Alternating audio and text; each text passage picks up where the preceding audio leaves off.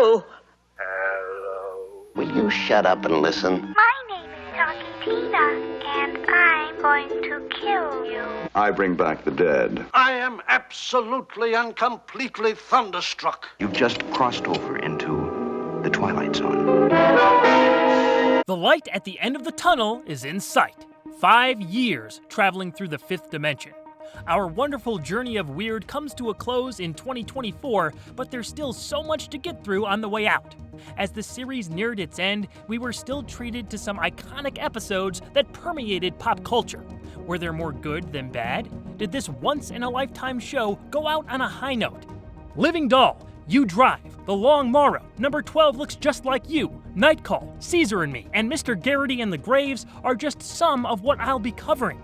Not to mention delving into more of the lost episodes that were left out of syndication for a variety of reasons. Even with cancellation looming, the series continued to innovate. An occurrence at Owl Creek Bridge changed the rules in an unexpected way. The encounter challenged the audience and wasn't seen for decades. The Masks featured the show's one and only female director, who also starred in a previous episode. Big shout out to Mark Scott Zickry's The Twilight Zone companion book and the Blu-ray collection's extra features for guiding us through each installment with behind-the-scenes knowledge and thoughts from the cast and crew who were a part of the stories being told. There are 32 episodes left and only 31 days to review them, so you'll get a twofer as an added bonus this year. Otherwise, it's one video per day, all October long. I hope you enjoy the ride, because the end is nigh. Rest assured, it's a finale that could only happen in the Twilight-Tober Zone.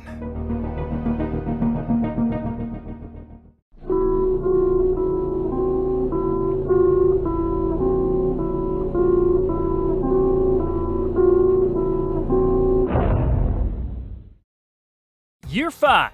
Our final flight in the orbit of this all-time classic program begins with an episode featuring one of the biggest movie stars of the late 1930s and early 40s, Mickey Rooney. His face is recognizable to fans of Rod Serling's work as they combined efforts in several projects, including a live episode of Playhouse 90 and the feature film version of Requiem for a Heavyweight. But I think we all can agree he's most famous for the 2000 Disney Channel original movie Phantom of the Megaplex. There's always magic at the movies. Long live Movie Mason. Mr. Grady, G-R-A-D-Y, is a jockey who's been ousted from the sport of horse racing due to several allegations of fixes and doping over the years. He lies alone in his home, mocking himself in the mirror for his mistakes, when suddenly, the mirror talks back. A cleaned-up apparition of Grady starts repeating his own insults back at him. The voice says it exists in the jockey's mind and continues to remind him of his past dishonest actions. Eventually, it gets Grady to admit his deepest desire, the one thing he wants above all. I want to be big! Damn it, I want to be big! Ridiculed for his height his entire life, Grady wishes to grow in stature. Sometime later, the jockey awakens to discover he's significantly taller, so much so that his room seems to have shrunk. Giddy due to his new dimensions, Grady calls an ex-girlfriend to brag, but becomes enraged when she rejects his advances. Soon enough, he receives a phone call that says he's about to get a ring from a lawyer at the Racing Commission. It's then that the voice, previously labeled as his conscience or alter ego, reveals its true identity and purpose. In Mark Scott Zickry's The Twilight Zone companion book, it stated that Mickey Rooney was supposedly set to direct an episode in the 5th season that never came to pass. This bit of info was actually part of a quote by the Zone's new producer at the time. Last Night of a Jockey was the 5th episode to air, but the 14th produced in this final round of installments. Thus, it was the first Zone made under new producer William Frug. Frug replaced Burt Granite after the latter left for a more lucrative offer on a different CBS series. Serling was upset about Granite's departure, but ended up getting along much better with Burt's good-natured successor. As stated in other reviews, at this point, Rod was burned out and didn't keep as close of an eye on his creation, leaving the new producer to cut down overlong scripts without additional input from Serling. Frug also creatively clashed a bit with cinematographer George T. Clemens. Tired from the show's schedule, Clemens didn't put up much of a fight in these conversations and was used a little less often in the remaining Season 5 productions. When Frug was brought in, 13 episodes were in development under Granite, but Serling wanted the new producer to start with a fresh slate, so these ideas were abandoned. Zick renamed some of these projects in his book. Quote, Richard Matheson's The Doll, about a lonely middle-aged bachelor who falls in love with a beautiful handmade doll, searches out the model and finds that she has fallen in love with a doll that looks like him. Charles Beaumont's Gentlemen Be Seated, about a future society in which laughter has been outlawed and the humor underground flourishes. Arch Oboler's What the Devil, about a couple of murderers who are chased along the highway by a dynamite truck driven by Satan. And two by Jerry Soule, Who Am I?, about a man who wakes up, looks in the bathroom mirror, and finds that his face has changed utterly, a fact that only he seems to recognize. And Pattern for Doomsday, in which a tremendous asteroid is on a collision course with Earth, and a computer selects 8 people, a bacteriologist, a psychologist, a philosopher, an auto mechanic, an artist, a singer, a con man, and a shady lady, to escape on the lone spaceship. Curiously, Frug himself wrote a script that was never produced. In Many, Many Monkeys, an epidemic breaks out that causes folds of flesh to cover people's eyes, unquote. FYI, Many, Many Monkeys was later made as an episode of the 80s Twilight Zone. With Rod Serling behind both stories, I've always thought The Last Night of a Jockey was similar to Season 2's Nervous Man in a $4 Room. There were also easy comparisons to Season 3's 4 O'Clock, with this episode's emphasis on size, but the guy alone in his room talking to himself in a mirror thing we had directly seen before. Nervous Man is one of my personal favorite episodes and contains one of my favorite performances. Director Douglas Hayes made his mark with several visual and thematic choices. While not on the same level production-wise, Last Night of a Jockey is not a bad companion piece. Excluding Rod Serling, Mickey Rooney is the only actor on screen here in a dual performance that elevates the installment. There are definitely moments where it feels like he was hamming it up a bit or going over the top, but it seemed called for considering the state the character was in. Where's the fun? Here, see? Oh, careful. You don't want to go through the floor. Slap your face off. Overall, it's a strong turn for the legendary actor. However, what's even better than the episode itself is Rooney's commentary track on the Blu-ray. Hi, this is Mickey Rooney. You're watching The Twilight Zone. Do you remember much about this episode? No, I don't remember anything. We're watching it together for the first time. I don't care anything about it. The interviewer was trying so hard to get something out of him, but hilariously, Rooney wouldn't budge. Anytime anybody said anything about a short, you were the butt of jokes. Well, I'm tired of that. Oh, was this ever a fantasy of yours? This kind No. I have no fantasies. Does any come back to you as you watch it? No. It's too long ago. You're asking the impossible. I've done so many things since then. What kind of preparation would you have Nothing. done for a part? Just did it. There's no preparation for things like this. You just do them. Would the director have given you... No. Nothing. You just played the scenes. This all gave me a huge laugh, and it's a highly entertaining listen if you can find it. The younger audience doesn't want to see that's this. That's who's watching this. No, it isn't. Yes, They're watching sexy things. Grady's doppelganger says he's actually the embodiment of man's last gasp, the strength dredged up in desperation. Instead of using him to gain respect in a noble way or get his life back on track, Grady used the voice to simply grow physically. Angrily defending his choice, the jockey admonishes his reflection before the telephone blares. The Racing Commission has granted his return to the sport. Ecstatic, he boasts about the news just as thunder and lightning invade his room. The voice laughs. Grady looks around to see that he's grown even bigger. His head now scrapes the ceiling as he realizes he's too big to ride. The jockey flies off the handle, destroying his room in a tearful tantrum, begging the voice to make him small again. You are small, Mr. Grady. You see, every time you won an honest race, that's when you were a giant. But right now, they just don't come any smaller. Rod's narration tells us Grady is 10 feet tall and completely misjudged the worth of a man by how big he looks in a mirror. One really fun aspect of this episode is the changing size of Grady's room. We're treated to 3 separate sets that Rooney's character inhabits. The first is, of course, a standard bedroom area where we're introduced to Grady and his mysterious reflection. The second is a replica that's smaller but would put Grady at about 7-ish feet tall. The bed, the phone, the sink, every detail is made to fit the scenario. The final set would be perfect for a 3-year-old, and watching Grady tear it up is strangely satisfying. Credit to the set decoration, art direction, and the rest of the crew for keeping everything consistent as this character's world shrunk around him. It may have been a touch gimmicky and similar concepts had been done better across the series, but Roomy's performance, the changing surroundings, and some appealing shots raised The Last Night of a Jockey into very watchable territory.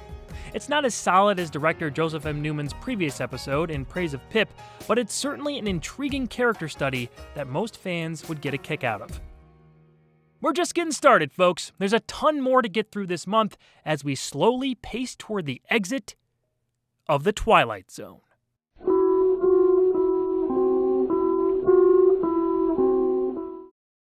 My name is Talkie Tina, and I'm beginning to hate you. Even in its fifth and final batch of installments, the Twilight Zone was still putting out some of its most memorable material. Living Doll is one of the more recognizable and influential episodes from the original series. Its concept contributed heavily to the evil doll phenomenon that we've seen plenty of since Talkie Tina made her TV debut in 1963. Fans will no doubt recall the story's main idea, but how well does this one hold up on its own merits all these years later? The irritable Eric Strater has recently married his new wife Annabelle and adopted her daughter, Christy. With the couple unable to conceive, tensions among the new family have grown to the point where Eric is having trouble accepting Christy as his own. When mother and daughter return from a shopping spree with another doll that Eric says they can't afford, something peculiar begins to transpire. The doll, Talkie Tina, speaks stereotypically sweet phrases to Christy, but when left alone with Eric, it has a more malevolent attitude. The animosity between the doll and Eric increases, with Streeter thinking his wife and stepdaughter are playing some sort of trick on him, which further escalates their friction. When Eric is threatened by Talkie Tina, he plots to get rid of her once and for all. Living Doll was directed by Richard C. Serafian. It was the only episode he was involved with, but this guy definitely made his mark on the series. Just about everything on screen is of note for its high quality. The shot selection, deliberate camera movements, blocking, and especially lighting are fantastic. Serafian achieved the right mood for a story like this one. While the idea could come off as ridiculous and almost comedic on paper, it's all played as serious as a heart attack in the show. Robert Pittick's cinematography, combined with those perfectly placed shadows, art direction, and set decoration, created one of the most distinct visually driven Zone installments of the latter seasons. Serafian had a long career in Hollywood, directing movies and TV episodes for 3 decades. His legacy involved helming films like 1971's Vanishing Point and acting in projects that included 1996's Bound, 1999's Blue Streak, and much more, in addition to influencing other directors, such as Quentin Tarantino. The teleplay to Living Doll is solely credited to TZ veteran Charles Beaumont, but as with most of his later episodes, another writer stepped in to cover Beaumont's workload when he became too ill to pen full scripts. In this case, just like with Season 4's The New Exhibit, Jerry Soule filled the role. According to multiple sources, including Mark Zickery's The Twilight Zone Companion, Beaumont did have the original idea but met with Soule to plot out the episode before turning over writing duties to his friend. Soule supposedly finished the full script in a single day. The writing is as strong as ever here, and Soule managed to again capture Beaumont's darker style while adding some impressive nuance to the teleplay. The legendary Bernard Herrmann returned to the show to compose an original score. He had stock music from other installments and the CBS library used in many zones throughout the series' run, but it was pretty rare for him to make a completely new soundtrack at this point. His music never distracts from the visuals in Living Doll. Instead, it magnifies the ominous tone with strings and woodwinds that add to the mysterious circumstances playing out on screen.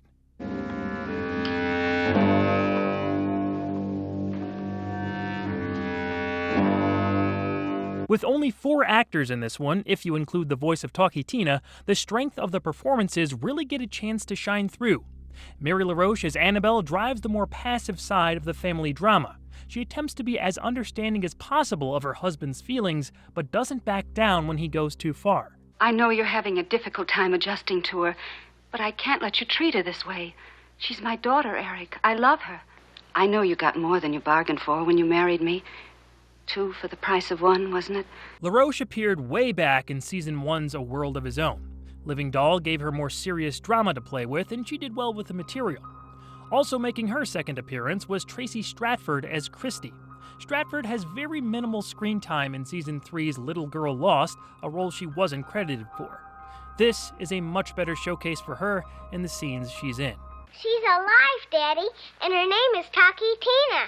Speaking of not getting credited, the highly prolific June Foray wasn't given recognition for providing the voice of Talkie Tina. My name is Taki Tina, and you'll be sorry. Foray is known for the dozens and dozens of characters she played in her long career, but she may be most well known for voicing Rocky the Flying Squirrel of Rocky and Bullwinkle fame. Foray was chosen for this role specifically because she was the voice of Chatty Cathy, the doll that Talkie Tina was based on. It's pretty twisted to bring in the actual voice of a well-known children's toy and have them say things like, My name is Taki Tina, and I'm going to kill you. But that's why it's so great! Her delivery is perfect. It never betrays a darker edge in tone. The character is much creepier, talking in that overly innocent affectation.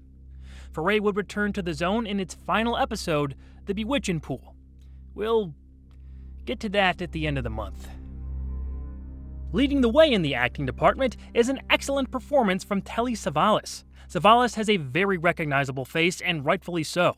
Kojak, Blofeld, and On Her Majesty's Secret Service, and many other identifiable characters were played by him over the years. As Eric, he says some pretty horrible things to his on-screen wife and stepdaughter, and even seemed to exhibit some sadistic characteristics with the doll. I love her, but I don't love her. I'm only her stepfather, and I'm incapable of loving children, because we can't have any of our own. Isn't that what you're saying, Annabelle? Daddy, please. I'm not your daddy. My name is Eric Strader, and I'm going to get rid of you. You wouldn't dare. Oh? Wouldn't I? But Strader has some layers to him. His wife does a good job of outlining the motivation behind his faults. There's a touch of remorse that pops up here and there where it feels like he's trying to improve his attitude and spare Christy his anger. I'm sorry, Daddy, if I made you mad. It's all right, Christy. It's all Daddy's fault, okay? With Tina ramping up the stress, he lets his dark side win out for most of the story. Savalas certainly had the expressions of a villain in a few scenes, a skill he'd use effectively across his career. Ultimately, Eric comes off like a guy who's been put in a bit of a tough spot and is out of touch with how his emotions affect others. While there's potential for change, he doesn't go nearly far enough to see that through. It's a shame because he has a wife and stepdaughter ready to fully embrace him. You could love Christy, I know you could, if you'd only give yourself half a chance. After Talkie Tina inexplicably escapes a trash can, Eric tries to destroy her with fire and a table saw. To his horror, the doll is unaffected. He wraps it up in a burlap sack and puts it back in the garage, this time with bricks weighing down the trash can lid. Upstairs, Annabelle is packing to leave her husband because of his appalling treatment of Christy and how he's cruelly taken away her new doll. Admitting the truth about Tina to his wife, Eric is dismayed that Annabelle doesn't believe him, which forces Strader to return the doll and preserve his marriage. That night, Eric is awakened by strange sounds and sees that Talkie Tina is missing from Christy's bed. When walking downstairs, he slips on the doll and tumbles to his death. Tina rolls down right after and lands next to Eric's face as he dies. Panicked, Annabelle rushes to her husband's side and sees Talkie Tina lying next to him. My name is Taki Tina. And you'd better be nice to me. Annabelle is frozen in shock as Rod's narration finishes off the show. That fall down the stairs has got to be one of the better stunts in the series. It looked great and really sold Eric's death. Credit to the unknown stuntman behind it. With how Talkie Tina landed right next to him, Strader's demise was appropriately nightmarish. He dies looking into the eyes of his supernatural killer. It's a very strong finish to the show. The ending shot is great too, but I'm unsure why it's left in slow motion. It could have been because the take was too short to cover Rod's narration, or maybe it was to add to the mood. Either way, it did kind of stick out a bit. Special shout out to how they made Tina look so unsettling in the darker shots focusing on her. It's not easy making a doll appear scary in such a minimalistic way, and the crew nailed it. They used a doll called Briquette, manufactured by the Vogue Doll Company from 1959 to 1961. Talkie Tina joined other figures like Willie from The Dummy and Caesar from the forthcoming Caesar and Me as famous humanoid inanimate objects that terrorized characters in the Twilight Zone. Living Doll is another one of those episodes that influenced mainstream pop culture. Talkie Tina has been parodied in shows like The Simpsons, Sabrina the Teenage Witch, and Johnny Bravo. She was even part of the inspiration for Gabby Gabby in Toy Story 4, according to director Josh Cooley. Child's Play's Chucky, Annabelle, and the more recent Megan may very well owe part of their DNA to Talkie Tina too. This installment is a good example of when all aspects of production are working in tandem on a high level. There are no obvious weak spots in Living Doll. You could even go deeper on Christy and Tina's relationship if you wanted. Both are nicknames for Christina, and they're definitely connected on some level. Christy thinks Tina is alive from the first moment we see them on screen together. Is Tina brought to life by Christy's frustrations with her stepfather personified in an outer being? Or is the doll some kind of ethereal protector or evil spirit? I think Tina just having it out for Eric is thrown out the window in the last moments of the episode when she threatens Annabelle. You could go so many different ways with what was really going on here, and that's a big part of the fun with this show. Questions that may never have answers, forever a part of the mysteries of the Twilight Zone. My name is Talkie Tina, and I don't think I like you.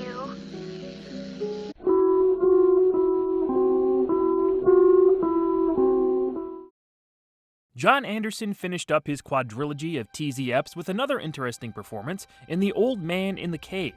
Several themes and similar concepts were explored in previous installments of the series, but this one still manages to have an identity of its own. Rod Serling is credited with the teleplay, but the script was based on a short story by Henry Slezar. Slezar was also behind a story that was the basis for The Self-Improvement of Salvador Ross, an episode we'll be covering later this month. The trend even extended into the 1980s incarnation of the Twilight Zone, where Slezar's work was used again. In 1964, a nuclear war decimated most of the world. 1 decade later, a small community in what was once the United States of America survives by the guidance of a man named Goldsmith and a figure referred to as the Old Man in the Cave. Goldsmith relays wisdom from the Old Man, including where to plant the group's vegetation, safety of discovered food, and predicting the weather. The Old Man just informed the people to not eat recently found canned food as it's deemed poisonous from the nuclear blasts, when a jeep pulls up with a small collection of armed military men. They're quick to assert their dominance, with Major French leading the charge.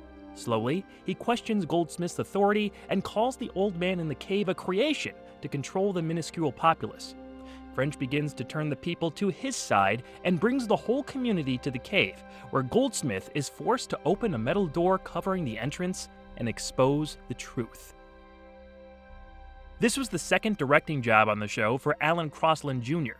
Season 4's hour-long installment, The Parallel, was a decent first outing, but I think The Old Man in the Cave is a stronger showcase for it. Dealing with the subjects of hopelessness, mankind's penchant for self-destruction, and the many functions of faith in any society were deeper topics to explore. Crosland would have 2 more bites at the apple later this season. As I mentioned at the top, John Anderson gave us his final bow in the zone here. He was always a pleasure to see, and his presence was both strong and distinct on screen. This is up there with a passage for trumpet as one of his better turns on the show. Goldsmith has a quiet confidence that presents itself in different ways, most especially when contending with James Coburn's Major French. There is no old man in the cave. He's a concoction. You made him up. You cut him out of whole cloth. Open the cave, Goldsmith. You'll have to kill me first. Coburn was a recognizable star in his own right, known for classic films like The Magnificent Seven, his voice work in projects like Monsters, Inc., and yes, even playing the pivotal role of Thunder Jack in Snow Dogs. They call him that because he got hit by thunder. Twice.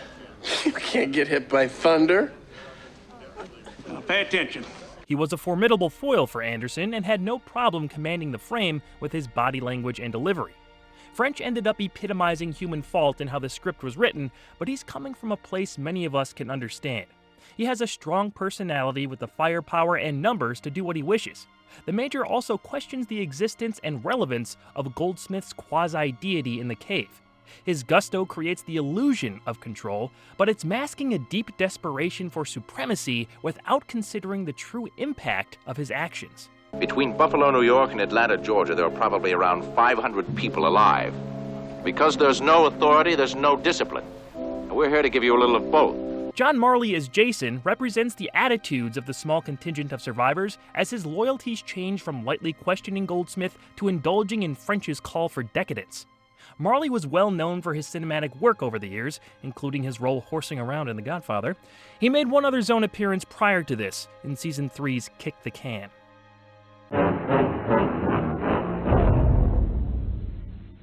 Under duress and losing the faith of his people, Goldsmith presses a hidden button at the entrance of the cave and allows everyone inside.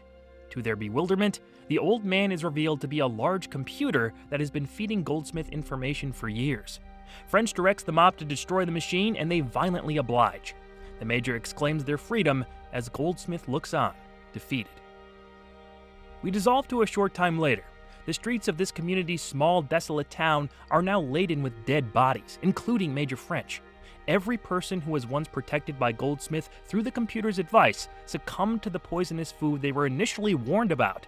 Goldsmith laments their loss and questions if needless death will always be the destiny of man. He walks off, leaving behind those he compassionately cared for. The way this all played out seemed to me like a reverse of Season 4's On Thursday We Leave for Home. Not just the fact that I think it's the same cave interior, but in the setup and character motivations. In the hour-long episode, Captain William Benteen nobly holds his people together by his faith that a ship will return to save them from their barren planet. When that ship arrives, Colonel Sloan is seen as a savior, which upsets Benteen so much that his jealousy causes him to make decisions that don't serve his people's best interests. The old man in the cave sees another noble leader, Goldsmith, holding his community together with faith. This time, he asks everyone to trust a cave dweller who has kept them all alive for a decade. When the outsiders arrive, Major French is instead the destructive force and disrupts the fragile society.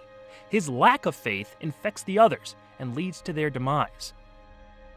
This all puts a spotlight on the importance of faith in something, even if it's something we don't fully understand. The flip side, though, is that Goldsmith was lying to everyone the entire time. I'm sure the character thought the people wouldn't trust a computer with their lives, so he came up with a facade to protect them. It's definitely a gray area. What takes precedence in that situation? Safety or the truth? The more you ponder that question, the more intriguing this episode ends up being, especially in comparison to On Thursday We Leave for Home and other episodes that seem to have a very different twist on a similar message. There are other aspects of this story to consider, like what the source of the computer's power is, how it became encased in that cave, and what Goldsmith's real connection to everything is. But those are questions you can ask yourself that I think make the world this episode takes place in even more fascinating. If you've seen this one, I'd love to know your thoughts. It poses several thought-provoking conundrums that make up some of the best type of writing. In the Twilight Zone. We forgot faithlessness, Major French. Maybe this has to be the destiny of man. I guess I'll never know. I guess I'll never know.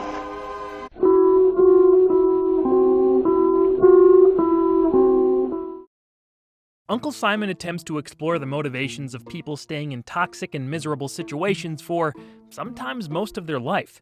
It has a minimal cast, a full-size robot, and a script by Rod Serling. Sounds like either an engaging character study or an entertaining misfire. Turned out to be neither. Barbara Polk lives with her elderly Uncle Simon, tending to his every need for the past quarter century. Simon is verbally abusive to his niece, constantly berating her with insults and provoking her on a daily basis. The old man questions why she stuck around for so long when he treats her so poorly. The pent-up hatred in Barbara boils over, and she admits she just wants to outlive him and relax without his incessant orders. Simon argues that his niece is really only in it for his money and possessions. Their latest confrontation results in Simon looking to strike Barbara with his cane, but she grabs it from him first, and he violently falls back down the stairs to his laboratory door. As he lay dying, Barbara continues her diatribe against him, eventually rushing upstairs and breaking several items before finally opening the shades and windows, which her uncle always required to be closed. Sometime later, a man named Mr. Schwimmer reads Barbara Simon's last will and testament. She is indeed the heiress to his fortune and possessions, but only if she strictly adheres to several conditions. She must remain in the house and keep everything exactly as it is. An extra proviso also reads that Barbara must care for her uncle's experiments, specifically his last. Schwimmer is tasked with visiting the house once a week to ensure Barbara's end of the bargain is being kept. If she fails to live up to her uncle's demands, all of Simon's property is to be given to the state university. Schwimmer and Polk then walk down to the lab to discover Simon's final creation. I'm a mechanical man, built by your late Uncle Simon Polk. It will be several days before I can function at maximum capacity. You guys are never going to believe this. Are you ready? Come closer. Closer. That robot over there? Robot! Yes, robot. Yeah, that one. It made its first appearance in a 1956 science fiction movie called Forbidden Planet.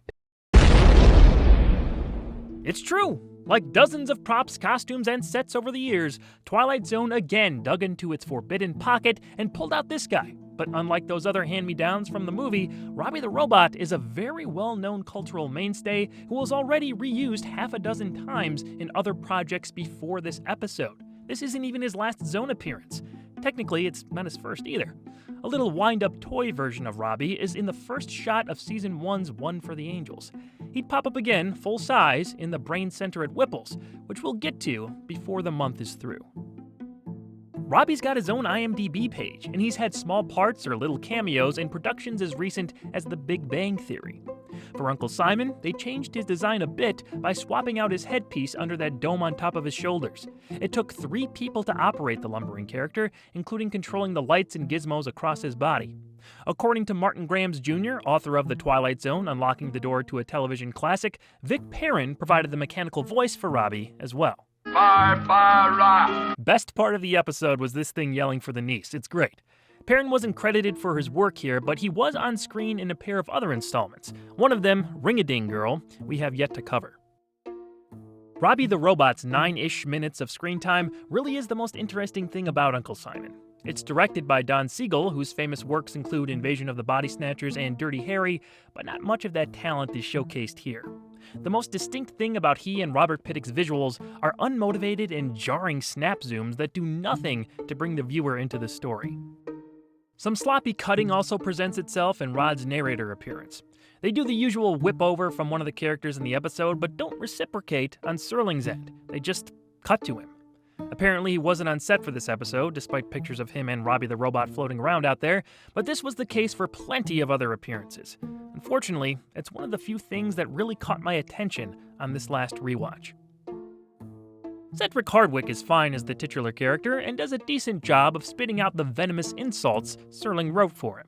You have all the grace and femininity of a high-buttoned shoe. You know, you're the only woman I know who looks as if underneath her clothes she wore clothes. You night-crawling imitation of the female gender. Ian Wolfe as Mr. Schwimmer is little more than an exposition machine in his few scenes, but his delivery and expressions go along with the tone of the story well enough. Constance Ford as the lead doesn't give the viewer much to hang on to. Her character was defeated well before the episode began, and her demeanor fails to give it a much-needed spark. There are times when emotions break through her shell, but it doesn't land very well, despite reading Serling's sharp barbs. Pun intended, I guess. I live for the moment when I can see you buried. I am no longer sewing, Uncle Simon. As of right now, I am going to rape! Isn't Mr. Schwimmer coming? Yes, Mr. Schwimmer is coming. The performances in general are nothing to write home about. The juxtaposition of a clumsy robot into this overly dramatic situation does create a few funny moments, but are they intentional? I don't think so.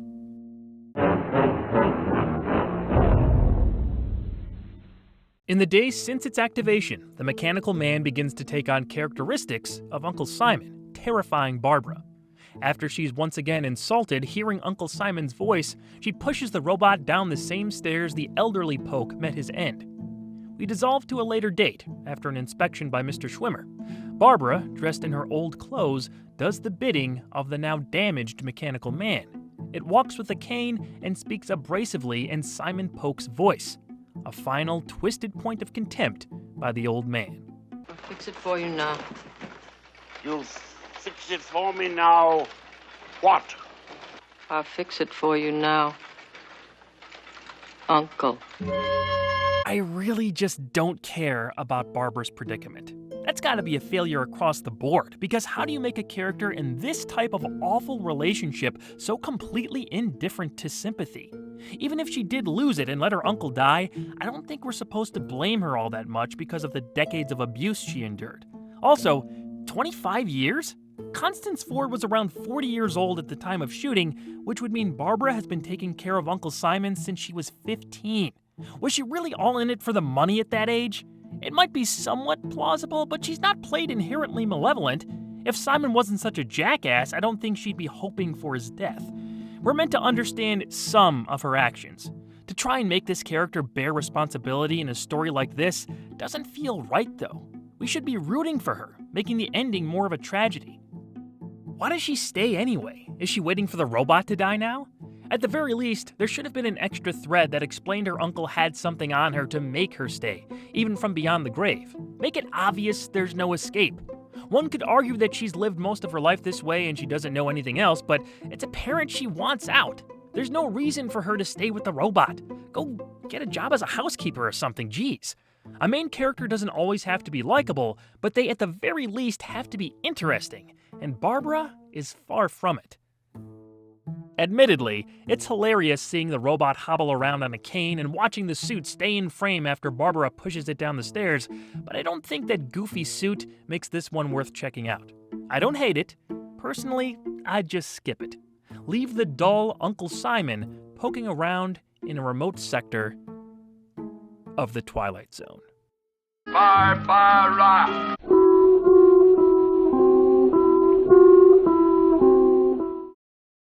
Probe 7 Over and Out is an isolating tale about a space traveler trapped on a foreign planet. It's a setup that had been done plenty of times before on this show, but could Rod's writing and the guidance of returning director Ted Post inject new life into the concept? An astronaut named Colonel Cook has crash-landed on a strange planet an impossible distance from his homeworld. His ship looks to be beyond repair. His right arm is broken, along with a rib, and communication with his place of origin is barely functioning. Cook's countrymen back home say there's no chance of a rescue, and their world is on the brink of war. The colonel traverses the terrain outside and is made aware of another being's presence. With little hope left, he decides to investigate this visitor in anticipation of finding a friend who can help him survive in his new surroundings. Quick programming note. Probe 7 Over and Out was originally supposed to follow the installment Night Call, but Night Call was rescheduled at the last minute and eventually aired over 2 months later. The reason it was rescheduled?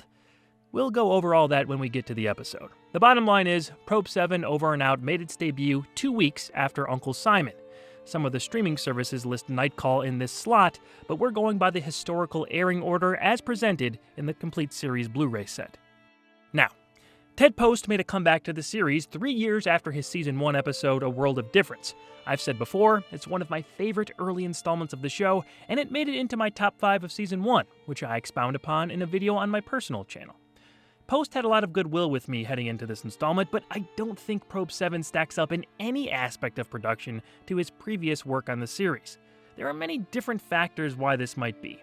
Buck Houghton was gone, Rod wasn't as involved, and the quality level of Richard Matheson's great script for A World of Difference wasn't present. Not to say Probe 7 doesn't have a few positive aspects. The large crashed spaceship set did much to establish the mood and made for some fantastic wide shots. It really looks great on screen. While this story all takes place in a very small area, the scope of everything just feels bigger, so points for that. There aren't many other strong positives to point out. The acting ranges from passable to overly theatrical. Richard Basehart was a well-known actor in those days, but his delivery of Serling's excessively wordy and ostentatious lines simply comes across as too much. What you think of as a haven, General, is a very large, dark dungeon. Maybe this world has only night and no day, so far only darkness. And I don't care very much for solitary confinement. Welcome! Welcome! Come on down and meet your genial host. Let me see you. Your planet got out of its orbit and moved away from your sun. And that's where you went. That's where your world went. Cook learned all that from a little dirt drawing? Impressive. I know he had to do most of the dramatic lifting himself since he's on screen alone for a majority of the time, but how Basehart was speaking sounded like he was playing to the back row of a sold-out Broadway show. Come on, friend. Come on out.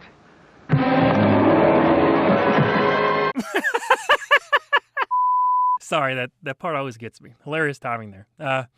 Anyway, I think Serling's script is heavily lacking in both originality and the enthusiasm his earlier work had. Rod himself admitted his perspective was shot by this point in the game, and I could definitely feel that here. Probe 7 Over and Out has shades of episodes like Season 3's 2 with a male and female of different nations learning to communicate. I also felt some King 9 Will Not Return vibes, with the isolated pilot in a natural environment talking to himself. The ending twist here is where it'll either lose you completely, or maybe get you back on board a bit.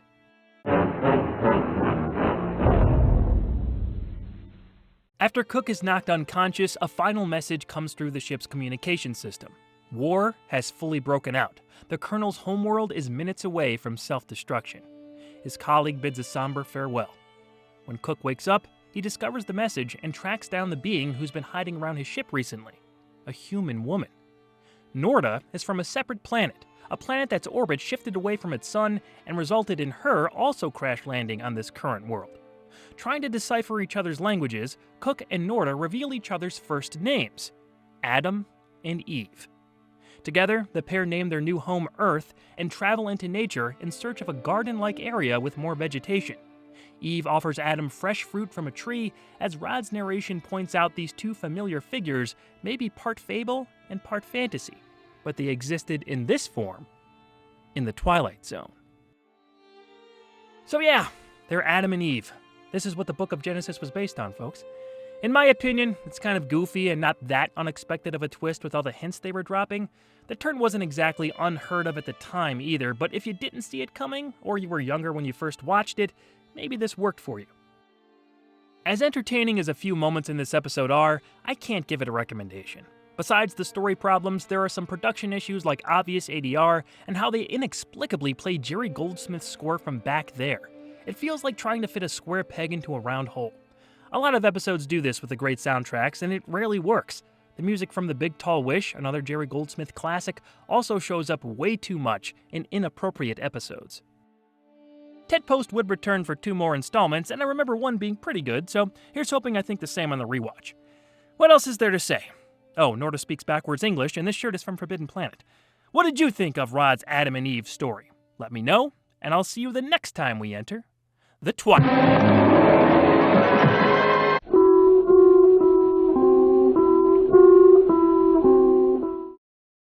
It's the second part of our back-to-back 7 extravaganza. Following Probe 7 Over and Out, the 7th is made up of phantoms, returns us to a time travel story. Calling to mind episodes like Equality of Mercy and The Purple Testament, how does this military-based installment stack up? On June 25, 1876, 3 men under General George Custer's 7th Cavalry scout out Native American movements for the forthcoming battle. After one of them is shot in the back with an arrow, the other 2 begin firing off-screen. Close by, it's 1964, and 3 U.S. National Guardsmen named Connors, Langsford, and McCluskey react to the gunfire. They're in the middle of a training exercise and walk over to discover an authentic teepee in addition to a seemingly undamaged 7th Cavalry canteen. After hearing strange noises through gusts of wind, the trio report back to their commanding officer, Captain Dennett. Connors tries to explain the situation, but Dennett dismisses the absurd claims of Custer's last stand coming back to life. Sent back out to follow Rosebud Creek, Connors, Langsford, and McCluskey continue to encounter peculiar evidence that the past is somehow present. This was director Alan Crosland Jr.'s 3rd episode, all thus far written by Rod Serling. I think it's his weakest up to this point when compared to The Parallel and The Old Man in the Cave, but the 7th is made up of phantoms doesn't come off like it has a directing problem, it's more Rod's script. We had seen similar concepts and framing devices in the previously mentioned Equality of Mercy and The Purple Testament. The idea of a superior officer not believing in these supernatural occurrences going on with the main character was covered okay in the latter. Equality of Mercy is a smaller time travel story with an interesting twist, and it has a bit more merit than this, since Serling was pulling from some of his own background as a soldier. The Season 5 episode here feels like it would only really appeal to history buffs or more specific aficionados of Custer's last stand. The idea of two time periods playing out concurrently is an intriguing one that I wish could have been used in a more captivating teleplay. Even the notion of the main characters literally chasing history sounds like a great pitch. It's just not executed in the most enthralling fashion. Something that could have helped with this viewer's engagement would have been a more personal character connection to Custer or the historical battle itself. Having some involvement from a Native American player would have made the narrative stand out among its peers as well. The acting in general is mostly fine in this, but Warren Oates as Corporal Richard Langsford went a little too far in his role as the skeptic, in my opinion. You're gonna tell me that somewhere around that bend, we're gonna run into a war party of Sioux? It really becomes obnoxious the fifth time he yells over everyone, denying the situation that's playing out right in front of them. Connors and McCluskey seem to be experts on the Battle of Little Bighorn, including every precise detail of the conflict, so having someone not as knowledgeable is a must to make this story work. But did he have to be so irritating? What village? What do I have to tell you guys to straighten you out, huh? Tell me! A few times, they bring up the real-life Captain Frederick William Benteen, who played a controversial role in the infamous battle. If you recall, Captain William Benteen was the lead character of Season 4's excellent installment On Thursday We Leave for Home. Serling was obviously very literate in history and seemed to have a particular fascination with Custer's last stand.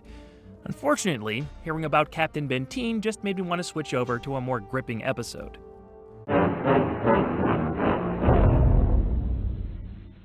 When Connors refuses to follow Dennett's orders, the captain sends out a troop to retrieve the trio and their tank. Attempting to abandon his compatriots, Langsford comes upon a vintage native village. McCluskey investigates and is shot in the back with an arrow for his troubles. They leave their tank and try to bring the injured private back to base, but walk right into the Battle of Little Bighorn. They then load up their weapons and charge into the fray. Near the Custer Battlefield National Monument, Dennett and his company find the tank, but don't have the same luck with the missing guardsmen. It's pointed out to the captain that Connors, McCluskey, and Langsford's names are etched into the memorial with the rest of the lost soldiers from 88 years prior. Dennett makes a comment about how they could have used the tank, before disregarding the coincidence and walking off, ending the episode. I just seen the granddaddy all mirages. There's some sticking out of my back. Dude walked all the way back from that village for the most dramatic fake death ever.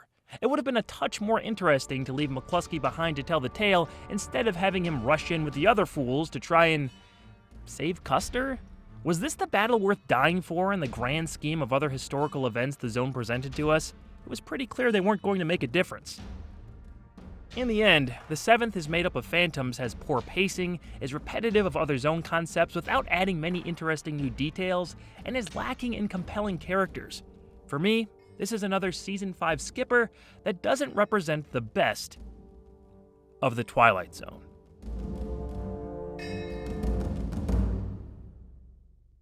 Arrivederci, you all.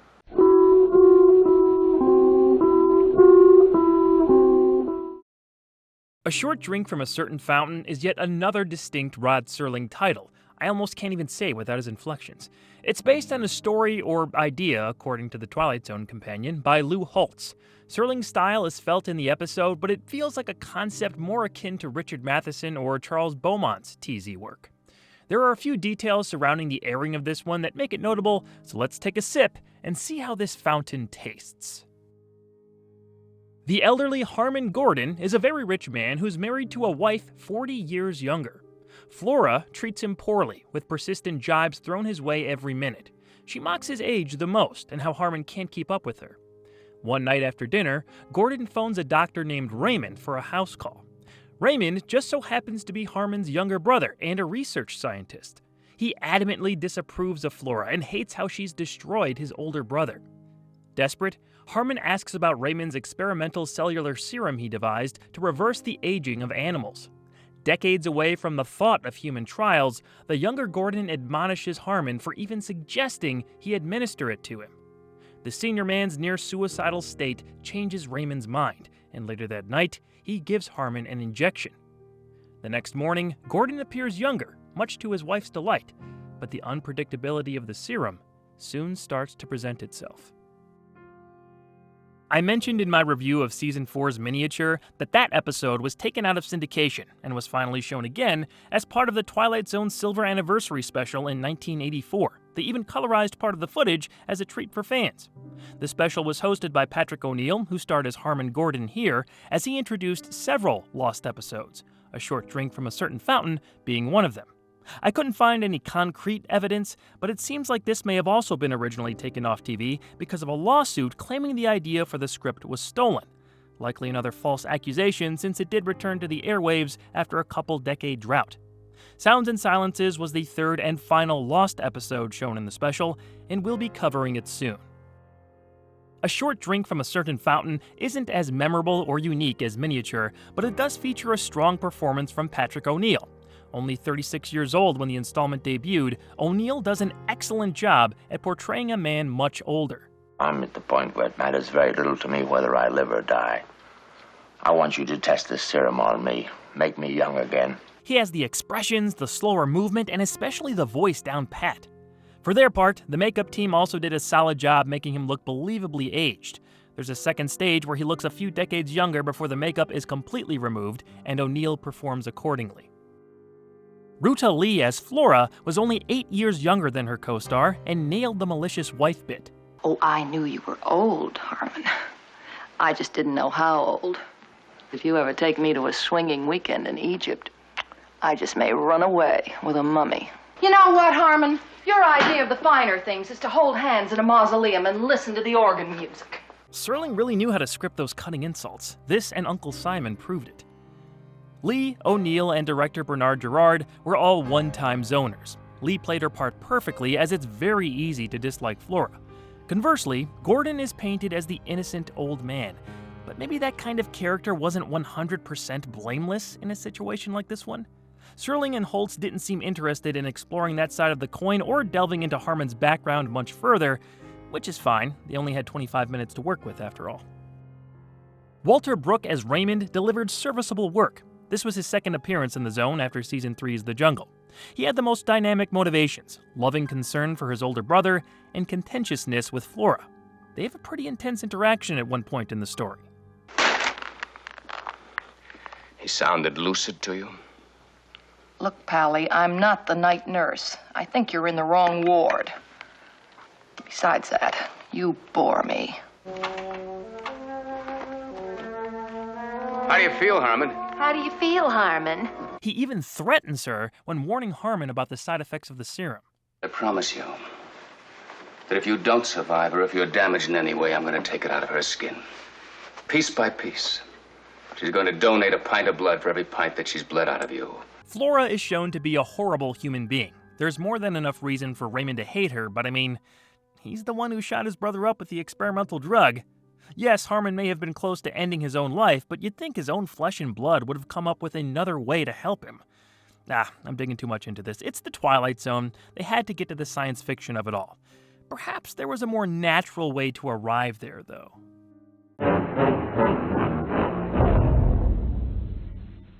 Thrilled with his youthful results, Harmon starts making plans with Flora to travel across the world. However, the de-aging process escalates, putting Gordon into agonizing pain. After an ordered rest from Raymond, the doctor emerges from his brother's room to explain that Flora now has a new lot in life. Harmon has regressed to a toddler. Raymond says that Flora is tasked with raising him as he'll begin to age like a regular child from this point on. If she refuses and walks out on him, she'll be left with nothing, and her extravagant lifestyle will be lost. Through her tears, we see that the script has been flipped on Flora. As Harmon grows up, she will grow old. This episode's Benjamin Button twist is fairly predictable, but like Uncle Simon, the female character is left in a questionable position consequences-wise. If Flora leaves her age-regressed husband, she'll be cut off from his fortune. In a speech by Raymond that goes on too long in spelling out the moral to the audience, she's doomed to live as the older spouse, taking care of a toddler and raising him to manhood, knowing one day he'll pine for women of his own physical age, giving Flora a taste of her own medicine. There are several problems with this. Number one, why would Raymond trust this woman, someone he hates, with raising his brother? Doesn't that put the kid in yet another awful living situation? Number 2, as with the Uncle Simon episode, why doesn't Flora just leave? She's in her late 20s. They said she used to be part of a chorus line and she could easily restart her life, get another sugar daddy, and be better off in a short amount of time. I guess the draw of guaranteed wealth was meant to be a fatal flaw for her. This ending just doesn't present enough logic to see Flora get her just desserts. Raymond already threatened her. You could just lean into that and say he's going to personally make sure Harmon's wife doesn't leave. Or maybe Raymond did this all on purpose to take his brother's assets and steal Flora away. At least that could have been a more unpredictable double twist. As is, it lacks an extra substantial punch. I think Matheson or Beaumont in his prime could have thrown something a little more interesting together if this was one of their episodes. A short drink from a certain fountain is on the lower end of okay for me. I don't feel the need to heavily suggest seeking it out. There are better installments that deal with these themes, available in the more prestigious pastures of the Twilight Zone. That's crazy. Crazy? No. It's bizarre.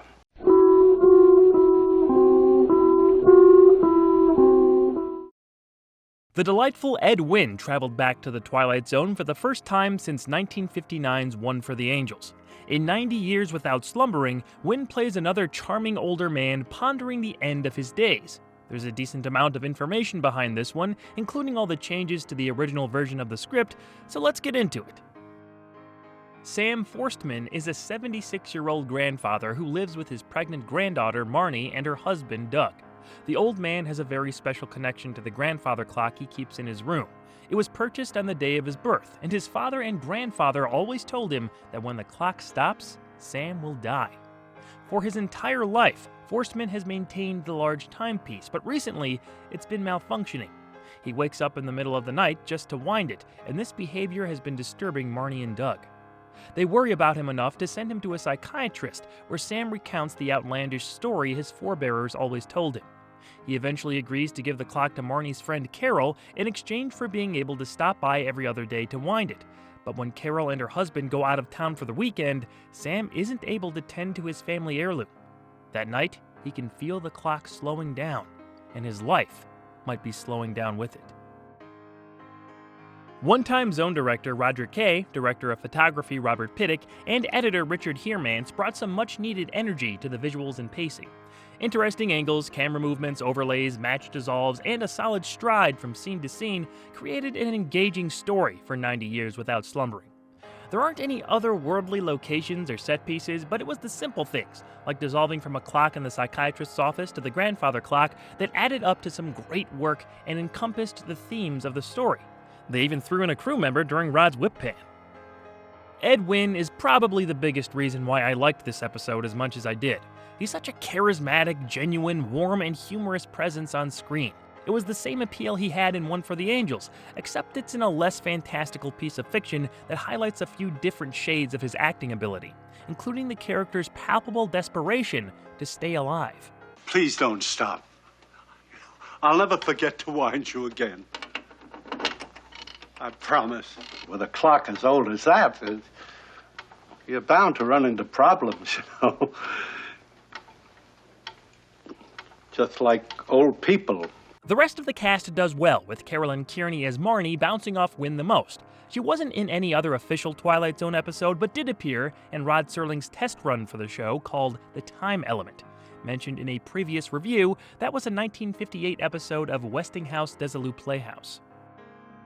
Dick Wilson and Chuck Hicks as the Clock Movers and William Sargent as Dr. Mel Avery each popped up in one other episode. I really enjoyed Sargent's scene with Wynn in the psychiatrist's office. The pair's playful back and forth was fun to watch, and punctuated by Sam admitting his strange obsession at the very end. We're not talking about my clock, we're talking about your clock. So you have a grandfather's clock too, Doctor, huh? Mr. Forstman, we were talking about you. Oh, I could talk about clocks for hours, Doctor. But your time's expensive. Mine's free. When my clock stops ticking, I'll die. If I had a clock like that, I'd get rid of it. Bernard Herrmann composed his final original Twilight Zone score for 90 Years Without Slumbering. I've heavily praised his contributions to the show over the years, and this soundtrack is no exception. The music very cleverly weaves in the melody of Henry Clay Work's 1876 song, My Grandfather's Clock.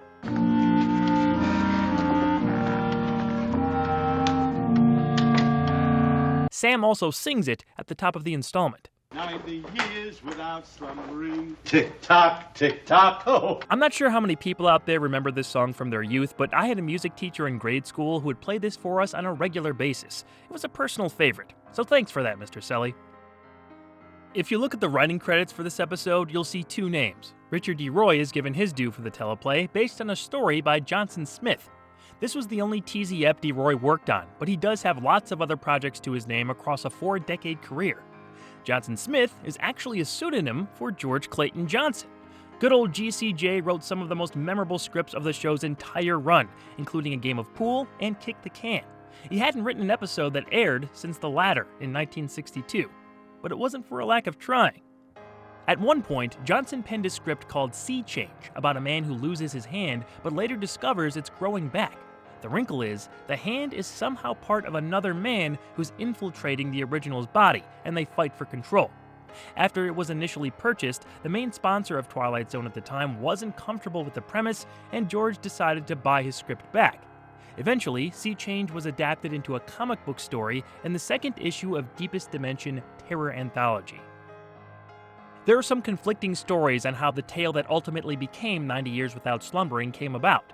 We know for sure that Johnson came up with a concept called the grandfather clock, inspired by the Henry Clay Works song. He was given the go-ahead to produce a full teleplay, and the finished script ended up being titled Tick of Time. The teleplay was shelved for a while due to producer changes until William Frug hired Richard D. Roy to rewrite it. Johnson was not a fan of his reworked idea and made sure he was only credited under a pseudonym when the episode aired. While the setup is basically the same, the ending is quite different.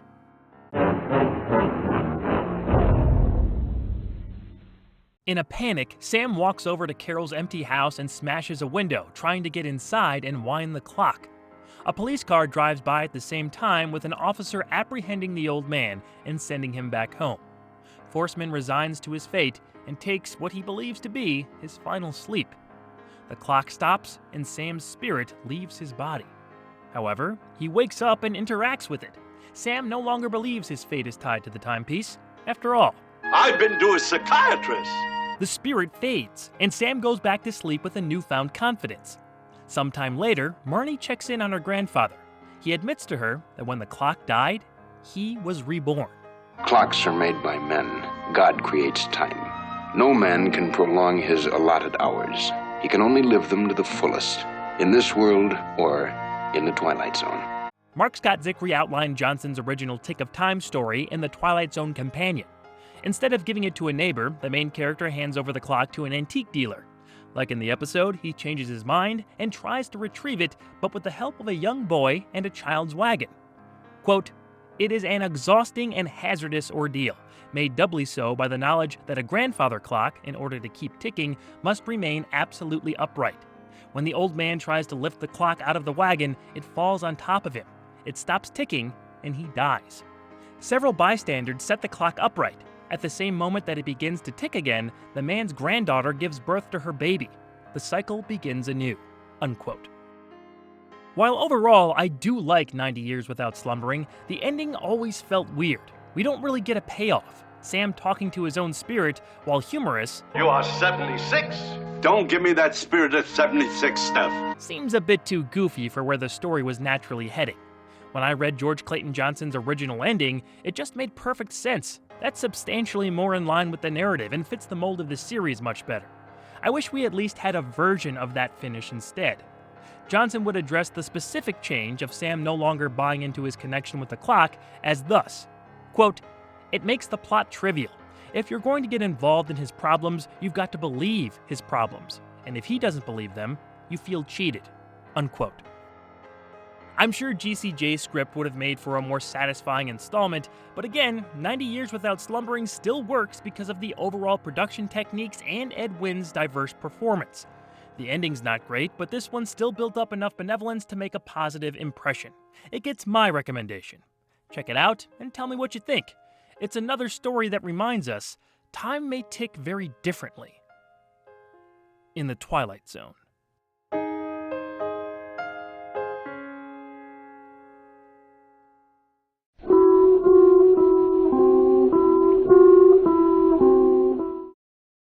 Ring-a-Ding Girl was Earl Hamner Jr.'s fourth script for the Twilight Zone. With a classic like The Hunt and the well-remembered Jess Bell already in his portfolio, Hamner's style had become very distinct among his peers at this late stage of the show's run. Alan Crosland Jr. also wrapped up his 4-episode stint as director. This one features a few players from other installments as well. With all that in mind, does Ring-a-Ding Girl still ring true over 60 years later?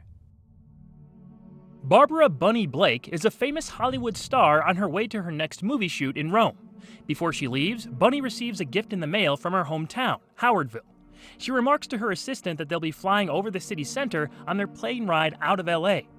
The gift is a large ring, which Blake excitedly places on her finger and is instantly inundated with a strange feeling.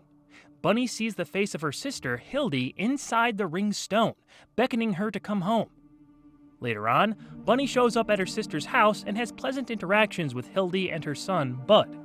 Barbara is only in town for one day, and it just so happens to be the big Founders Day picnic that afternoon. However, Blake continues to receive warnings and calls for help from within her ring, in the form of people she knows from around town. Her objective becomes clear: keep people away from the Founders Day picnic at all costs. After several failed attempts to cancel the event, she goes on local TV to promote a performance of her popular one-woman show at the high school auditorium. She announces it will be the same time the picnic starts, making the people choose between their annual gathering or seeing their famous former resident in a one-time-only show. Earl Hamner's more personal touch with the hometown element present here was nice to see. According to a commentary track by Scott Skelton and Jim Benson, authors of Rod Serling's Night Gallery and After Hours Tour, Hamner even named Howardville after a small place he grew up around. It's certainly not his best episode, but it's no Cavender is coming. There are elements to like in its straightforward and somewhat bland presentation. The unremarkable nature of Ring-a-Ding Girl is more on the direction than the writing. Alan Crosland Jr. didn't do much to make the visuals stand out. We've seen in other episodes that a simple living room could be interesting if you add some style to the shot selection. There are maybe a couple notable frames that flicker past us, not nearly enough to elevate the material. Crosland's 4 installments don't exactly hang in the Twilight Zone Hall of Fame, but his first 2, The Parallel and The Old Man in the Cave, are his most enjoyable efforts. One person who was not a fan of Crosland's directing was the actor who played Bud, David Macklin. Once again giving credit to Skelton and Benson's commentary here, Macklin called the director aloof and of no help on set. He also didn't like the character he played or Hamner's script in general. It sounds like this guy just had a bad overall experience, because he even went after his wardrobe and the makeup artist, calling the job they did the worst he ever encountered. Although, he did say Maggie McNamara and Mary Monday were a delight to work with. Monday turned in a decent performance as Hildy. She was the main reactor to her sister's peculiar antics while back home. I like how there's some conflict between the pair concerning how Bunny is acting around town. It seems like Blake is showing off, but as we find out later, there's a very different motivation at play. McNamara herself was an Academy Award nominee. Here, she's okay. Ring-a-ding! Ring-a-ding! I feel like at the time, her performance probably came off better, since it's sort of a take on stereotypically popular actresses of the era. There is more going on under the surface, and that's where I think she showed her best work. You just have to put up with a lot of fluff to get there. Highlighting some of these moments was the music, as Blake's ring starts talking to her. Interesting choice there. Arguably, the most well-known actor in the episode wasn't one of the leads. Betty Lou Gerson as Bunny's assistant Cece is most famous for providing the voice of Cruella de Vil in 101 Dalmatians. Do you know where Howardville is? Doesn't everybody? You'll see it if you look down. We fly right over the center of town. Well, hooray for us. How marvelous! How marvelous! How perfectly! Bing Russell has a few short scenes as Ben Braden, the host of a local TV show. Bing was the father of Kurt Russell and grandfather of Wyatt Russell. Once you know that, it's fun to look for similarities in his appearance and mannerisms. Russell, along with George Mitchell as Dr. Floyd, Vic Perrin as Jim, and Hank Patterson as Mr. Gentry, were all Zone alums, popping up in multiple other episodes. While there is some obvious fault in Ring-a-Ding Girl, the twist casts everything in a different light.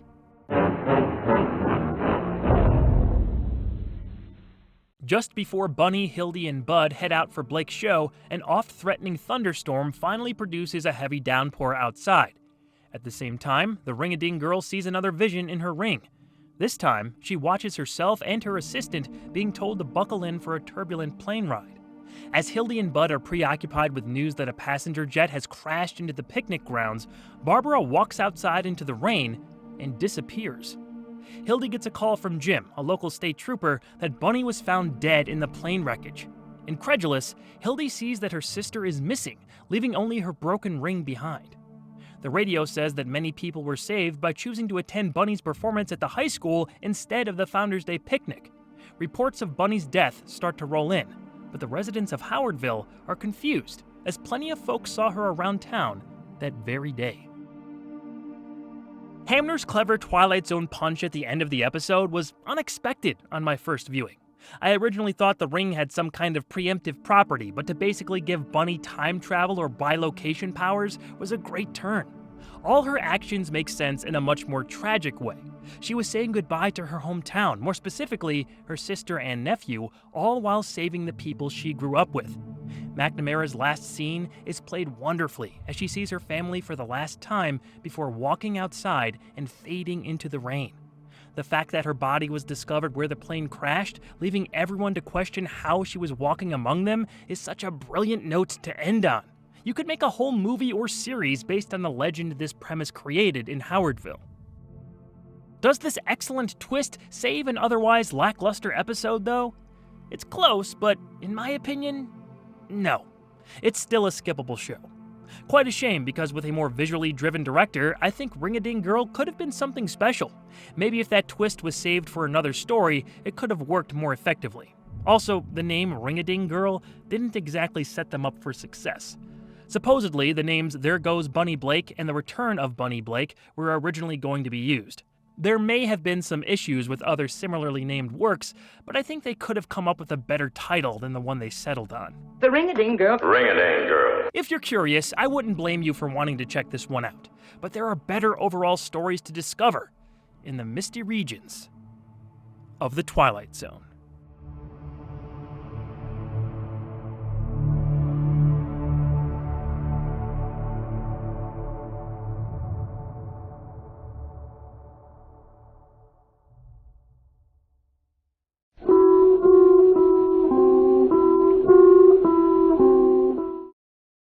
You Drive put the Twilight Zone firmly back on track in the middle of its final season.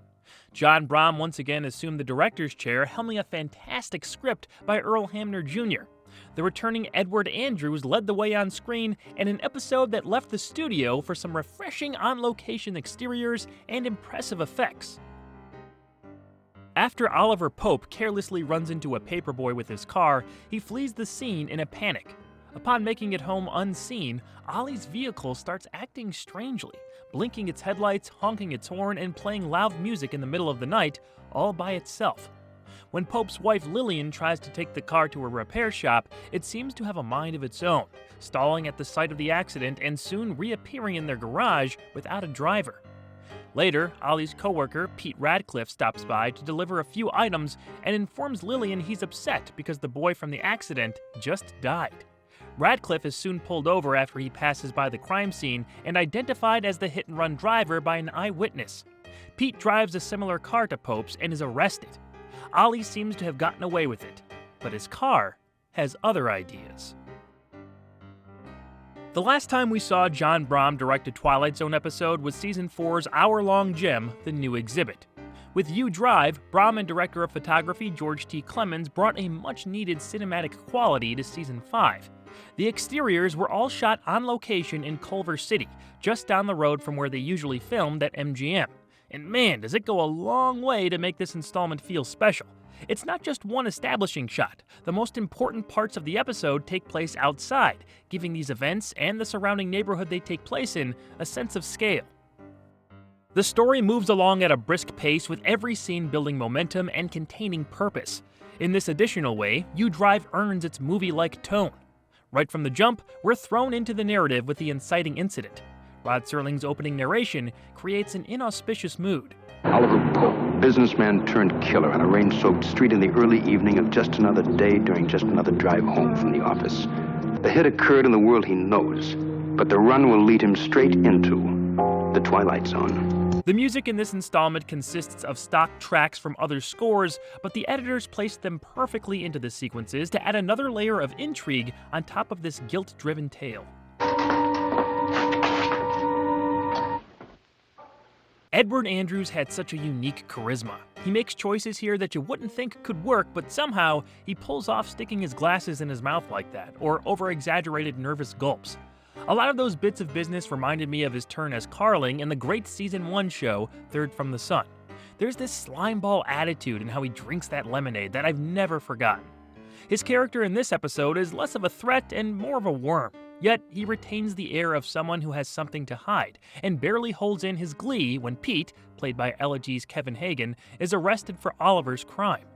Andrews deserves a lot of credit for the success of this one. Not many actors could have brought what he did to the table. Even Earl Hamner praised Oliver Pope as one of his favorite performances. Hamner said he was inspired to write this episode by reading about a hit and run in the newspaper. It's more in line with Season 3's A Piano in the House than his usual writing style seen in The Hunt, Jess Bell, and part of Ring-a-Ding Girl. We have a deplorable main character getting his comeuppance due to a featured inanimate object. I'm a big fan of The Hunt, but on the whole, I think You Drive might be Hamner's best episode. We still have 3 left to re-examine, however I remember loving this when I first saw it, and it's even more impressive on the rewatch. What do you think? What's your favorite Earl Hamner story this far in?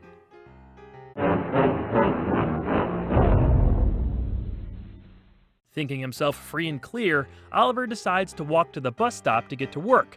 However, operating on its own, his car starts following along and nearly kills him on the street. With no escape, Pope enters the vehicle, and it eventually rolls to a stop in front of the police station, where the guilty party walks inside to turn himself in. I'm not a car guy, but Oliver's sentient vehicle is listed online as a 1956 Ford Fairlane Club sedan. At one point, Pope smashes it up in a violent outburst to stop it from making noise, another visceral sequence that added to this character's tangible frustration. His guilt compounds and manifests itself in the car, a representation of fighting his own conscience. The self-driving effect was achieved by placing someone under the dashboard with a tiny periscope sticking up through the hood. Special controls were used to operate the mechanisms, and voila, no visible driver needed. It looks great and is vital to the story's suspension of disbelief.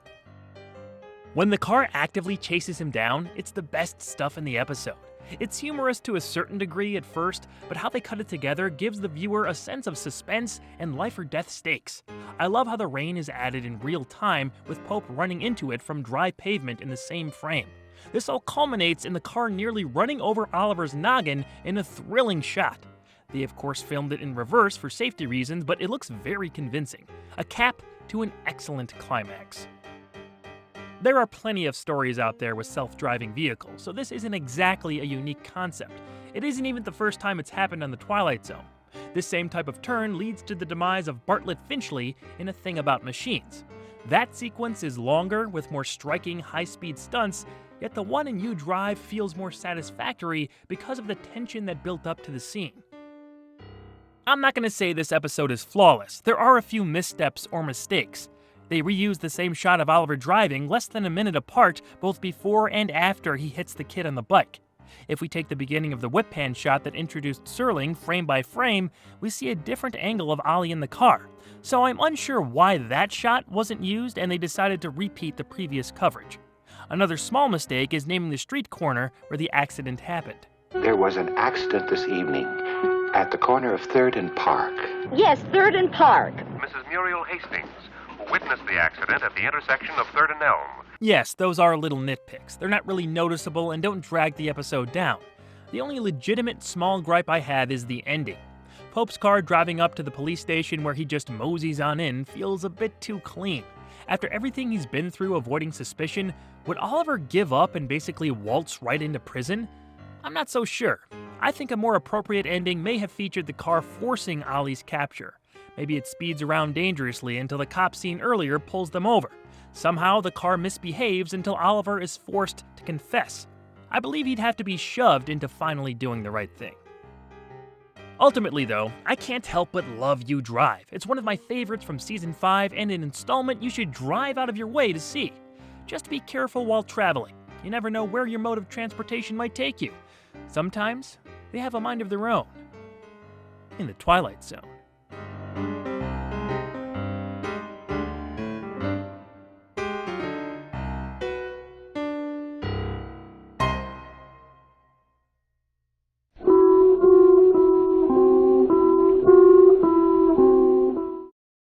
In a more poetic return to form, Rod Serling's The Long Morrow is a wordy, romantic love story that leans heavily on its lead performances and the episode's fabled atmosphere. It's not perfect, but I think it successfully treads a path not easily traveled. Let's find out why. Commander Douglas Stansfield is an astronaut tasked with a 40-year round-trip mission to a foreign planet that might contain life. Weeks before he leaves, he falls head over heels for a coworker named Sandra Horn. The attraction is mutual, and the pair spend romantic evenings together, swimming in the fragile waters of their love affair. Stansfield will be gone nearly half a century, but because of recently implemented suspended animation technology, he'll only age a few weeks before returning home. After an emotional goodbye, Douglas's thoughts dwell on Susan while he floats through space, frozen in time. The 40 years pass, and Stansfield returns home, hoping to see the love of his life once again. In the research I did for this one, I've seen The Long Morrow often criticized for the extended dialogue Rod Serling gave his characters. It's true, many of the dialogue scenes and narrations with Stansfield go on for longer than they could. Serling was known for his verbose writing style, and it's definitely indulged here. However, this is one of those stories that it absolutely works for. It's almost like an old fairy tale, and this more intricate technique is aided by the overall tone this installment goes for. The score is a mix of stock music from older episodes in the CBS library, but it helps achieve a dreamy mood where a tale like this one thrives. The slower, more character and relationship-focused pacing is all part of the deal as well. That being said, without the chemistry of Robert Lansing and Mariette Hartley, there's no way The Long Morrow could have gone the distance. Please phone. No, I won't call. I'll pick you up. I'll be there at 8. At 8 o'clock. Astronaut? How'd you be there, Chief? I've known you for exactly 3.5 hours. And already... Already what, Sammy? I feel a sense of... loss. There's a believable, tangible connection between these two. Even when they're talking about what a wonderful time they've had together instead of it being shown to us, I totally bought their romance. It's that rare on-screen match that could make you look past how quickly they fell in love or the cheesy nature of their scenes together. Sometimes, these overtly intimate or stereotypical love stories just work. Admittedly, I think a good portion of why this relationship comes off so genuine is because of the underlying tragedy from its inception. We'll go over more of those details in the spoiler section. In an entertaining account of their history on a Blu-ray commentary track, Mariette Hartley recalled how she first met Rod Serling and became involved in the show. She was the president of her high school drama club and was so enthralled with the Playhouse 90 version of Requiem for a Heavyweight that she invited Serling to speak at her school. It worked, and he ended up giving a talk to the students. A few years later, Hartley was trying to break into Hollywood and ran into Rod on one of the studio lots. She reintroduced herself, and after Serling remembered her, she asked for a job. A few months later, the young actress was cast in The Long Morrow. What a swell guy that Rod Serling was. George McReady delivers Serling's long-winded text in an admirable fashion. He had to set up all the stakes and explain the space travel logistics, which could make his scenes tedious, but I think he managed to keep those moments engaging with genuine concern for Stansfield. He also looks like a younger version of Guy Pearce in Prometheus. Edward Binns was the only returning actor, previously appearing in Season 1's I Shot an Arrow into the Air. His turn as General Walters, the man in charge upon Stansfield's return, was credibly heartfelt. In all, the acting from top to bottom did a lot of heavy lifting to raise this teleplay up several levels. Director Robert Florey made a comeback to the zone after directing a pair of Season 1 installments. Adding The Long Morrow to Perchance to Dream and The Fever made him 3 for 3 in very different episodes. Perchance to Dream is a surreal nightmare. The Fever is a character examination of addiction, and his final show here was a celestial romance. I'll give him a lot of praise for pulling these stories off in such uniquely effective manners. Which is his best? I don't really know. They're all high-quality content. If I had to pick one, maybe I'd say Perchance to Dream, but it doesn't diminish his other teasy work. Along with director of photography George T. Clemens, the lighting department, and the rest of the crew, Flory created and captured some great-looking footage. Moody shadows paint the walls of larger spaces, adding to the melodrama. Any scene taking place in that large hallway feels like classic Twilight Zone, perfectly framed and lit, acting as an emotional echo chamber for our characters. The stasis pod and claustrophobic set Stansfield inhabits was an interesting choice. They explain how he wasn't exactly frozen in a block of ice, but they visually give off that impression. It's a serviceable backdrop for the commander's meditations on past events.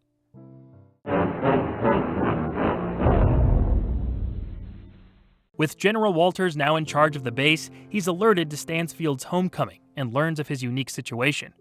Susan Horn has been locked in a hibernation room since the commander's voyage began.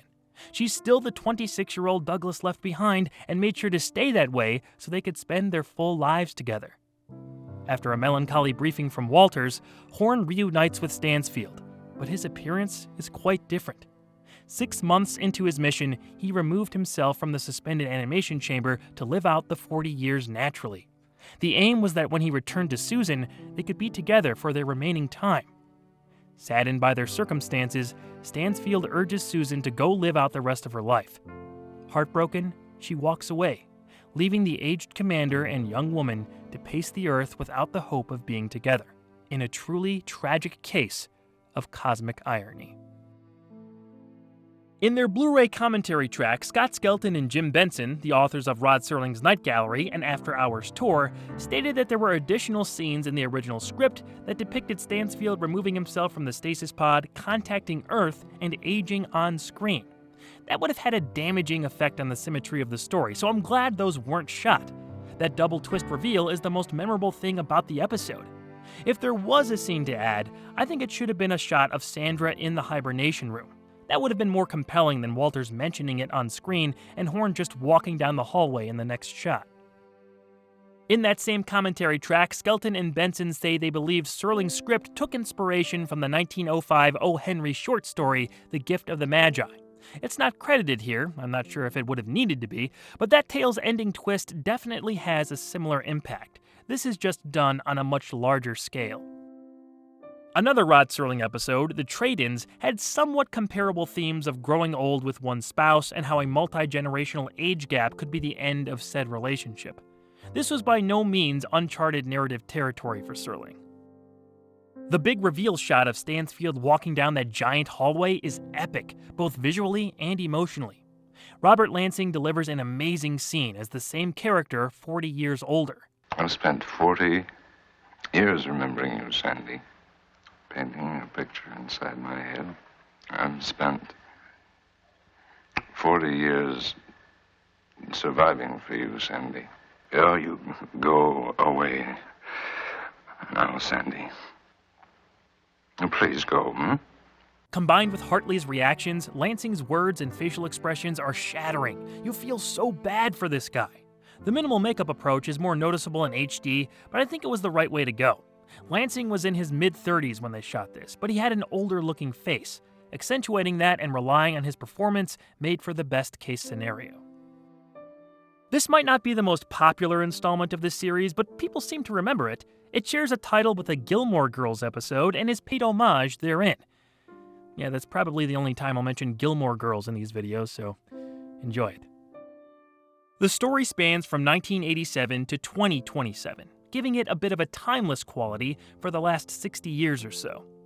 The Long Morrow is a clear recommendation from me. Yes, it's an old-fashioned love story with a tragic finish, but that makes it even more relevant. In the Twilight Zone.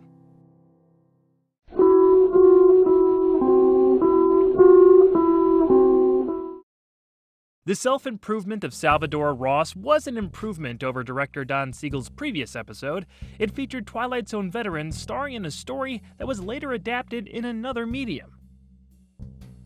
Leah Maitland recently broke up with the troubled Salvador Ross. After Ross fails to get back together with her in front of Maitland's father, he angrily punches her door and breaks his hand. At the hospital, he's kept overnight and shares a room with an older patient who has a cold.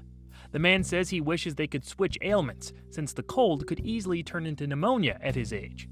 Indignant, Ross wishes for the same, and that night, their bargain seems to have come to pass. With his hand healed and ideas in mind, Salvador tracks down a 72-year-old millionaire named Mr. Halpert. In exchange for $1 million and his penthouse apartment, Ross says he'll sell the old man 46 years of his own life. Halpert laughs him off, but accepts the deal as a joke. The next time we see Salvador, he's the same age as Halpert and living in his apartment. Starting with the elevator operator, Albert, Ross starts purchasing years off younger men until he de-ages to his 26-year-old self seen earlier. Sal then returns to Leah in hopes of finally winning her over. The teleplay was penned by Jerry McNeely. For more information on how he became a part of Twilight Zone history, check out my review of A Kind of a Stopwatch. The long and short of it is, this is the second script he wrote for the show, but the first he was given credit for. I consider his follow-up effort quite superior. However, that may be due to Henry Slezar's original short story. Slezar had another of his narratives adapted in the recently reviewed The Old Man in the Cave. I'd put both these adaptations on about the same level of quality.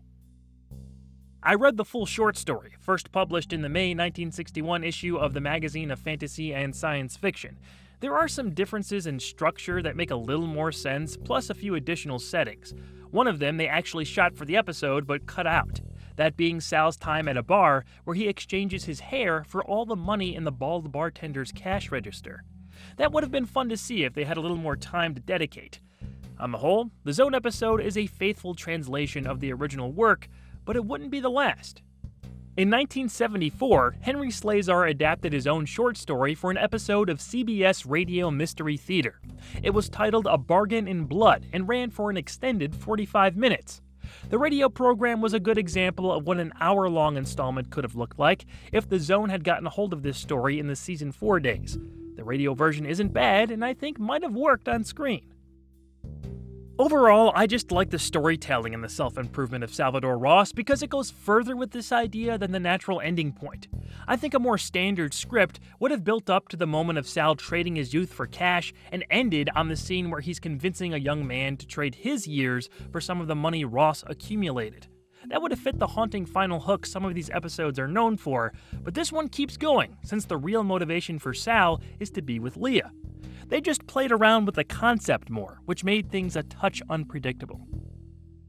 Don Gordon did an exceptional job of portraying Ross's change in age, demeanor, and attitude across the 25-minute duration. He got to go through a lot of different emotions and play the character from different angles, especially toward the end. We hadn't seen him in a Zone episode since Season 1's The Four of Us Are Dying, and that's too bad since he was a great fit for this kind of archetype. Gail Colby as Leah held up her end well in her scenes with Gordon. She excelled in explaining why she could never see a future with Sal, despite there being a strong romantic connection. The man I marry is going to have compassion because otherwise I won't be able to love him. You mean like you stupid old man? This was Colby's final episode after appearing in Season 1's A World of Difference and Season 4's In His Image. The same goes for Vaughn Taylor, playing his fifth and final Zone character after hanging around since the seminal Time Enough at Last back in Season 1. His role here didn't call for anything too extraordinary, but he served his purpose admirably within the story. If I had to pick a favorite part of his, I'd still go with the wacky Teague from Season 3's Still Valley. J. Pat O'Malley, who played Old Ben in Season 3's The Fugitive and popped up in a couple more installments, was the old man who Sal first uses his powers on. On a kind of obscure note, Rod's narrator appearance had him holding a pair of sunglasses instead of something like a cigarette, which he's of course more known for. How funny would it have been if the camera whipped to him and he was wearing those shades? Missed opportunity for the coolest man in show business to be even cooler.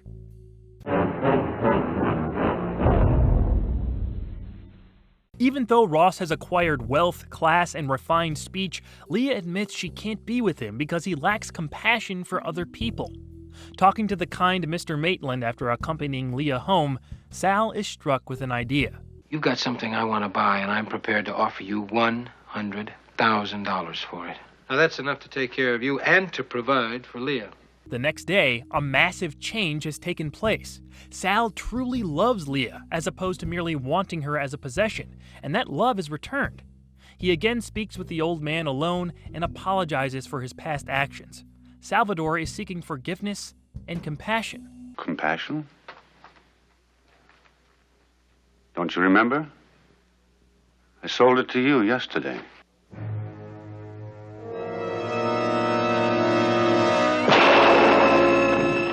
Ross dies at the hands of Mr. Maitland after Leah's father repeatedly warned him he wouldn't be marrying his daughter.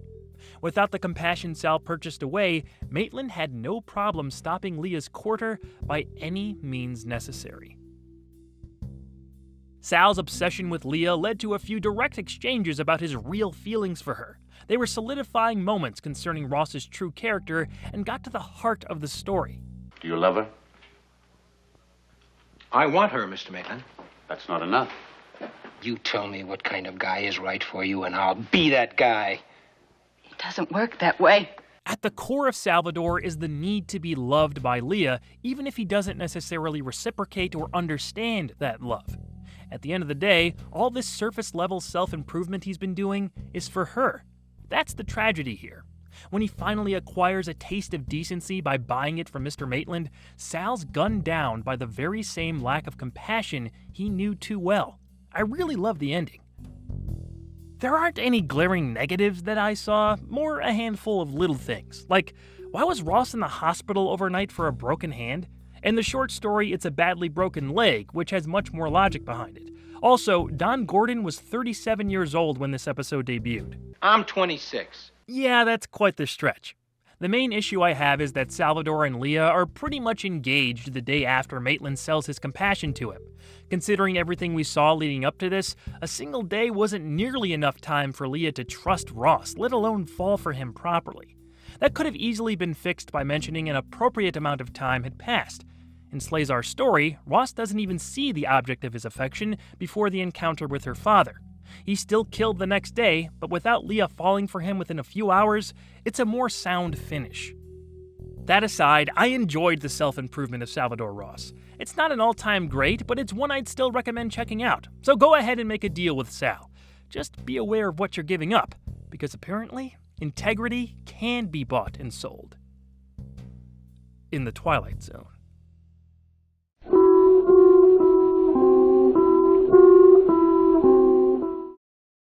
Number 12 Looks Just Like You is one of the most memorable installments of the Twilight Zone's 5th season, but it goes beyond that. It's likely among the more recognizable premises of the entire series. Its cultural impact stretches across books, other TV episodes, musical acts, and more. But does its legend build up an impossible standard compared to the story itself?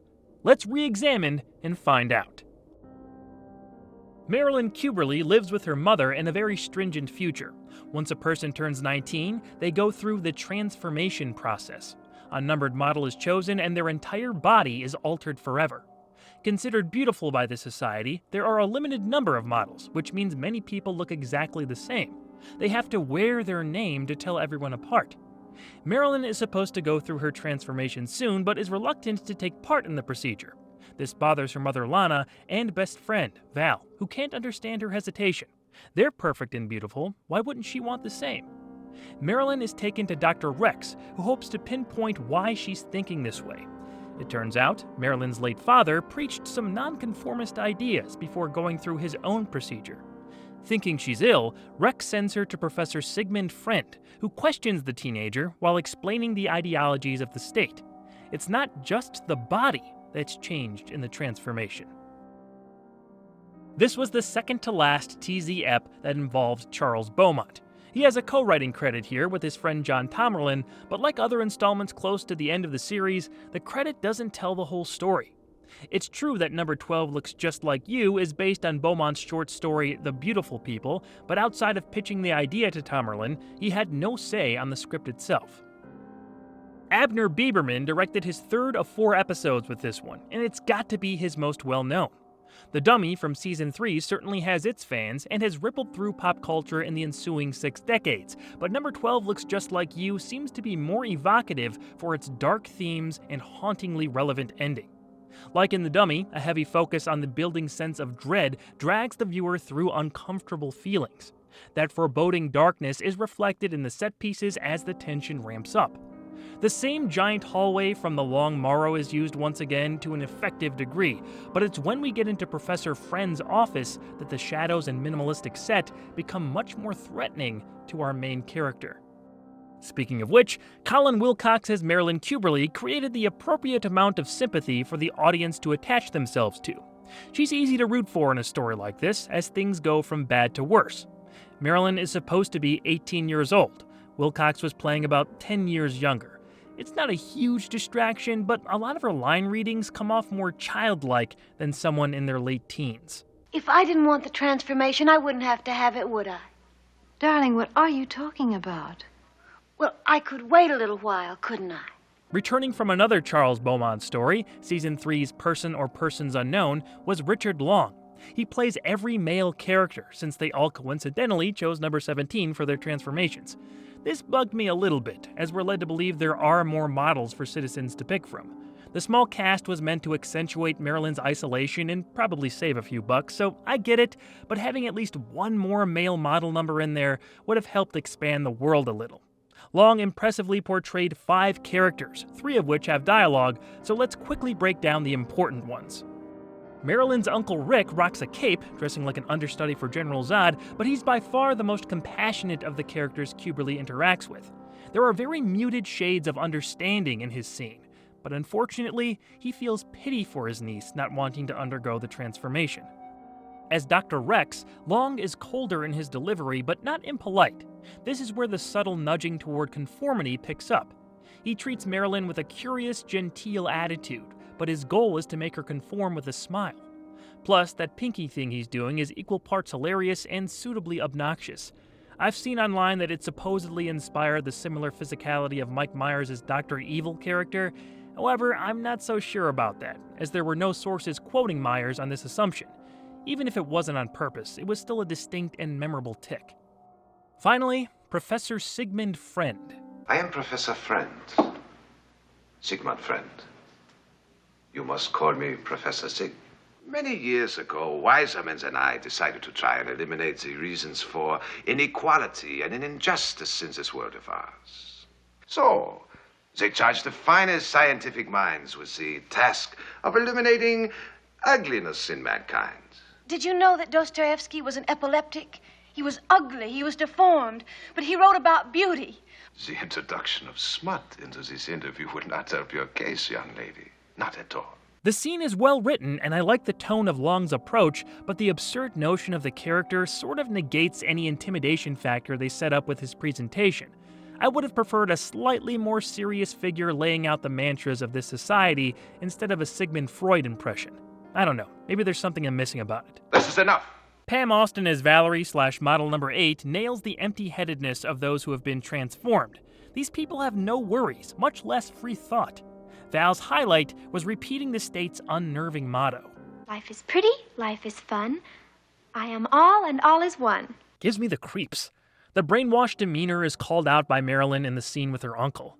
I love how she explains the need to experience and process unpleasant emotions. I don't feel like smiling all the time. Sometimes I want to cry or frown.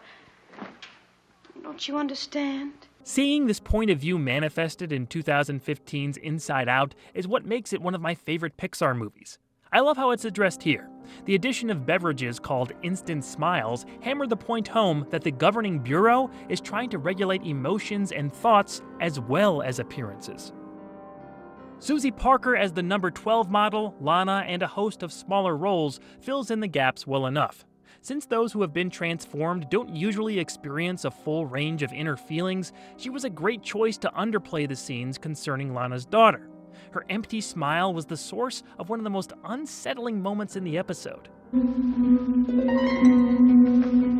Leave it to this show to have a beautiful face effectively exemplify terror. Parker was more of a model than an actress. At the time, she was the most popular in the country.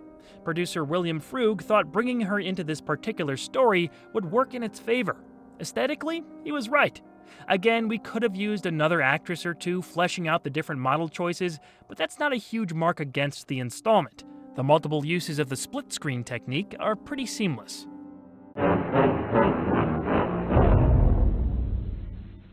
In her hospital room, Marilyn has full-on refused to accept the supposedly voluntary procedure. While trying to appeal to Val, Kuberly says that her father didn't die in some accident, as is the cover story. He committed suicide after his transformation, realizing his identity was stripped away, which left him with no reason to live. Val can't seem to comprehend her friend's sadness and leaves her alone. With no one to trust, Marilyn tries to escape the hospital but accidentally walks into the operating room, where Dr. Rex and a nurse greet her. Sometime later, Lana and Val are pleased to see Marilyn's operation was a success. And the nicest part of all, Val, I look just like you.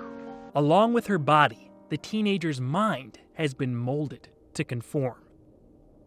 Rod's narration dwells on the improbable nature of this ending, but he stops short of saying it's impossible. These and other strange blessings may be waiting in the future, which, after all, is the Twilight Zone. Marilyn's number 8 reveal is one of the most twisted endings to a TZ episode, and it's so simple. Just having the character stare into the camera, smiling without a soul, still freaks me out. They kept Colin Wilcox's voice to make the moment that much more uncanny.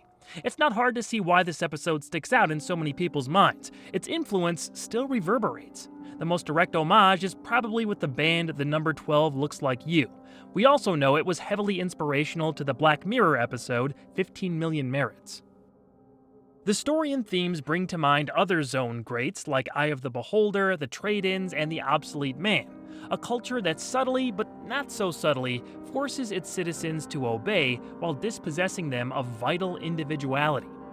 By the end, the most horrifying thing isn't that Marilyn has gone through with the procedure, it's that she seems to love her new appearance. The state not only corrupted her body, they destroyed her sense of self and washed away any objections she previously had. Dr. Rex mentions that they've improved methods since the old days, and the transformation always turns out well in the end. This suggests that she won't even have the revolting reaction her father did that led to his own escape through death. Marilyn, as we knew her, has been obliterated. Dark stuff, but sometimes that's what the series is best at. This tone undeniably generates some of the most memorable sequences from its 5-season run. The toughest pill to swallow is what this episode warned us about has only gotten worse in the over half a century since it aired.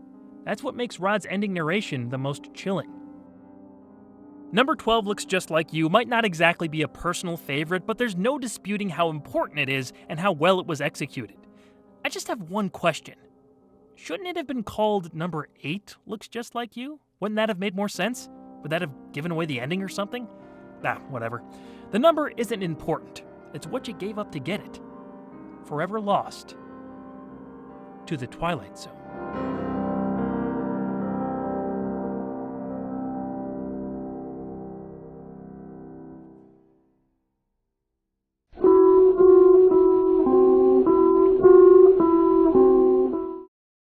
Black Leather Jackets plays out like one of Rod Serling's subpar sci-fi-driven scripts, but it was actually written by Earl Hamner. His next installment to air after the fun You Drive, what made Hamner say this about his own episode? Let's touch on Black Leather Jackets. That was the bad one. 3 young men wearing matching clothes ride into a small town on motorcycles. They rent out a house in the suburbs and quickly catch the eye of their new neighbors, the Tillmans. Inside the mostly empty house, the trio, named Scott, Steve, and Fred, exhibit telekinetic powers and plot something in secret. After the Tillmans' power starts going in and out, the man of the house, Stu, walks over to question them upon seeing a new antenna on the trio's roof. He's pushed around until Steve alters his memory of the interaction and the older man leaves. Stu's daughter Ellen is attracted to the youngest of the group, Scott, and the pair start to hit it off. Scott eventually falls for Tillman, angering his brothers, who question if he's still loyal to their mission. The smitten visitor now must either follow through with the original plan or warn Ellen of what's on its way. By his own admission, the biggest issue here is definitely Hamner's script. If the words are not there, if it isn't good, the actors and the director can just do so much. So they did what they could with a bad script. I'm inclined to agree. I don't know what he was going for outside of a very basic is humanity worth saving story. It's not a spoiler that these three leather-bound bad boys aren't what they seem, so why do they choose to take this appearance and move to a place where they'll obviously stick out? It's said later they've studied society extensively and they mention there's no good to be found among people since we all treat each other so poorly. Maybe they're just imitating that? By being high school bullies? We are monsters, Daddy-O. We came from outer space. Take us to your leader. Cool it, Daddy-O, or I'll disintegrate you with my ray gun. The most interesting detail about Hamner's writing process was that he named Scott, Steve, and Fred after his son and his neighborhood friends who'd constantly get into trouble. Earl had a pair of installments left, so we'll see how he finished up his time inside the zone very soon. Director Joseph M. Newman was coming off of a couple good showings with In Praise of Pip and The Last Night of a Jockey earlier in the season. He would also have one more opportunity at helming a zone with the final installment to air, Hamner's The Bewitching Pool. The low quality of his third effort wasn't his fault. You can see how he tried to give this story some visual pop, as there were some nice looking shots and sequences in it. However, like Earl said, you could only do so much with a bad script. That sentiment extends to the acting. The only returning zone player in black leather jackets was Wayne Heffley in an uncredited role as one of the movers toward the beginning of the show. Everyone's fine on screen, no one has an abysmal performance or anything. If anyone maximized their minutes to their fullest extent though, I'd give credit to Michael Forrest as Steve. His character was at least somewhat intimidating, and he had a cool look. You're making a mistake, Scott. These people aren't worth it. Scott dashes to Ellen's, trying to warn her of the coming invasion and genocide of the human race. We have had bacteria units in every country on this planet for months. Each unit has enough germs to poison the drinking supply of the entire world population. The new trio on the block are among thousands of alien beings who have already invaded the world's infrastructure. They plan on carrying out a scheme to repopulate the Earth with their own kind once humans are out of the way. Ellen thinks Scott is mentally ill, and even though she loves him... Scott, please, I love you, but you're not well. Yep, loves him. She tells her father, who calls the local sheriff's deputy. Little does Stu know, Deputy Harper is actually another alien. Scott fails to convince his people's leader to spare the Earth, and Harper soon arrives at the Tillmans with orderlies who have the young extraterrestrial hauled away. Scott's ravings fall on deaf ears as the invasion and full-on extermination of mankind begin. Most of these people have the capacity for love, I know it. They are a world of angry, frightened people. They learn love from their God and teach it to their children. There's more of love here than hate. They want to hammer home that Scott feels love and receives love from Ellen, but they aren't given enough time to develop that relationship, and the well-intended message falls flat. The inconsistencies stack up near the end as Scott again tries to convince Ellen he's telling the truth, but won't prove it by showing off his telekinetic powers. Maybe he was too afraid with Sheriff Skinsuit in the same room, I don't know. Bottom line, skip it. Black leather jackets needed a new wardrobe. There's other, more appealing apparel to try on in the changing rooms of the Twilight Zone. Yeah, that's the best I got today. Forget it.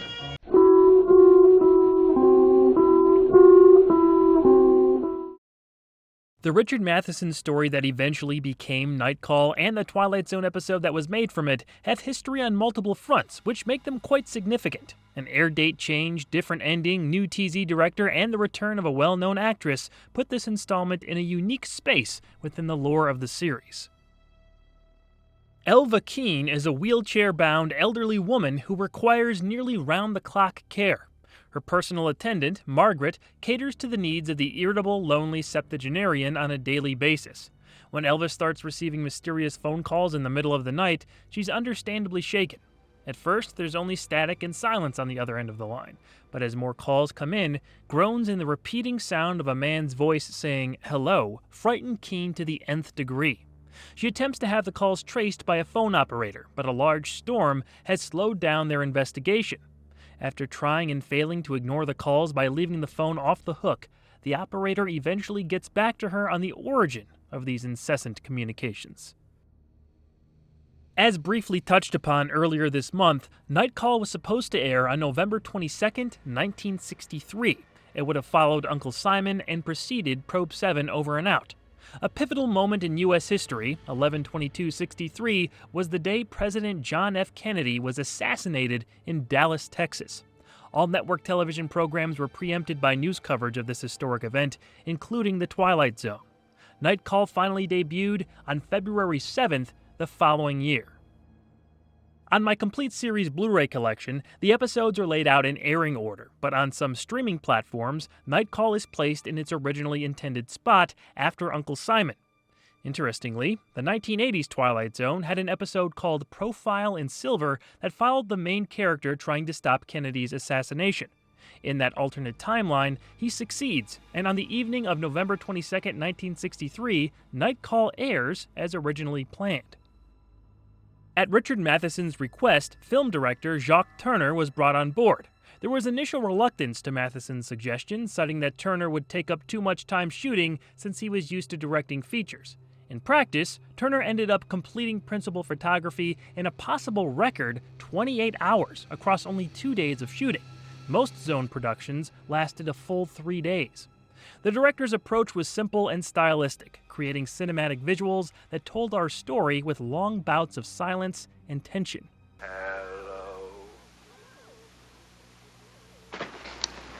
Hello. Hello. Not seeing our ethereal antagonist built up the image in our minds of what he could look like and what was really happening on the other end of these conversations. Who's on the line? Who is it? The moaning and manner of speech definitely sound like the most cliché rendition of a ghost, but it's still creepy because of how it's terrorizing this lady. Gladys Cooper's performance carries the episode, as her reactions have to sell the entire situation. Unsurprisingly, she nailed it. Where are you? I want to talk to you. Leave me alone! Leave me alone! Night Call was Cooper's final trip through the zone after memorable appearances in Season 3's Nothing in the Dark and Season 4's Passage on the Lady Anne. It was great just seeing her in the lead role one more time. Her chemistry with Nora Marlowe as Margaret made for some playful moments, in addition to addressing the more serious subject matter concerning Elva's enigmatic caller. Now, Miss Keene, you've got to stop this. You're working yourself up into a state over... Over nothing? I didn't say that, Miss Keene. Marlowe herself was a returning cast member after a small part in Season 2's Back There. Richard Matheson's short story had a pair of names before changing to this episode's title.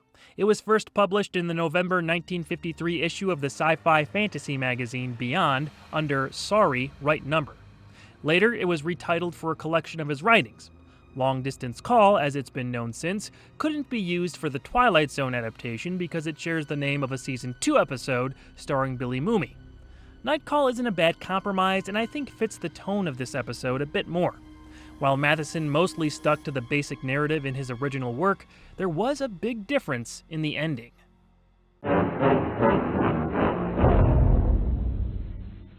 The voice coming through Elva's receiver starts to form more words, saying it needs to talk to her. Eventually, the phone operator is able to discover that the calls are originating from a downed power line near the local cemetery. Keene demands Margaret take her there, and together, they see that the wire is positioned over the grave of Elva's ex-fiancé, Brian Douglas. Shocked, the old woman recounts their relationship. She was domineering of him, and Brian always listened to her, even when she was wrong. The week before their wedding, Keene wanted to drive their car and soon lost control, crashing into a tree. Elva herself was crippled, while Brian died in the accident. She's felt guilty for decades and now looks forward to hearing from her former love. In bed that evening, Keene picks up the phone before it rings and tries to talk to Brian. The voice on the other end replies, You said leave you alone. I always do what you say. Ron, please, please don't leave me. Please speak to me. Brian. Brian! Devastated, Elva is once again left alone in the dark. A frightening situation morphing into a sad character piece was indeed a substantial alteration from Matheson's long-distance call story. Brian and his whole background with Elva are not included at all in the original. The identity of the caller is never found out, and the ending was much more ominous. Keen speaks with the operator, who asks to confirm her address before revealing that the calls have been coming from a downed power line near the cemetery. However, moments later, the mystery man phones Elva and says, "Hello, Miss Elva. I'll be right over." The lasting, sinking feeling is that a reanimated dead body is on its way to the old woman's home in the middle of the dark night. This is a lot simpler and more horrific than where Matheson ended up in the Zone episode. On the Blu-ray extras, the writer was interviewed and asked about his motivations for the change. I decided that it's too easy to start out on a real dark note and end on a darker note. I changed the ending so that she, all of a sudden, flipped around, became the villain, so to speak. It was definitely unexpected after all the build-up, and I believe that twist works because of Cooper's acting ability and Jacques Tourneur's shot selection. Credit for those frames also has to be shared with director of photography Robert Pittick and the rest of the crew on set. Night Call is a minimalistic exercise in terror that transforms into a meditation on loneliness and guilt. Check it out if you haven't seen it, or give it a rewatch if it's been a while. The next time your phone rings in the middle of the night, pick it up and listen closely. Hopefully, all that weird moaning is just, from the Twilight Zone. Hello? What?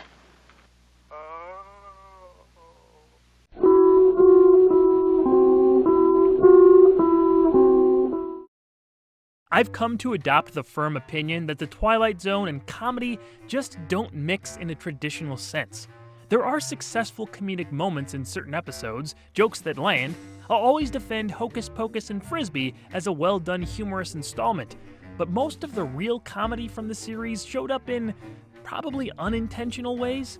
A costume here, a prop there, awkward line delivery, or just plain weird, campy situations that are somehow still meant to be taken seriously. That's part of the fun with Twilight Zone. What I don't get is why they kept going back to farcical stories that I don't think anyone was asking for. I understand you have to change things up, focus on different tones in your shows, but there are ways to do that without rehashing a formula that never worked. A clueless main character who stumbles into sitcom-style trouble with the equivalent of a faint LaCroix-style taste of Twilight Zone flavor.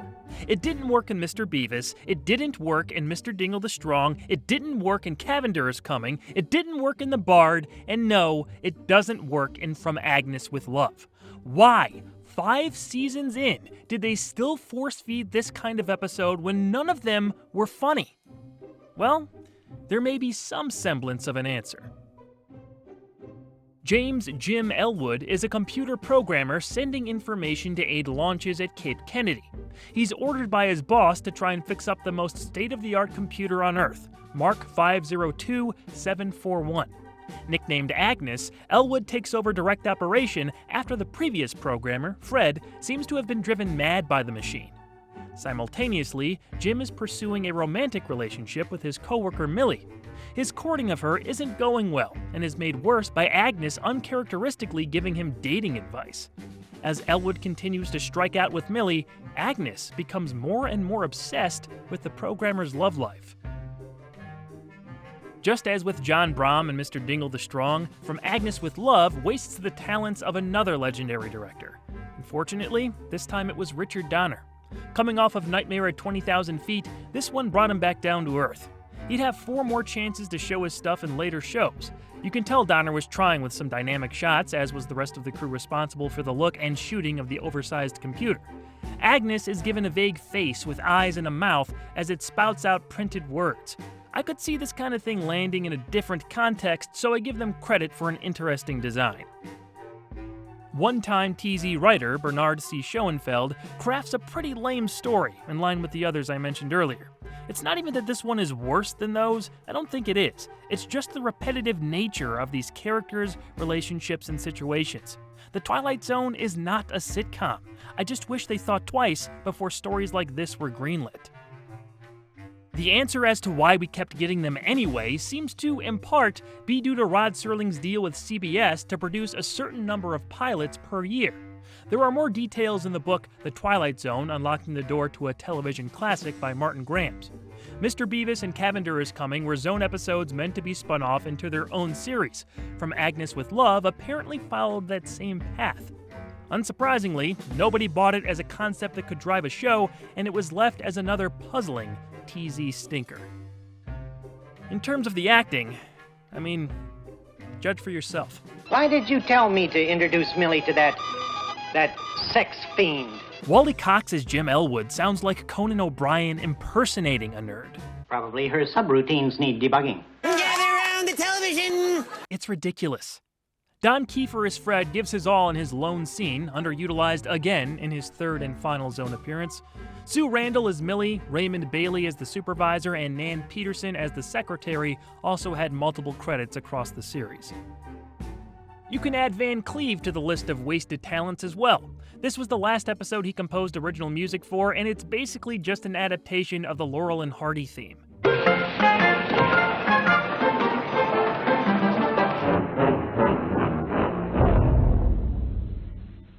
At Agnes's suggestion, Elwood introduces Millie to a much more attractive programmer named Walter Holmes. Holmes and Millie are instantly drawn to each other, becoming closer when Jim is called back to work on an urgent matter. Eventually seeing that Jim's lost his heart's desire, Agnes admits it gave bad advice on purpose and confesses its love for its programmer. With the machine no longer functioning properly and Elwood out of his gourd, Holmes is brought in to replace Jim, who is given a long leave of absence. He walks down the endless hallway on his way out of the office, as Serling's narration speaks on the dangers of being a computer expert who's unfamiliar with the opposite sex. What else is there to say? From Agnes with Love should be thrown in the scrapyard. No, you come on, Agnes. You're a smart AI. You gotta admit, your episode is no good. Thanks. Now, go do a fourth grader's math homework or something, will you? Oh yeah? What's that?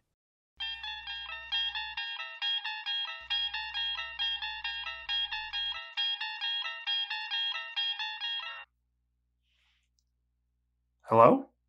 Hello, Walter. This is Jim Elwood. Oh, hi, Jim. You suck! What the f*** did you just say?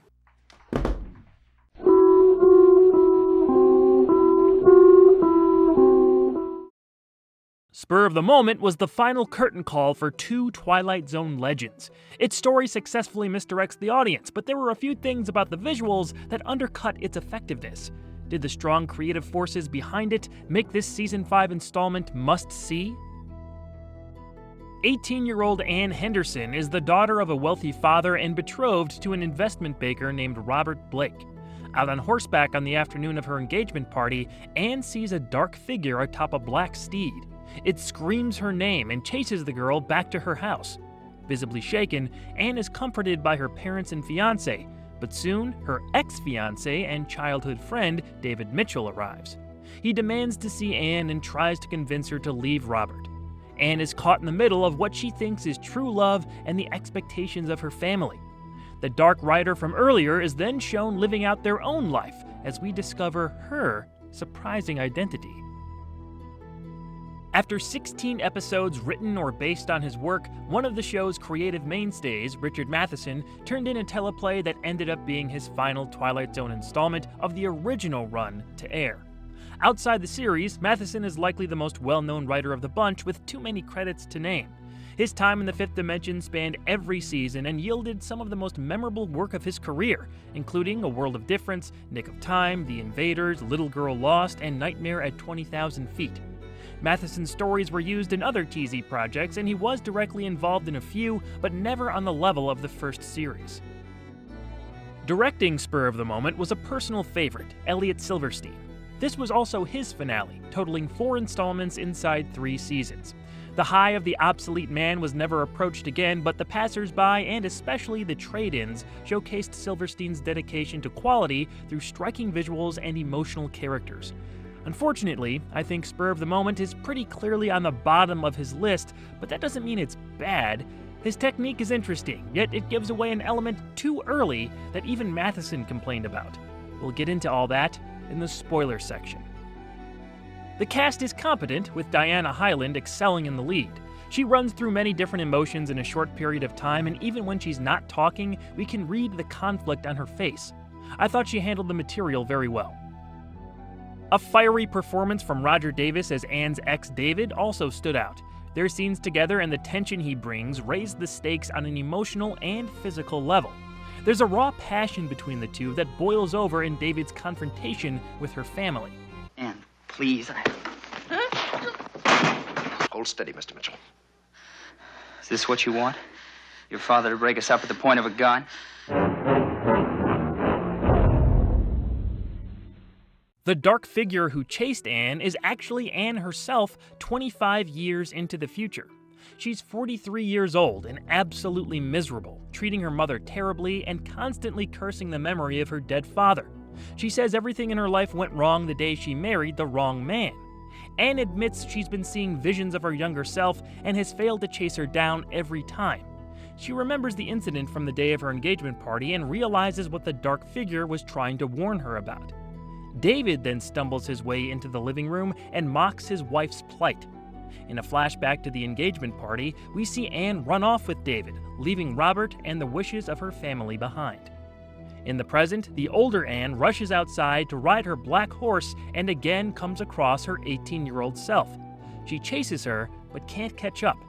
Henderson is doomed to repeat the cycle, living with the eternal pursuit to correct her past mistake. Spur of the Moment has a concept that should be more interesting than how it plays out, but I don't think its faults were really on Richard Matheson's writing. He defended himself with a quote in Mark Zickry's Twilight Zone companion book. I felt the director gave the whole thing away in the beginning. You could see it was the same girl, and you weren't supposed to know that until the end. I agree with most of Matheson's assessment there.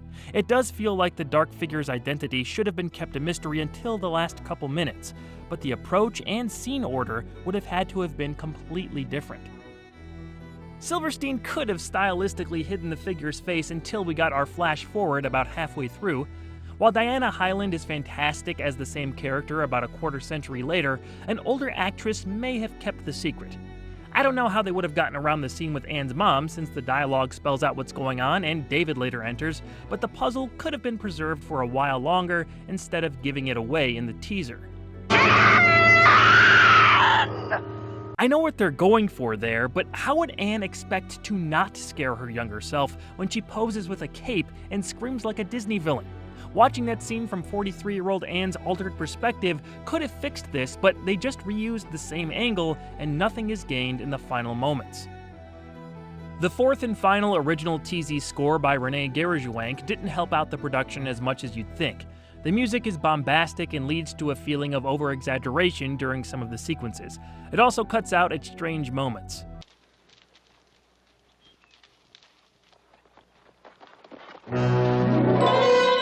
Stopping this blustering soundtrack here before restarting it again doesn't build any tension.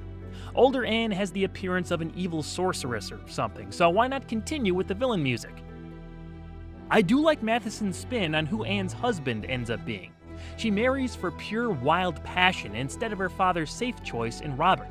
Most movies and TV shows like to build the idea of following your heart, but we all know the heart isn't always right. This was more of a cautionary tale to check your instincts before committing. I thought that was a smart twist. Spur of the Moment is far from the worst, but it fails to reach the heights of where this creative team could have taken it. I do consider it the least of Elliot Silverstein's episodes and on the lower end of Richard Matheson's stories. It's on the edge of a recommendation, however, in all honesty, I have no enthusiasm to do so. If my description here hasn't deterred you, check it out. This isn't one to stay away from at all costs. Unless you've also experienced an evil older version of yourself on a horse chasing you down. Maybe give them a listen next time. I'm sure their maniacal screaming can only mean good things. Things you can only find in the Twilight Zone.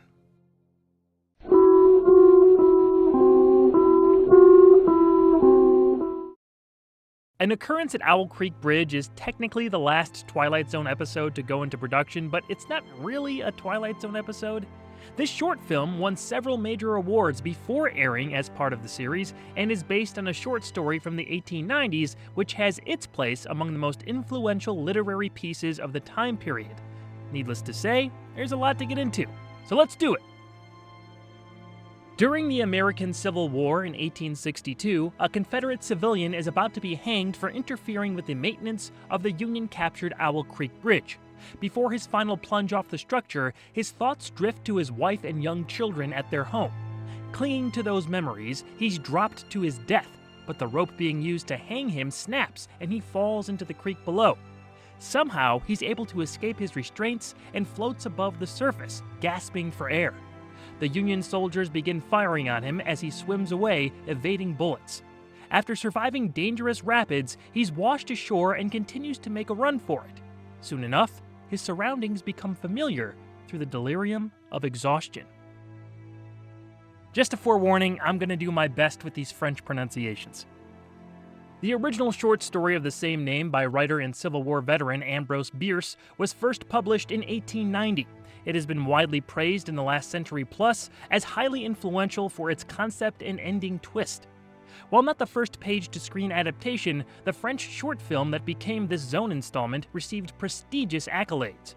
As La Rivière du Hibou, it won the Short Film Palme d'Or at the 1962 Cannes Film Festival and took home the Oscar for Best Live-Action Short Film during the 1964 Academy Awards. There are a couple different accounts on how an occurrence at Owl Creek Bridge became part of the Twilight Zone. In Mark Zickry's The Twilight Zone Companion, producer William Frug was interviewed.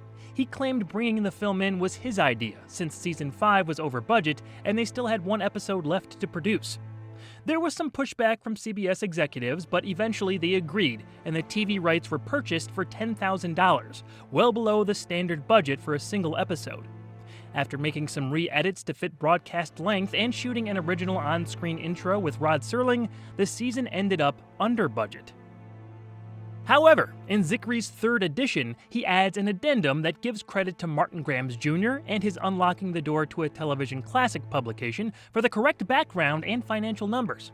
As Grams gathered from legitimate production documents, it seems it was actually Rod Serling who originally saw the film and was in contact with the appropriate parties.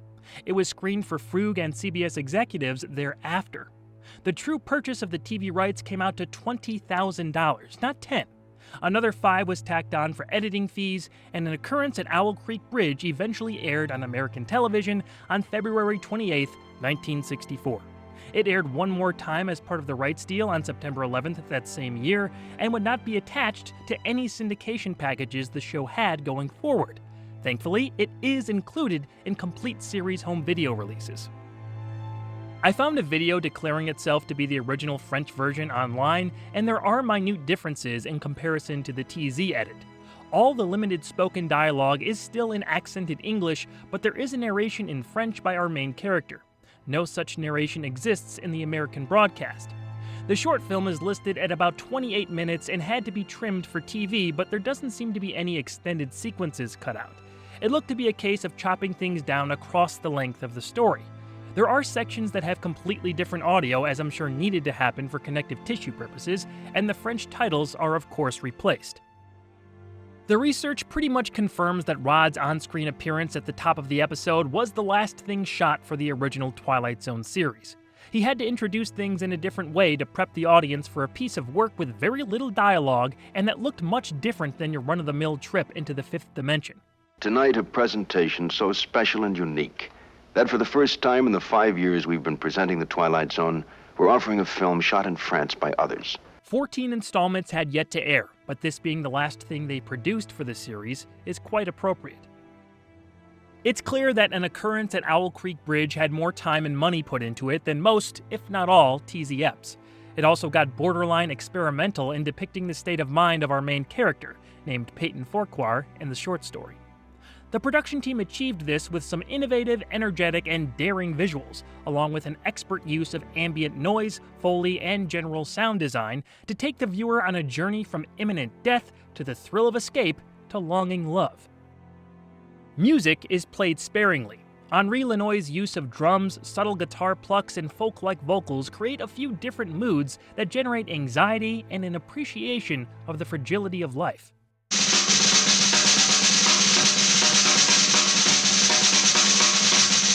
The buzzing flies, the splashing fish, they moves around this living man. Roger Jacquet as Farquhar has to convey everything to the audience with facial expressions. He does an excellent job of bypassing language barriers by giving reactions that instantly connect us to his emotions.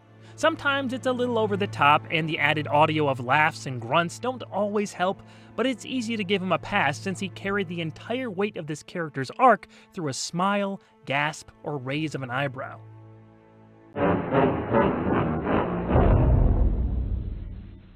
The man finally stumbles up to the gates of his land and sees his adoring wife Abby near their home.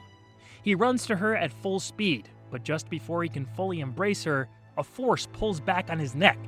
We cut back to the Owl Creek Bridge, where the man swings in his noose. His escape and reunion with his wife was all imagined, moments before the rope broke his neck. The premise of living out long periods of time, or even a whole life, in just a few seconds is something we've seen in many stories over the years. I'm not sure if I'd categorize it as a trope, but it's certainly a known plot device to most fictional narrative enthusiasts. Many attribute the spark of this idea to Ambrose Bierce and his story. Seeing it done here is not as unexpected as it might have been decades ago, but it's still effective and plays out in a way that emphasizes what's happening through the camera's lens. Many bits from the text were adapted well in that sense. Major credit has to go to Robert Enrico, who adapted Bierce's work and directed the short. Along with his production team, they created something that still holds up. Bierce gave the Peyton character more background that's not covered in the episode. There's a whole flashback to Farquhar's northern Alabama plantation where he and his wife interact with a Confederate soldier, who tells him of the bridge and its Union occupation. Not being able to serve in the Confederate Army, Peyton feels a need to help the cause and takes it upon himself to blow the structure up. After being betrayed by the soldier, who's actually in the Northern Army, he's captured by Union forces and hanged for his attempted actions. An Occurrence at Owl Creek Bridge has been adapted or was a base of inspiration for plenty of other works since it was published. There was both a silent film and a different TV version before La Riviera du Hibou. In 1959, Alfred Hitchcock Presents' fifth season featured an installment taking on Bierce's short story. It was written by Harold Swanson and starred Ronald Howard, a different Ronald Howard, in a bit of a different angle on the events of the original. There's a lot more of Farquhar searching for his home and added material that sort of takes away from the intended impact, but the basics are the same. This actually feels much closer to what an in-house Twilight Zone adaptation might have produced, at least in terms of production value. The short film and its inclusion into this series is without a doubt a recommendation. The higher production quality and fantastic visuals make it a unique must-see. I wouldn't categorize it as one of my favorites, but it should be experienced by admirers of the show and just good quality filmmaking. So make your way across this bridge and step to the other side. There, you'll find a beautiful, hidden sector of the Twilight Zone.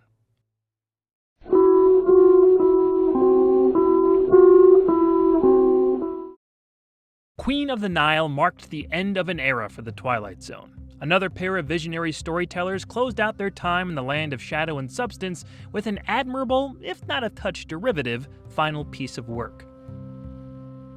Jordan Herrick is a prolific columnist whose next article focuses on a popular film actress named Pamela Morris. He interviews her at her sizable home where Egyptian decorations adorn the property, a tribute to Morris's star-making turn in 1940's Queen of the Nile. Herrick questions Morris on a few inconsistencies in her background, including dates that don't match up to her purported age of 38.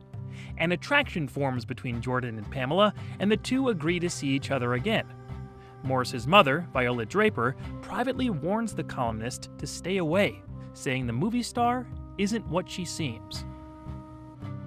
This is the last TZ script credited to Charles Beaumont. It was plotted out by Beaumont and his friend Jerry Soule and written in full by the latter. Soule had two other uncredited teleplays under Beaumont with The New Exhibit and Living Doll before this. As you've heard if you've been following along with these reviews, Charles Beaumont farmed out his later episodes to friends when he could no longer write.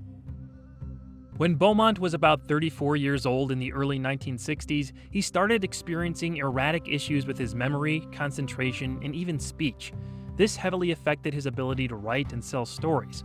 There are theories among his friends about what led to his decline, such as childhood spinal meningitis or his overconsumption of bromo seltzer, but it's public knowledge that doctors diagnosed him with either Alzheimer's or Pick's disease in the mid-60s. He declined quickly, and by the winter of 1967, Beaumont was dead at the age of 38. His son Christopher was quoted as saying, "He was physically a 95-year-old man and looked 95 and was in fact 95 by every calendar except the one on your watch." It was a truly tragic ending for one of the most productive sci-fi writers of the time. Outside of Rod Serling, Beaumont had the most writing credits on The Twilight Zone, with a total of 22. It's a bit of an unfair comparison since Serling wrote a majority of the show's 156 installments, but I think Beaumont had the most consistent quality output of his peers. Elegy, A Nice Place to Visit, The Howling Man, Shadow Play, Printer's Devil, and more are among my favorite episodes. He brought a, at times, sordid darkness to the series that made for some of its most memorable moments and material. A one-of-a-kind voice who I wish we were able to follow the work of into his old age. John Bram also directed his last of 12 zones with Queen of the Nile. While I love the work of Douglas Hayes, Bram may be the show's best director. From Time Enough at Last to Mirror Image, he helmed some of the show's most popular episodes and always seemed to elevate the words on the page. Queen of the Nile is no exception. How he captured the footage here gave everything his signature cinematic flair. The music, composed by Lucien Morawek and conducted by Lud Gluskin, does a good job of keeping things intriguing through conversations and establishing shots. It never tries to trick the viewer into thinking this is anything but a descension into something unnatural. On the acting front, Anne Blythe is delectably manipulative as Pamela Morris. Blythe had to play several layers simultaneously, and she maintained that balancing act well in every scene. You made Queen of the Nile with Charles Danforth in 1940. You were 15. Darling, Juliet was 12. But 15? Now, is that so much harder to believe than my being 38 today? Returning from Season 4's Passage on the Lady Anne was Lee Phillips. He suited perfectly to Jordan's investigative temperament and was a solid character to root for. Herrick is also not a dummy, as he's working his own angle in every exchange with Morris. Celia Lovsky was great as well, setting up that something is very off about her daughter with apparent early concern for Jordan. I'm not going to stand by and watch it happen this time. You will, because I say you will. He only has one scene, but Frank Ferguson as Kruger did plenty to help expand the story in a believable role as Herrick's editor. It's that sequence where the mystery really deepened.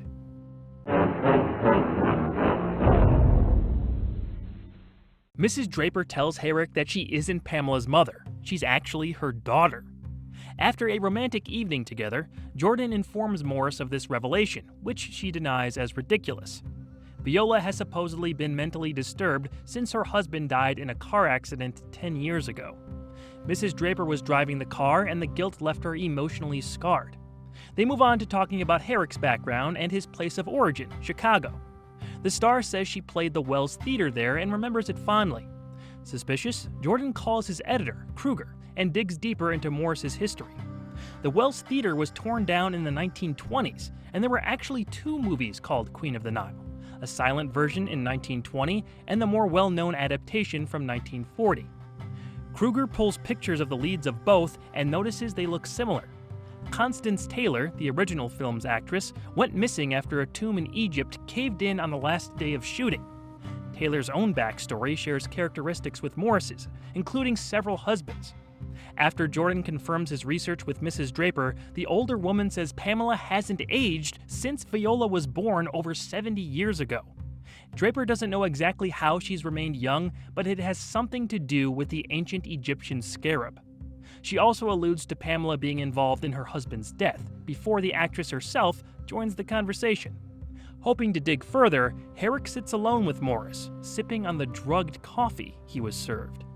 It's then that Pamela finally unveils the truth. She pulls out a live Egyptian scarab as the columnist faints from his beverage.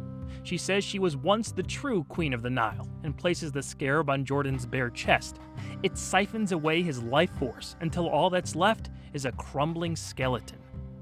Morris holds the scarab to her breast and absorbs Jordan's vitality.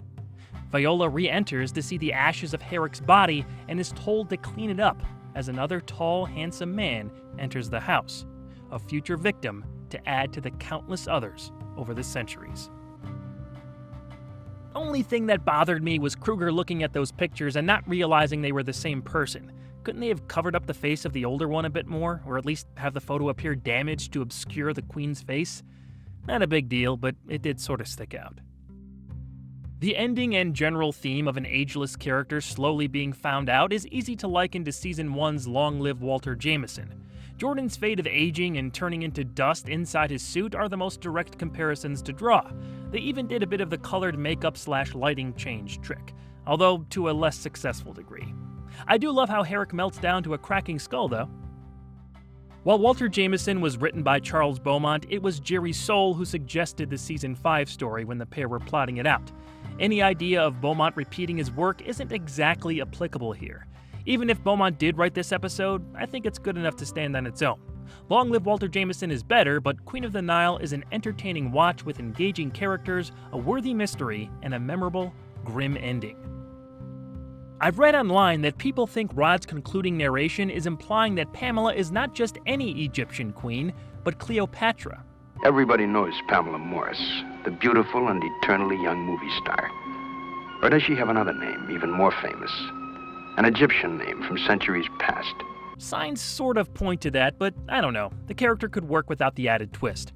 What do you think? Which Queen of the Nile lives on forever, absorbing the youth of unsuspecting suitors in the Twilight Zone? I told you, Mr. Herrick. I was once Queen of the Nile.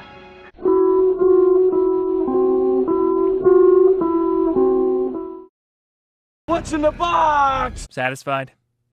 What's in the Box is an unpleasant episode. I wish I could say the climax is at least entertaining, but it's not.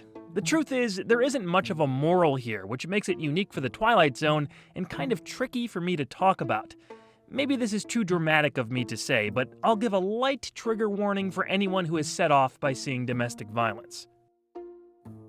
An old married couple, Joe and Phyllis Britt, argue every day as their animosity toward each other has only grown 27 years into their marriage. Their television set has been on the fritz lately, and a repairman stops by to fix it up. After Joe admonishes him for taking so long and overcharging the service, the peculiar troubleshooter walks out, saying his work was free. Joe is surprised to see that they're getting a signal on Channel 10, but is shocked by its programming. He looks on at himself, interacting with the woman he's been cheating on his wife with. Joe's been lying to Phyllis, saying he's been traveling to Yonkers, New York and back on his cab route as his reason for coming home late.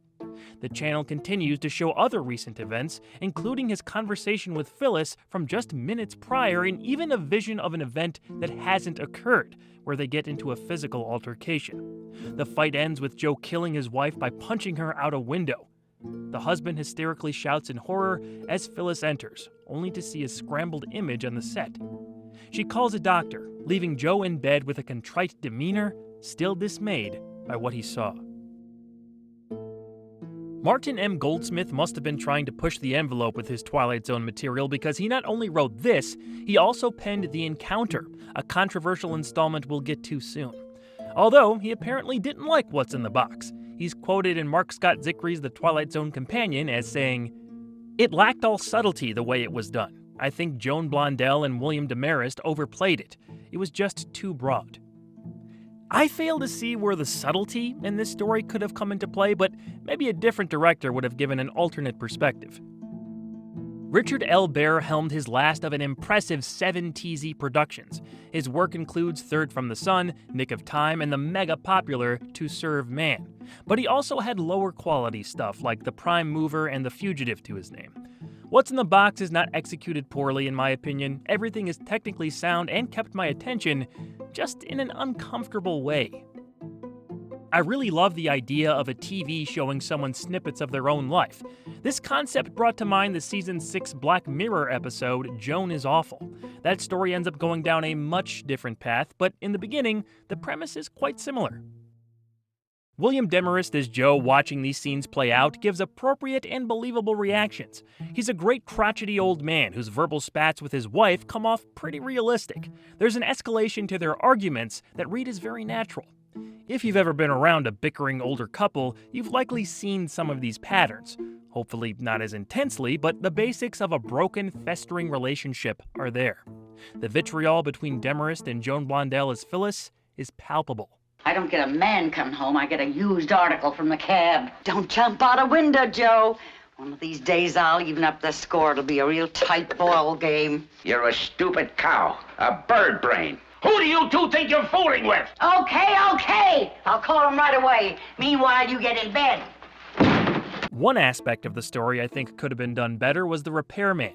Sterling Holloway breaks the fourth wall twice in actions that seem more like a parody of Twilight Zone than one of the actual installments. This time it's on me. Free. Well, you can't win them all. You're not hearing things. That's Winnie the Pooh. Holloway had nearly 200 credits in his career, but the voices he did for Disney are chief among the most memorable. Oh, bother. This was an odd casting choice. Not because Holloway started playing Pooh a few years later, but because of his general manner. The guy pretty much winks at the camera. Isn't that why Rod Serling was always there? The other small roles in this episode are fine. Howard Wright as the judge and Sandra Gold as the woman Joe cheats with appeared in previous episodes. I trusted you. I didn't hold anything back. The mistress's words would be repeated later to hammer home how much of a two-timer Mr. Britt really was.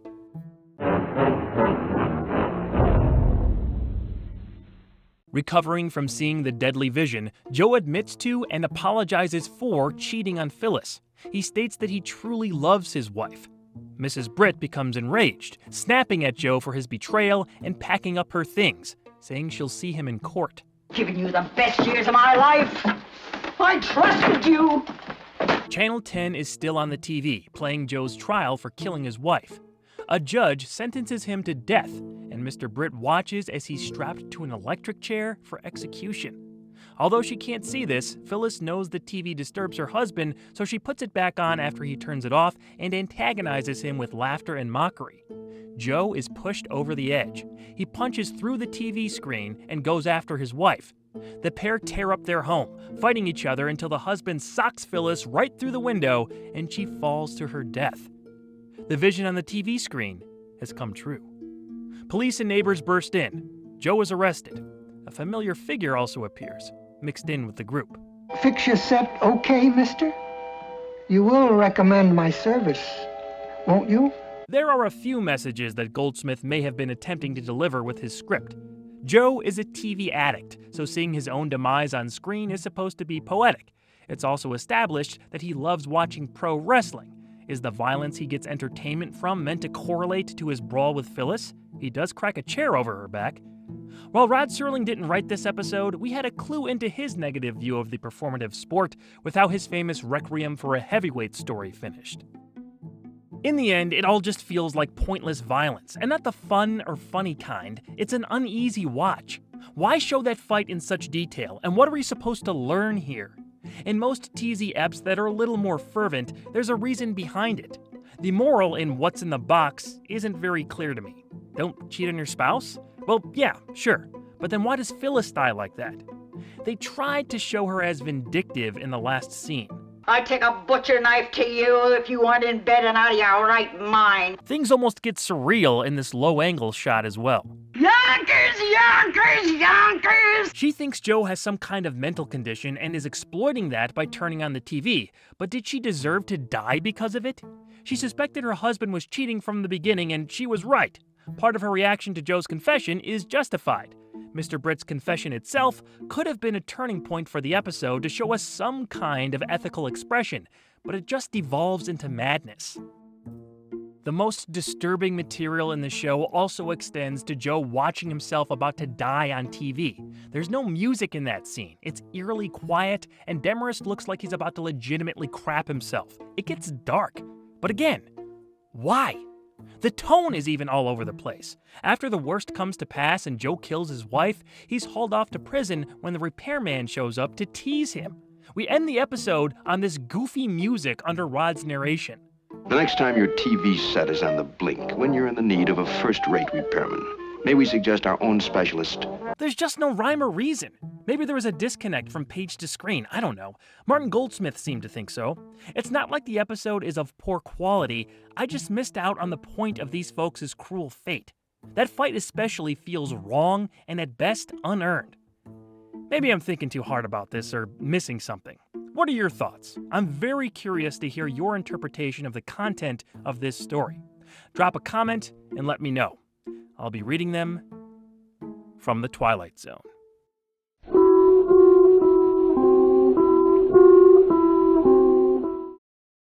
The Masks is the first and only episode of its kind within the Twilight Zone.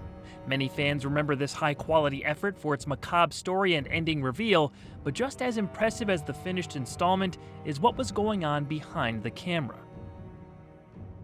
In the city of New Orleans, Louisiana, people pack the streets in celebration of Mardi Gras. However, inside the home of a wealthy old man, death approaches. Jason Foster is on his last legs, with only hours left to live. His daughter and her family arrive to see off the elderly patriarch, bringing with them an anticipation of abundant inheritance. Emily, Wilfred, and their grown offspring, Paula and Wilfred Jr., each have a unique, fatal flaw that Jason identifies with their repugnancy. They can't wait for him to die, and Foster knows this. He has one final gift in addition to an ultimatum. Jason acquired special masks created by an old Cajun that he mockingly says represent the opposite of each family member's best quality, but in reality reflect their true dark nature. They must don these uncomfortable, vile veils until midnight, or they will be written out of his will and not inherit a penny. The Masks was directed by Ida Lupino. Lupino previously appeared as an actress in Season 1's The 16mm Shrine. She was the only woman to ever direct an episode of the original Twilight Zone series, as well as achieving the distinction of being the only actor who performed in and directed separate installments. It's obvious by watching this back that she did an admirable job, and it would have been interesting to see what other TZ scripts she could have brought to life. Lupino had directing credits as early as 1950 and as late as 1968. Helming mostly TV episodes. In a commentary track on the Blu-ray collection, Alan Sues, who played Wilfred Jr., shared a few thoughts on Ida's directing style. He said she scared the hell out of him because she would constantly question his acting choices in not the most subtle fashion. There was no doubt who was in control of the set, as Suze recalled Lupino snapping her fingers to get cigarettes and drinks from her assistant as she performed her directing duties. The actor complimented Ida on being very smart and learning to direct from sitting in on editing sessions. This gave her an editor's eye on set, cutting takes at precise moments that were at times jarring for Suze. There's no question that The Masks looks great. The first frame that caught my eye was after the opening teaser when the episode title appeared. It's just a shot following the doctor down the stairs, but the set, lighting, and camera movement established the space well. When we get down to scenes with the disfigured facial coverings, an ominous mood increases through appropriately lit angles and a strong shot selection to highlight these ugly mugs. There are also a few images of a Mardi Gras parade that might have been stock footage from another movie, but even if it is, the production team did well in juxtaposing our outside setting. The episode was written by Rod Serling and makes use of its region-specific premise. Tying the masks into Cajun and Mardi Gras culture gave the whole story a sort of mythical framing. I don't think it was absolutely necessary to identify where they were made, but it helped to distinguish things. Rod's trademark writing is apparent in the first scene. His dialogue style doesn't always work here, but when we get to the sequences of Jason admonishing his family, it all lands. With your free hands, start grabbing things from my shelves. Father, that's cruel. That's truth. You came to reap everything I've sown, to collect everything I've built. The masks themselves were designed by William Tuttle and created with the help of Charles Schramm and their team. They're the most iconic aspect of the story and an ideal recognizable factor. How they artistically interpret each character's worst trait into a deformed face is a brilliant visual idea. With Jason's daughter Emily, she's always exaggerating physical ailments to gain sympathy, so her mask has the expression of eternal agony. Her husband Wilfred is as greedy as they come. His mask exemplifies that selfishness, hidden behind a false face of civility. Paula is vain, obsessed with her own reflection. Her mask stretches her petite features into a hideous distortion. It also brings to mind an element of the pig people from Season 2's Eye of the Beholder. That story, of course, presented a world where a face like this was considered beautiful. Wilfred Jr. is a cruel brute who likes torturing small animals. His mask is an almost ogre-like visage meant to induce images of an unempathetic monster.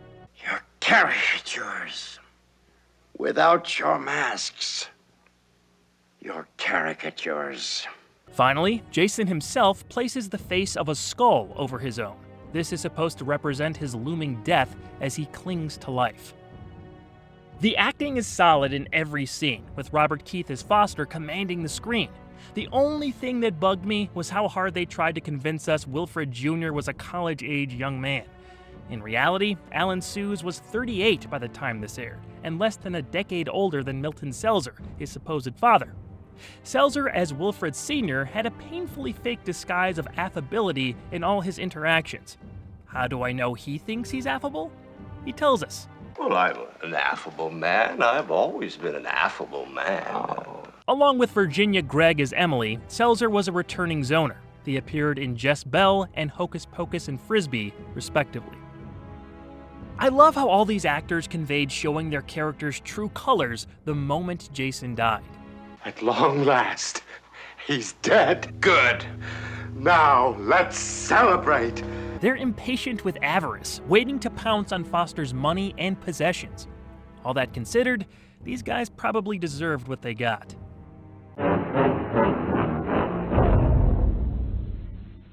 The Harper family go along with the old man's game and wear the masks until 12 a.m., at which point Jason warns his family of what's coming. Enjoy yourselves, dear ones. Live the full life. May God pity you. Foster dies, and they surround him like eager vultures. Finally able to remove their repulsive shrouds, the Harpers discover something horrifying beneath.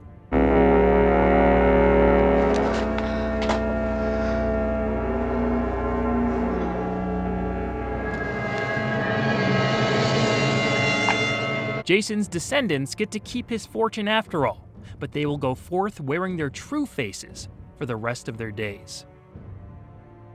For some reason, I remember this episode going on longer, like there was an extra scene. I was kind of surprised it wrapped up the way it did when I rewatched it. Maybe we could have used an extra scene considering all that buildup, but that likely would have taken away from the shock of the twist, so it'll get no real complaints out of me. The creeping atmosphere mixed in with the excellent writing depicts visual metaphors that become literal. Outstanding work from Rod's page to Lupino's presentation. When I think about the masks becoming faces idea, I suppose they could have gone further, maybe along the lines of Jason's skull mask. They could have all worn the faces of monsters instead of human-like disfigurements. It would have been a challenge for the makeup team to adorn the actors in frightening enough physiognomy, but it's a risk I would have loved to have seen taken. The subtlety would be lost though, wouldn't it? William Tuttle's makeup department did a phenomenal job with the final twisted features of the Harpers, so I'm sure it all worked out for the best. In his commentary track, Alan Sues said they were in full masks makeup from 6 a.m. to 10 p.m. Apparently, it drove Paula's actress, Brooke Hayward, off the deep end until she ripped the appliances off her face. Well, speaking for fans of the episode more than a half-century later, we can thank her for powering through, because clearly, it was worth it. I guess it would have been cool to see Foster's face formed into a skull, but as his doctor said, "This must be death. No horror, no fear. Nothing but peace." The Masks is an episode that admirers of the show still remember vividly. Its morbid concept and optics are hard to forget. For those reasons, it's a late-in-the-series gem that should be watched and rewatched, ideally around Halloween time for maximum effect. Throw on a mask and pop it on this spooky season. Make sure it's a mask you like the features of, though. If you're still wearing it at the stroke of midnight, look in the mirror. The reflection staring back might have an unmistakable origin. The Twilight Zone.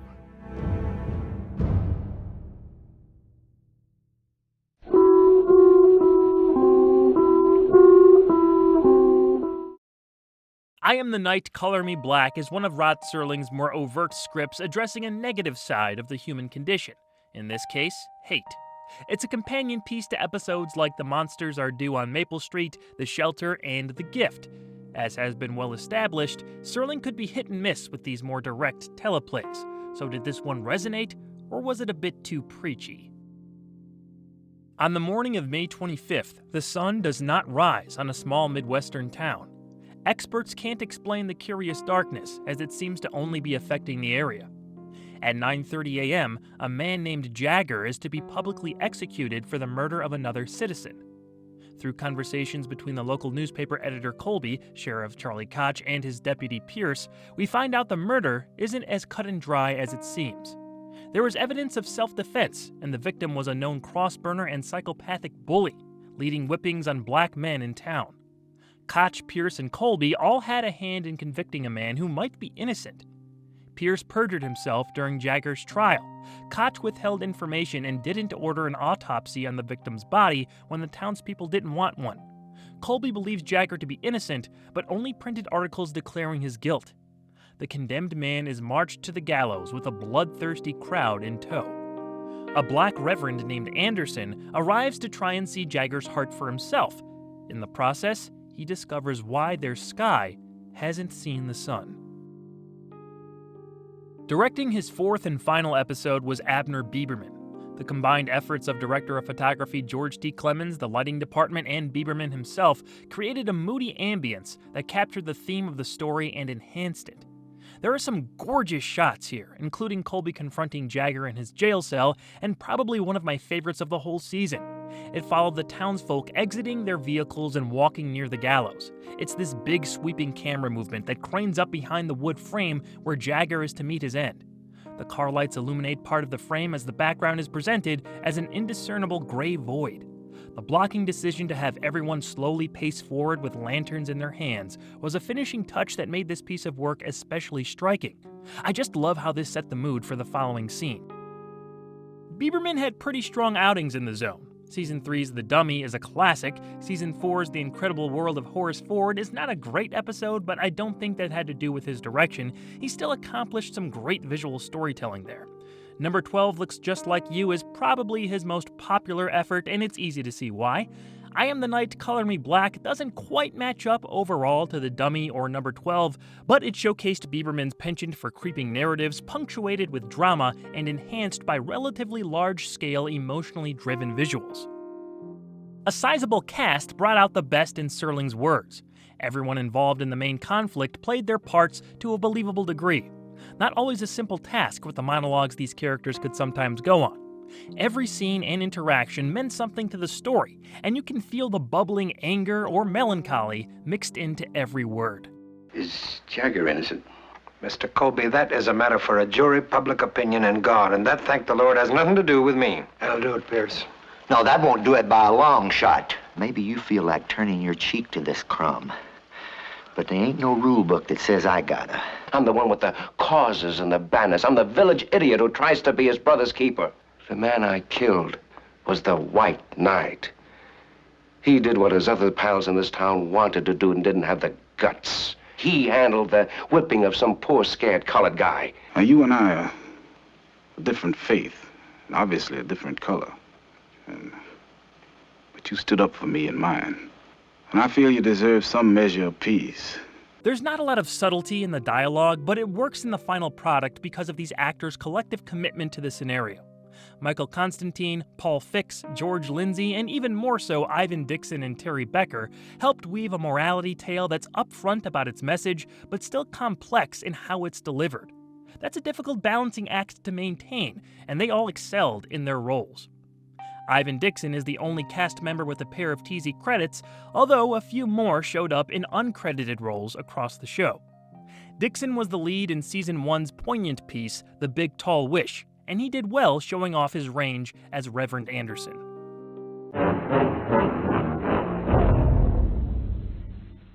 After Jagger admits he enjoyed killing the victim, Anderson proclaims him guilty of hatred, passing the same sentence onto the gathered crowd. Once Jagger is hanged, the darkness enveloping the town grows. Koch, Colby, and Pierce return to the sheriff's office and listen in on the radio for updates.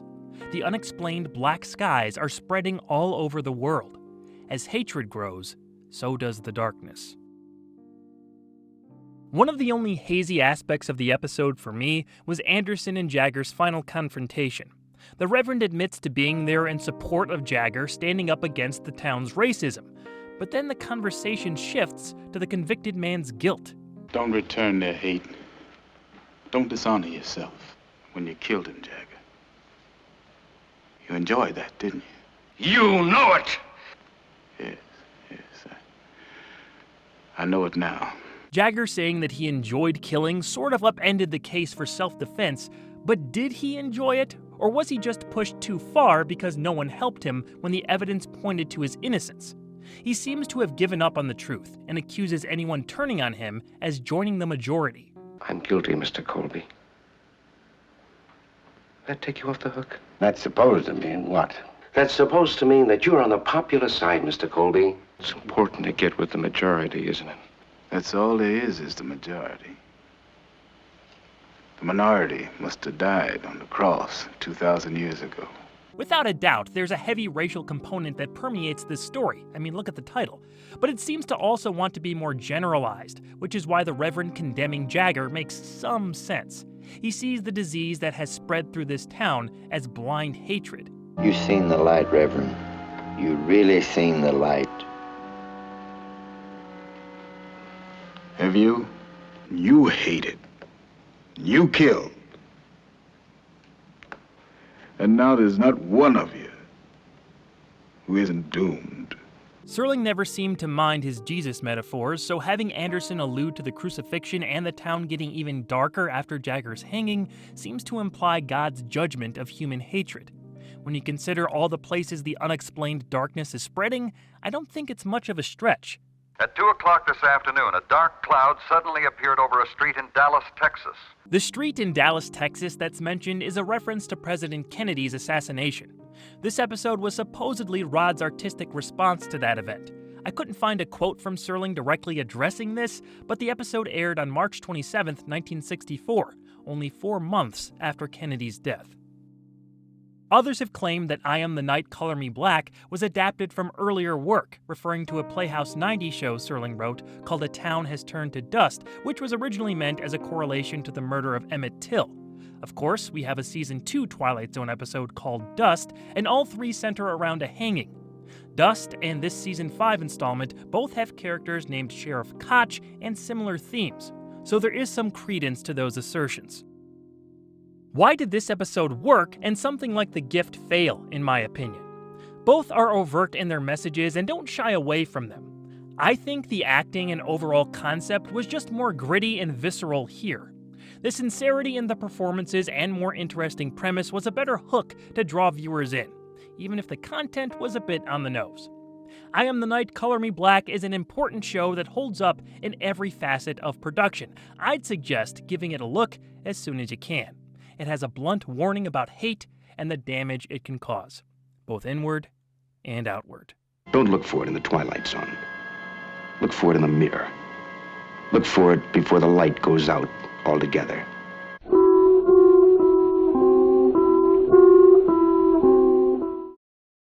You know, in our house, we never had any cookies. All we had were fudge brownies. Sounds and Silences is one of the episodes that was aired a single time and kept off TV until the Twilight Zone's Silver Anniversary special in 1984. The reason, as was the case for several installments of the series over the years, was because of legal trouble. This battle actually didn't quite end in Rod Serling's favor. Roswell G. Flemington is a veteran of the United States Navy and operates a model ship company as if he's still out at sea shouting orders. His idiosyncratic personality includes a very rigid form of speech and a persistent playing of records containing the sounds of famous military battles at a volume so loud it shakes his surroundings.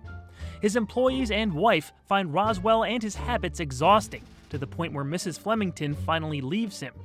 The evening of his wife's departure, Roswell starts to experience problems with his hearing, where small noises seem to be blowing out his eardrums.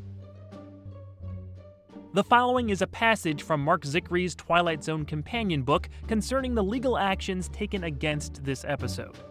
Quote, in May 1961, a script was submitted to Serling entitled The Sound of Silence, concerning a man who could not hear the sounds around him. Serling rejected it, then forgot all about it. 2 years later, he wrote Sounds and Silences. As soon as it aired, the writer of the original script filed suit. Because of the similarities of title and plot, the writer was paid $3,500 and the matter was settled.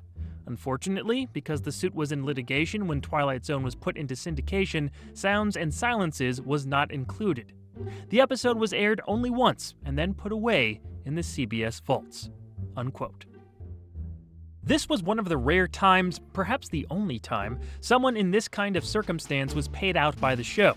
I'm sure Rod was telling the truth when he said he forgot about the idea and it had no direct influence on his story, but as is public knowledge relating to Ray Bradbury's issues with the wordsmith, Serling was writing so much material that he may have inadvertently been inspired by the content he was ingesting, so it's possible that's what happened here. Personally, though, I find it unlikely.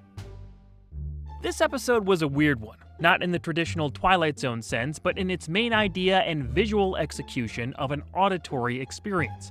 I think director Richard Donner and his crew did a great job shooting this and made smart decisions in how to portray these occurrences. I love how everything in Flemington's vicinity shakes when he's playing one of his booming battle recordings. That tells the viewer what's going on, even when we can't hear the noise. The set designers and decorators must have been having fun because Roswell's office is made up to look like a ship captain's quarters, complete with large swinging slanted windows. His living room is adorned with many nautical props including sizable helms, themed lamps, and a carved figurehead in the shape of a woman. And they had to make all that stuff move. Substantial credit must be given to the art direction and the set dressing department. Donner and cinematographer George T. Clemens' camera work is especially dynamic. The director doesn't waste a single shot. Everything always looks interesting and brings the audience into the situation at hand. Plenty of foreground elements and general composition set up spirited movements that are some of my favorite aspects of the episode. Obviously, the sound work deserves a shout-out with how much focus is put on what and how Roswell hears his environment. The volume of these noises is essential to the story, and they did a good job playing around with the sound effects and when to implement them. For example, how does Flemington hear a water cooler bubbling, squeaky shoes walking, or the bell of a typewriter? Let's keep it quiet out here. New shoes. What have you got in them? Pipe organs?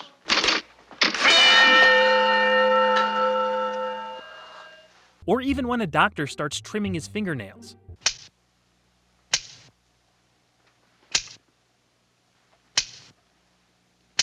Because that's a thing.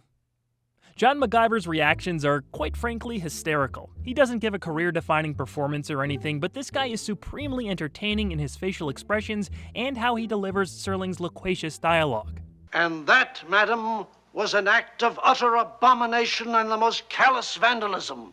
May I remind you that those were the actual sounds of the battleship Missouri bombarding Okinawa. When I would come home from school, she would make me walk tiptoe and whisper, whisper, whisper, whisper. There are few people walking this earth as sane as I am. He's just amusing to watch bumble around. The double-edged sword of Rod's writing didn't work as well with Penny Singleton as Flemington's wife.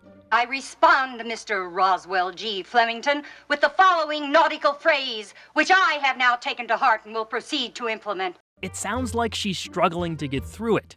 I got a bit of that sense with Michael Fox as the psychiatrist, too. Beyond that, Mr. Flemington, there is very definitely some suggestion here that you were very resentful of your mother. My guess, at least for the moment, would be that this particular feeling extended itself to your wife, who provided you with a similar mother image.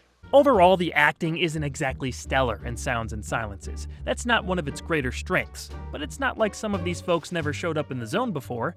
John MacGyver and Michael Fox both have other TZ credits in their filmography, Fox even appeared in the 80s Twilight Zone. Whoa, this is heavy. Sure, I guess Back to the Future can count as an extended 80s Twilight Zone episode. I presume you are being humorous, sir.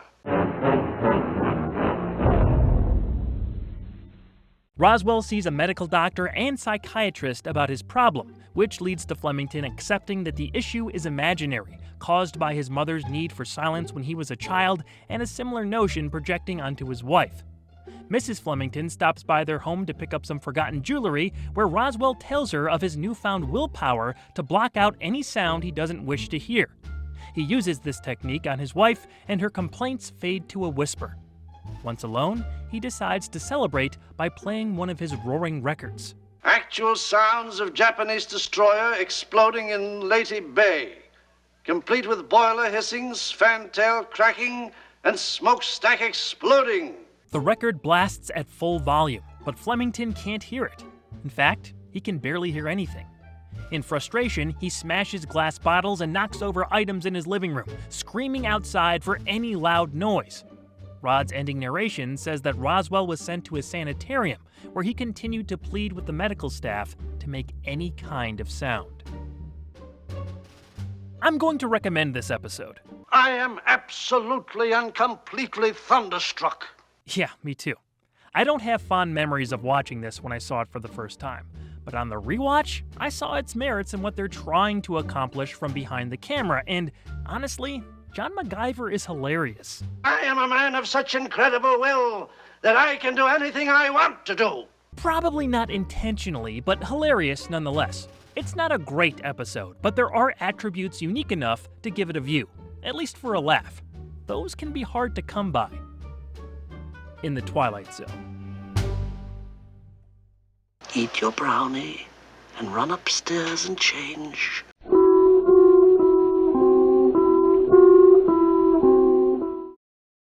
Caesar and Me may bear a strong resemblance to the Season 3 episode The Dummy, but the approach of this ventriloquist misadventure is very different. How did it contrast itself to an idea already done so well? And was it worth dragging Willie back out of his trunk for another role? Irish immigrant Jonathan West struggles to find gigs with his ventriloquist act in the United States. Little Caesar's charm, pizza, isn't translating on stage, and West starts to get desperate. Already behind in his rent with not even enough scratch for food, Jonathan starts taking suggestions from his talking dummy. Caesar is indeed alive and directs the poor Irishman to go about making money in a less honorable fashion, since the entertainment industry isn't paying the bills. The landlady, Agnes, has sympathy for Mr. West and his situation, but her niece Susan retains a mean streak and seems determined to expose Jonathan, in addition to confirming her suspicions about Caesar. This episode was penned by first-time writer Adele T. Strassfield. She was producer William Frug's secretary during this time and pitched an idea he accepted. According to the Twilight Zone companion, Frug said he sort of wrote the script with her, but wanted Strassfield to have all the credit. She would go on to write 2 more television episodes in subsequent years before her death in 1977. Strassfield ended up being the first and only credited female writer on the original series, at least when it comes to the actual teleplay. Judging the writing on its own, the story isn't bad. It seems to lack an element or two that would make it exceptional, but Caesar and Me is an episode that a lot of fans seem to remember, and that has to count for something. Directing his first Zone installment was Robert Butler. Butler had a long career that spanned into the 21st century, including possibly this show's most controversial episode that we'll be talking about soon. There are a few sequences here that reveal his style. I especially like the way he shot West's break-ins and the hallway the Susan character strolled down. One shot follows her from the kitchen to the hallway in a slick little movement. Another possible first was the wipe transition at the start of that bit. I don't think I ever saw that on the show before. In his Blu-ray commentary track, Butler said that could have just been done to break up a bad cut of the same character in a different setting. Caesar isn't really shot to be creepy like Willie from The Dummy. He's more of a scheming nuisance. I think we lost out on some stylistic visuals because of that. Although, I do like how he moseys past Jonathan a few times, clearly moving around within the space he's occupying. Jackie Cooper is credited online as the voice of Caesar, while also playing West. I think he did a great job differentiating the voices. You're gonna get rid of that shanty Irish routine. This is America. What do you mean? The streets are paved with gold, and it's sitting out there, waiting for us. According to Robert Butler, Jonathan's whole Irish immigrant angle came from Cooper himself. The idea was incorporated into the shooting script to give West more sympathy. I think the accent actually worked pretty well. It's not perfect, but he mostly had a hold on it. Yes, sir. He taught me my trade, as a matter of fact. And I came to your country to earn me fortune. Most of the time. Cooper was best known as Perry White from the Christopher Reeve Superman movies, and he had a great career for himself that started in the late 1920s as a child star. Suzanne Capito, also known as Morgan Brittany, had made a pair of other Zone appearances before this. Her character in Caesar and Me has got to be one of the most unlikable people in any TZ episode. Jonathan, can't find a job. Oh, Susan, why don't you go find somebody else? The truth hurts. Come on, say something. I dare you. She's a little jerk, and she plays it well. It just seems a bit unnecessary to stack the deck against Jonathan so much. That kid hates his guts for no real reason. It reminded me of Judy Strangis from Season 4's The Bard. It's the nosy kid neighbor trope, but this time, Susan directly contributes to an amiable protagonist's downfall. The rest of the cast was fine. Gotta admit, I was surprised to see the Blues Brothers show up, though. Stafford Repp as the pawnbroker and Olin Soul as the employment agent turned up in previous Zone installments as well.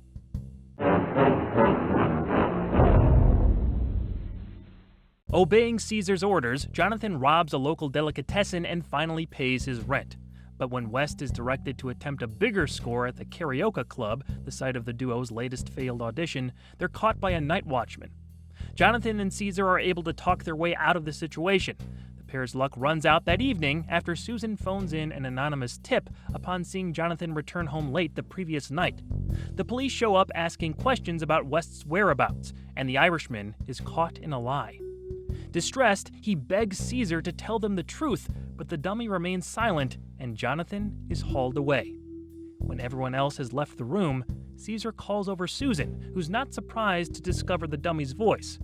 Caesar and Susan agree to become partners in order to get out of their dumpy boarding house. And first things first, they have to take down Susan's Aunt Agnes. Caesar and Me is a passable effort, but it comes nowhere close to the dummy. I think making Jonathan so endearing was actually a detriment to the episode because we don't even see him try to stand up for himself. He's pleading with Caesar to speak instead of demanding it before being dragged off to prison. It's a well-performed scene by Jackie Cooper, but having this character caress his dummy like a child or something just made the ending more cruel. And screw that Susan character. Seriously, what a needlessly miserable wretch. Such a nice man. He's a no-good crook. The bad guys' win this time around didn't feel earned. Either they should have let Cooper embrace a darker side, or things should have turned out a little less depressing for him. It was cool to see the same dummy used to portray Willie back on screen. He felt more like the Batman villain Scarface this time around, and a little closer to the mischievous nature of the Slappy character from Goosebumps. As I mentioned in my review of the dummy, Caesar/Willie is still supposedly in the care of David Copperfield at the International Museum and Library of the Conjuring Arts in Las Vegas. The concept carries more positive weight than negative, and it is a memorable installment. Yes, I have my issues with it, but it's a show that I'd still suggest checking out.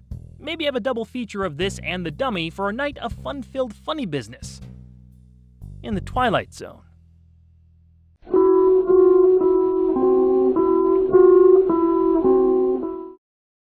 The Jeopardy Room is one of the rare Twilight Zone installments that doesn't feature any sci-fi, supernatural, or fantasy elements. It's more of an espionage action piece with a small cast and one major location pulling the viewer along. We've seen other episodes lack the Zone's more bizarre concepts and still work. Does this one make for a compelling entry? Major Ivan Kuchenko is an escaped political prisoner, biding his time in a neutral country as he waits to board a plane heading to the west. Little does he know, he's being stalked by Commissar Vasilov and his assistant Boris from across the alley outside his hotel room. Vasilov begins calling him, hoping to mentally torment the Major before showing up to his room in person. At gunpoint, Vasilov admits he was tasked with killing Kuchenko, but wants to do it in a creative way.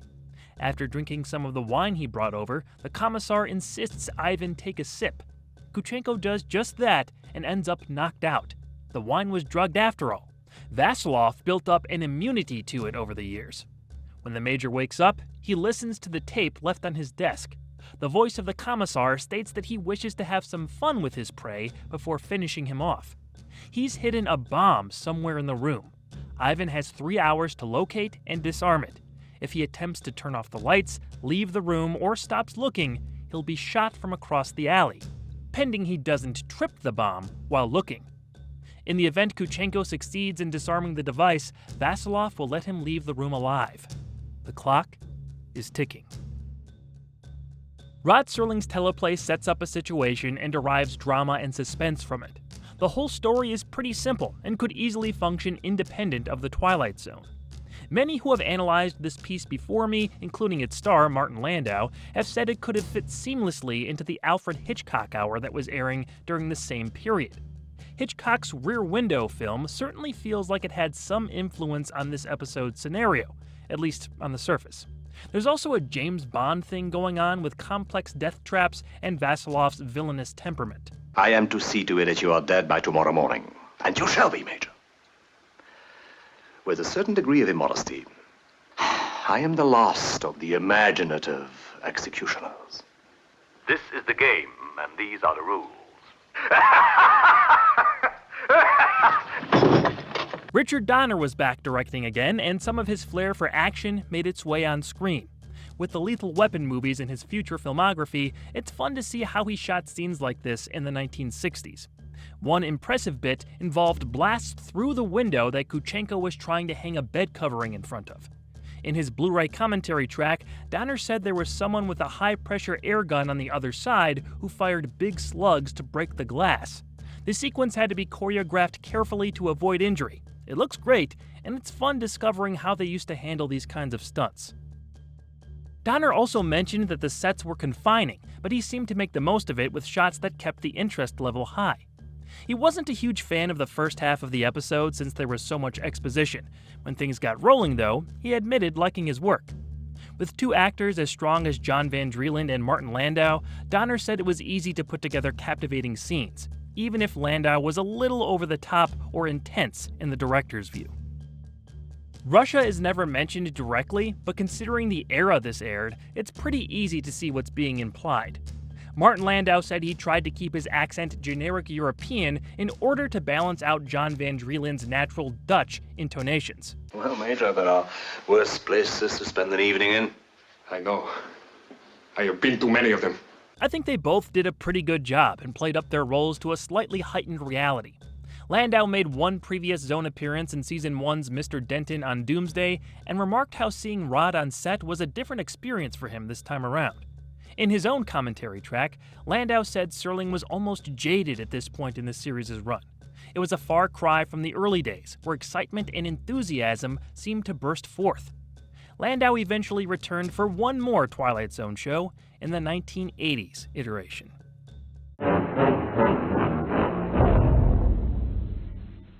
Ivan is smarter than the commissaire gave him credit for, and starts discovering clues to the bomb's whereabouts relatively quickly. Vasilov tells his assistant that the explosive device is hidden in the phone and will only go off after it rings and is picked up. The commissar eventually calls the room several times, but Kuchenko is wise to the game and doesn't answer. When the phone begins to ring again, the Major makes a break for it. He dodges bullets while running out of the room and escaping Vasilov's clutches. Soon, the commissar and Boris investigate the site of their failure, vowing to track the Major to his next location. The phone then rings and Boris answers to his boss's astonishment. The room explodes, killing the agents. On the other end is Ivan. He's at the airport and can feel he's bested his pursuers. Kuchenko hangs up the phone, heading off to board a plane that's flying off to the safety of London. No, Boris!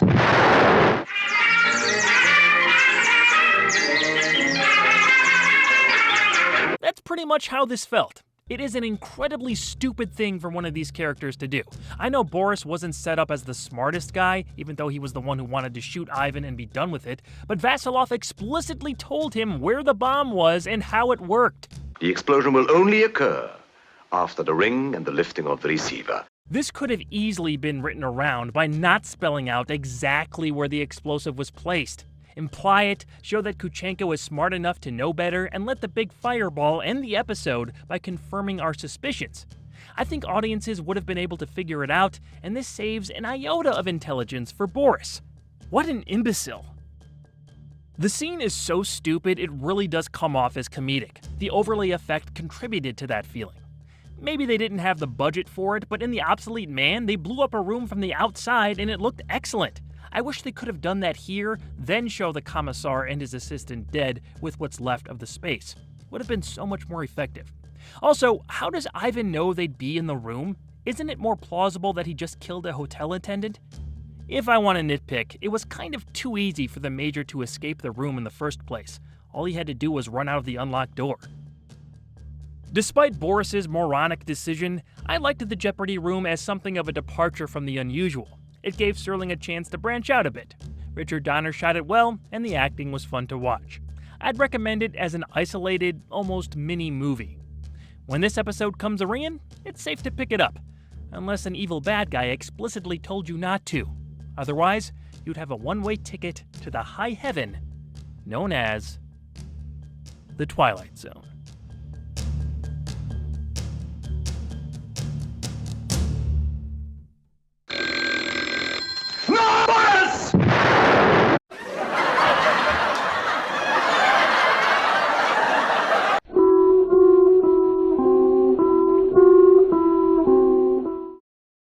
Where'd everybody go? There isn't anybody. Just us. Stopover in a Quiet Town is an Earl Hamner script that has some striking similarities to Rod Serling's first Twilight Zone episode, Where Is Everybody? The ideas were even conceived in a similar way. As this story rolled on, there were a few other comparisons that became obvious. But is it good enough to stand on its own, even with a somewhat recycled plot? Bob and Millie Frazier wake up in a strange house after a night of hard partying in New York City. Bob was too drunk to drive, and his wife can't seem to remember how they ended up in their unfamiliar surroundings. They see that the house is empty, with prop food in the refrigerator and no line hooked up to the telephone. The couple venture outside. It's a ghost town, not a living soul in sight. Stuffed animals and dummies sometimes stand in place of living beings. Curiouser is the occasional laugh of a child being heard from somewhere close by, although the Fraziers can't seem to pinpoint where it's coming from. Fed up and scared, Bob and Millie argue about the previous night. With Bob passed out, Millie drove their car, but her memory stops after a large shadow passed over the vehicle, a sign of activity that makes itself known in the background, the whistle of a train. The pair rush on board in hopes of finally escaping the eerie suburb. The director of arguably the Zone's most well-known episode, The Monsters Are Due on Maple Street, returned for one more go. Ron Winston crafted an engaging enough installment from Earl Hamner's teleplay. The story was limited and much less nuanced than Rod Serling's Season 1 scripts that Winston helmed, the second being The Big Tall Wish. Winston had shown he could handle complex characters inside dramatic situations and captured a lot of charm while doing it. There wasn't much of a profound message hidden within these 25 minutes, but that's not to say it's bad. He made good use of the studio lot at MGM and gave Stopover in a Quiet Town an interesting visual appeal. Earl Hamner felt like he was branching out this season to varying results. Black Leather Jackets was a miss, You Drive was great, and Ring-a-Ding Girl was subpar. This effort I'd categorize in the positive column. Hamner's final script was the very last installment of the original series, and you'll hear my thoughts on it soon. Like Where Is Everybody, you can do a whole lot with the idea of a creepy, empty town. I think one aspect that this episode improves upon is having two characters instead of one. Serling gave Earl Holliman a ton of spoken lines in his show, and it came off as unnatural. Here, Barry Nelson and Nancy Malone could at least bounce dialogue off each other with logical conversations that tell us what they were thinking. Hamner tried to give them some motivation for conflict, with the couple arguing about the circumstances of the previous evening. Bob, stop. You're gonna flood the motor stomping on us that way. What, you want to drive? You're the one who drove us into this nut house in the first place. This works okay and keeps their on-screen exchanges snappy as they try to unravel the mystery. Nelson and Malone did well, balancing hangovers and uncertainty with a drop of distrust. Maybe we're dead, Bob. Maybe this place is hell. When it comes to showcasing the empty town, I think Where Is Everybody had the advantage. That episode was shot on the more famous Universal backlot. The town square was very recognizable as Hill Valley from Back to the Future. It's just a more interesting setup with more storefronts, a movie theater, and a town hall. The suburb from Stopover in a Quiet Town had the neighborhood street used in plenty of other zones, with the church and train station standing out.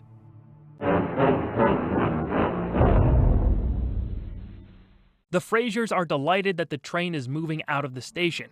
Outside their empty car, the name of the town is seen, Centerville. Bob and Millie's delight turns back to anguish when the train pulls right back into the same station they left from. Frustrated more than ever, they decide to try and escape the town on foot by walking down the main road.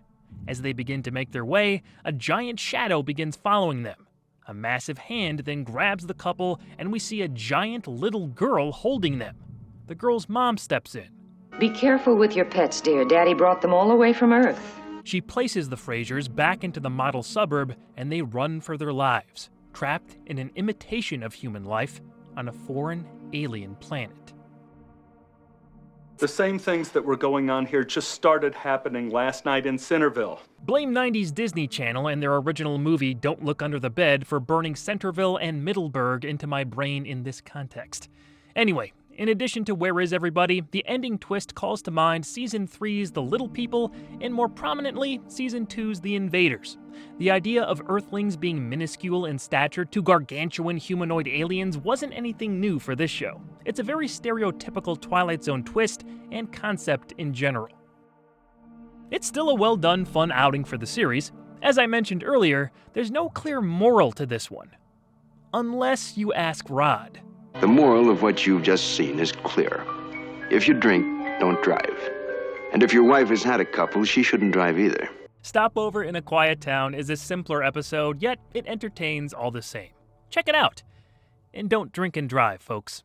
You might just wake up with a whale of a headache in a deserted village in the Twilight Zone.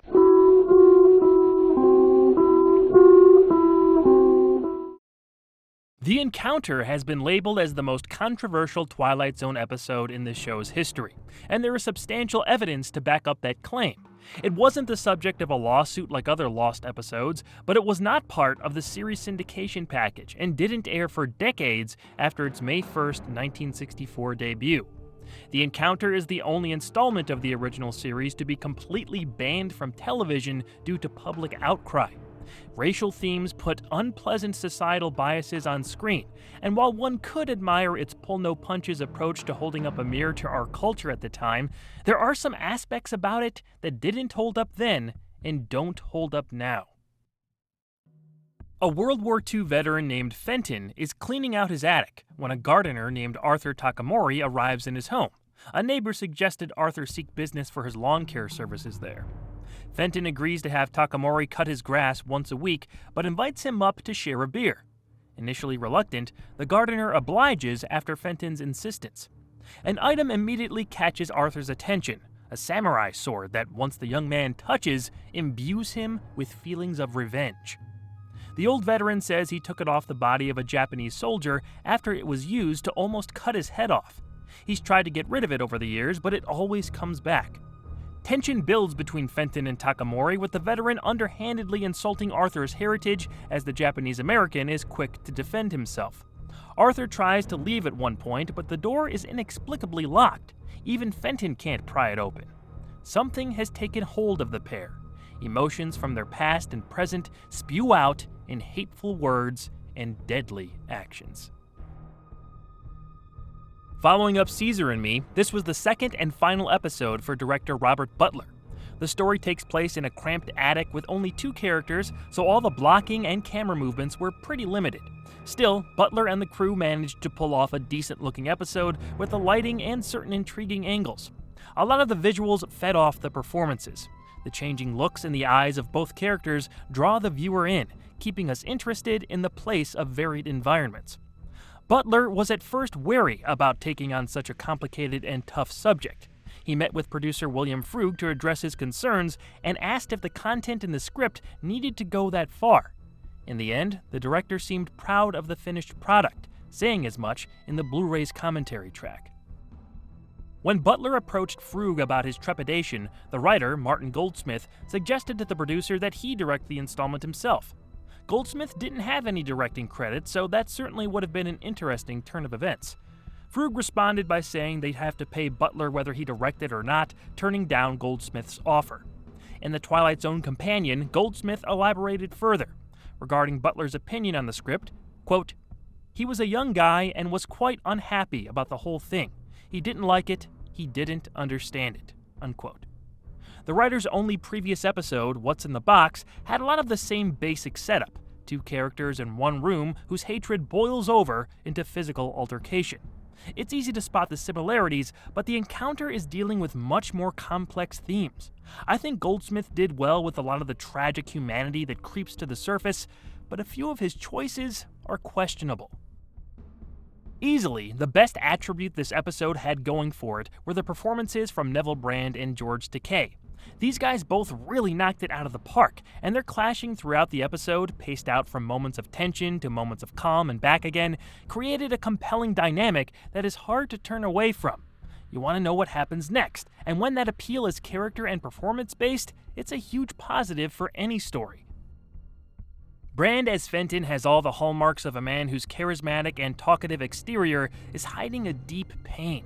I think we've all met someone like this before. They talk like they're totally in control of any situation, but quickly you realize you're not even really needed to keep the conversation going.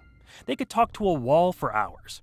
Sometimes they make snide remarks and gaslight you into thinking it's no big deal. You're the one with the problem. This happens several times when Fenton is speaking to Arthur. There are levels to him, though. He's a pretty overt racist, yet a lot of his angst and worldview grow out of problems in his personal life and wartime background. I think it's pretty clear his alcoholism stems from PTSD. He's scarred by past combat. Guilt eats him from the inside out. This leads to the arguments with his wife that he divulges and why he was fired from his job. Although, he tries to shift the blame to immigrants. Yeah, they're letting them in from everywhere. Mexico, Puerto Rico, China, Japan, foreigners. We make Hawaii a state, and look what we get. He's a hurt person hurting himself and letting the shortcomings of his own moral code erode his soul. And this self-resentment is taken out on other people. He's almost too pathetic to be upset with. Takei as Takamori is less outwardly flawed, but it doesn't take much to set him off. I got a short fuse, so don't strike matches. Both these characters are hiding painful pasts and lie to each other several times. Arthur even admits his original name was Taro. He changed it to sound more American. What seems to bring out Arthur's aggression most is the sword. It infuses him with an emotional violence that eventually turns physical, but that violence seems to have already been there, buried. He fights it the whole way and tries to escape the situation, however, there's no way out. Takei was only 27 when this was made. He'd of course soon go on to join fellow Twilight Zone alumni William Shatner, Leonard Nimoy, and James Doohan in the original Star Trek TV series.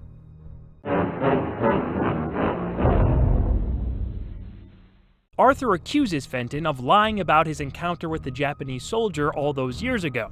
The American actually killed the soldier after he had already surrendered and took his sword as a prize. Fenton admits it and goes off about how he was trained to see the enemy as subhuman, that he's filled with hatred. He recently lost his job and his wife because of his heavy drinking habits. Fenton is alone and in need of some kind of company. Takamori also goes into his background. He was living in Honolulu as a 4-year-old boy when Pearl Harbor was attacked. Arthur's father worked for the Navy, helping construct the docks. He proclaims his dad a war hero because he tried to warn the sailors of the ambush. But Arthur then breaks down, saying that was a lie. His father was actually a traitor, a spy for the Japanese who showed them where to drop the bombs. Takamori and Fenton's shared guilt is expressed in hostility toward one another, brought out by vengeance hidden within the sword. Its inscription reads, "The sword will avenge me," and that's what happens. The pair get into another altercation over the blade. It drops to the floor and ends up piercing Fenton's belly, killing him. Arthur pulls it out and is overcome with a multitude of emotions. Takamori leaps out the high window to his death as our view pans over to the attic door, which finally swings open. While this episode is filled with racial slurs and charged insults, the main point of contention for Japanese-American groups at the time was Arthur revealing that his father was a spy helping the Japanese bomb Pearl Harbor. In reality, there were no such cases reported during that event or during World War II in general. This type of viewpoint was a leading factor fueling racial discrimination against Japanese Americans at the time. It's what led to American citizens being placed in internment camps.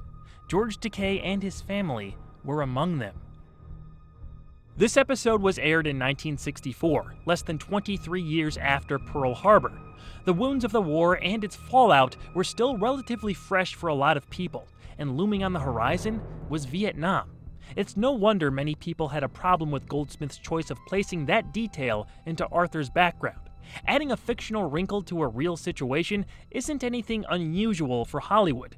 Dramatizing reality is something I think most of us are used to by now, but this one in particular, at this point in time, had the potential to breed real-world consequences. Also, it just doesn't make much sense from a story perspective. You need a big secret in both characters' history, and you want them to have some symmetry. Fenton's biggest sin was committed during the war, and tying Arthur to that same conflict isn't a bad idea, but within the context of the story, he wasn't guilty of anything. I can accept the concept of familial shame, but there were ways around making his father a traitor. How about just giving Takamori a sin of his own? He admits he's a hothead. Maybe he beat some guy up and crippled him, I don't know. The options are endless, and could have easily altered this installment's biggest offense and improved the story. In the Blu-ray commentary, Takei says he was contacted directly by Japanese-American groups complaining about the episode. CBS reacted quickly and pulled it from re-airing. The actor wasn't even able to receive a copy for his own personal use. I really don't like how Arthur kills himself at the end. It's a cool-looking stunt, I guess. Takei even got to do it himself. But I think Arthur living with his own conscience after this is more terrifying psychologically than springing out a window. Do I think it's watchable in this day and age? Yes. We've seen much more envelope-pushing concepts in our media since. I think as a piece of history, and not a bad episode from an execution standpoint, it's worth seeing with the caveat that it's far from politically correct. But then again, that raw anger between these two is what makes the performances so effective, and we can't exactly pretend that these issues aren't still around. Just for the fact that it was lost for so long, contains good performances, and a mostly good story, I'd recommend it. Check it out if you can, and keep in mind what it's trying to say in a very clumsy way. Their common bond and their common enemy, guilt. A disease all too prevalent amongst men, both in and out of the Twilight Zone.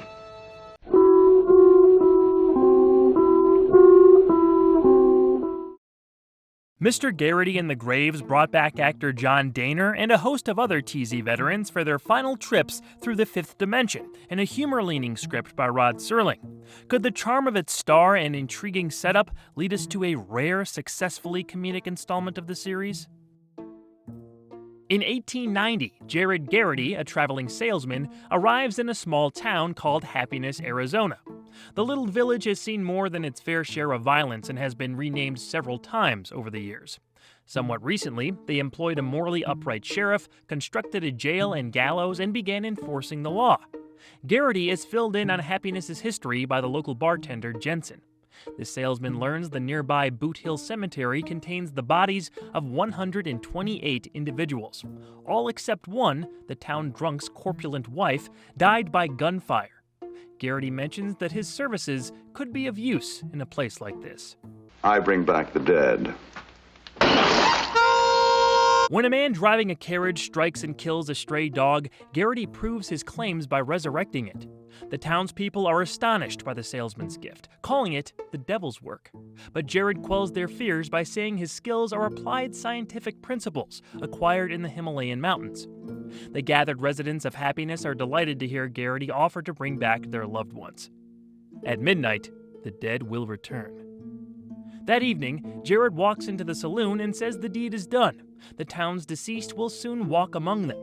The first seen in the distance is the bartender's brother, John. As the reality of the situation begins to dawn on the townsfolk, they start to have second thoughts on once again seeing their dearly departed. Ted Post was able to adapt a better Serling script than his last effort, Probe 7 Over and Out, and produced one of the more fun, lighthearted episodes of the 5th season that still succeeds in its morbid main idea. Setting this tale in the Old West gave Post room to try out some eye-catching shots mixed in with simple character-based comedic timing. In the same episode, we get eerie visuals like these great angles of Jensen's brother walking into town, and also play up the humor with sight gags that actually land. It's an entertaining amalgam put together from behind the camera. Rod is credited with the teleplay here, based on a story by Mike Korologos. In Martin Graham Jr.'s book, The Twilight Zone, Unlocking the Door to a Television Classic, we get more details about how this tale came into Serling's purview. Originally, a recounting of the story was printed in an old tour guide called American Guide Series that Korologos found. It was known as the Alta Stranger, and concerned a man entering the town of Alta, Utah in the Old West era, claiming he was going to resurrect the town's many deceased citizens. Korologos wrote an article about the story that Serling saw while in the area. The show was soon in touch with the sports writer by trade, and he sold his article to be adapted by Rod. It is an excellent premise that Serling rightly jumped on. His angle on the original story proved to be a worthwhile 25-minute exhibition.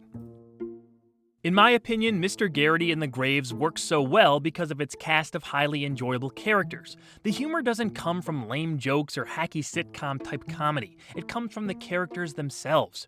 John Dehner as Garrity is such a smooth customer. He's almost got a Bugs Bunny thing going on, influencing the growing madness around him with a knowing smirk. Stanley Adams as Jensen, with his shaved head and bulging eyes, made for great reaction shots. I love when he waxes poetic about Happiness's newfound peace. It's kind of like the sun coming over a dark cloud and shining on you with its warm rays of beneficence.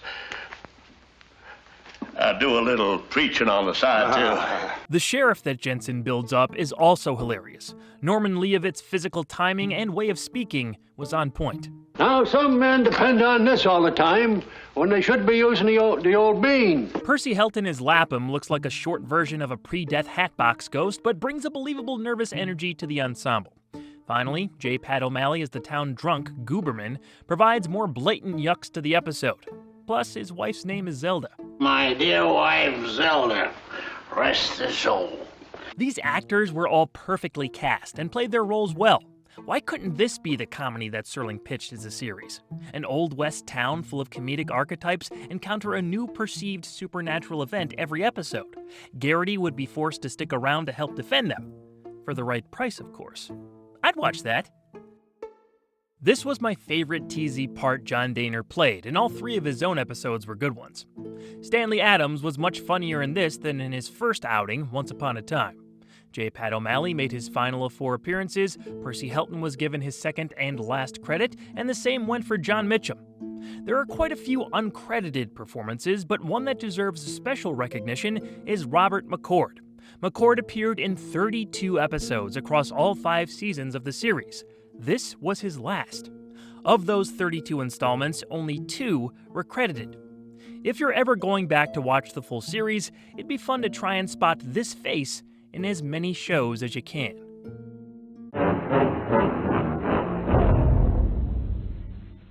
Desperate to send his brother back to the grave, Jensen pays Garrity $750 to undo his resurrection. It's obvious that he killed John for being a lifelong thief, and the reanimated corpse disappears in the street. Soon the whole town approaches Jared with similar requests. Gooberman's wife broke his arm 6 times. The sheriff shot an infamous gunman in the back. A widow has remarried, and so on. Garrity ends up making a fortune to forego the return of the town's dead. Later, outside the cemetery, the salesman calls over the dog he resurrected and reconvenes with its killer, who was dressed up as Jensen's brother. Their scheme has yielded its greatest fruits yet. Garrity waves goodbye to the town's deceased and rides off. But after he leaves, the dead really do rise and proclaim their revenge on the residents of Happiness. I love the ending featuring the town's expired climbing out of their graves. It looks great and is a predictable but perfect twist. There is a feeling of humor to their resurrection, but it's still creepy imagery. Having all the characters that the townspeople were speaking about given their own little moment was an outstanding stroke. The only thing I didn't like were the really weird zooms done in post-production. The frame constantly moving like that nearly took me out of it. They must have ran out of time to get full coverage of the scene. Garrity's con man ways were explained at the end. All but one. It's never discussed how the salesman's friend disappeared into thin air while dressed as Jensen's brother. Just a throwaway line about mirrors or something would have been enough. I also wish the dead went after Garrity as a comeuppance for fooling Happiness and taking their money. They could have made that sequence a little more grisly with Jared's con coming to a permanent finish. The townsfolk weren't all innocent, but sending a lot of those reanimated citizens back to the small village seemed a touch undeserved. Despite those small reservations, I'll give Mr. Garrity and the Graves my full endorsement. It's funny without being forced, it has a terrific premise in the ideal setting, and it has a real-world inspiration. Go on and follow Garrity's wagon to his next graveyard, because fortune favors the fatal in the Twilight Zone.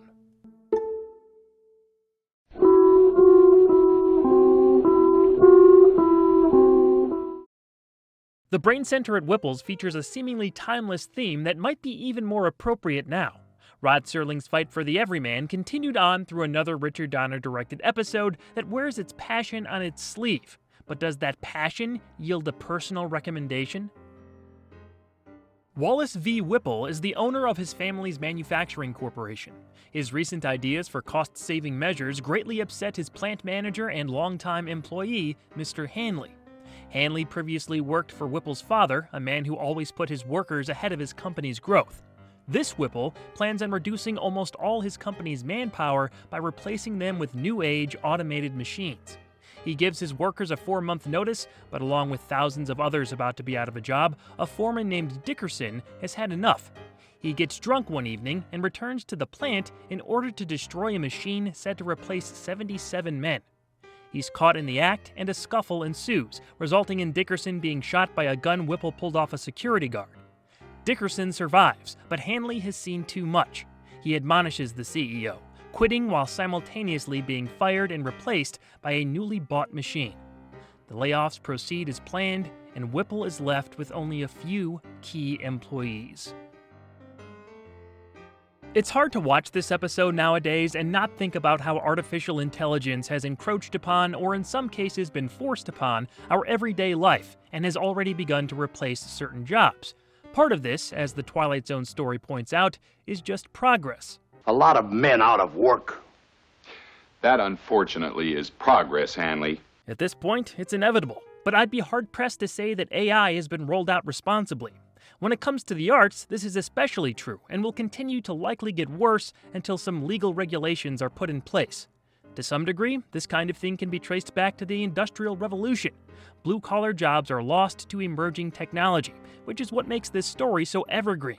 In the Brain Center at Whipple's, we see the worst-case scenario, exaggerated in Rod's signature methodical style. An uncaring and heartless decision-maker so consumed with staying on the cutting edge and saving money that he fails to ask himself if he should be doing what he's doing just because he can. Your scientists were so preoccupied with whether or not they could that they didn't stop to think if they should. To be fair, it's not an enviable spot to be in. If you're responsible for thousands of families' livelihoods, as Whipple is, you have the responsibility to balance the health of your business with the effect you may have on other people's lives and futures. Those kinds of positions are usually lose-lose. No matter what you do, others will question your decision-making abilities and always be fighting for what they think is best. But even with a leader who listens, making the best possible choice for everyone is never easy. It usually comes at a cost, and at least one group is bound to be upset. The best case scenario is never best for every person. What the Whipple character encapsulates is all the wrong decisions. His eye is only on the bottom line. He doesn't consider the human element like his father did, and he is straight up cruel to his plant manager, which ends up trickling down to his employees lower on the totem pole. The regret for the wholesale firings of men who have worked here from 20 to 30 years. I'll tell you what, Hanley, have a sign made for your desk. It'll say, Mr. Walter Hanley, plant manager in charge of regrets. The plant foreman, Dickerson, Dickerson, that's his name. Hold his hand, dry his eyes, pat him on the head, but get him up here. Hanley is the voice of the voiceless here. He tries to speak up for everyone who's going to be directly affected by this crass decision.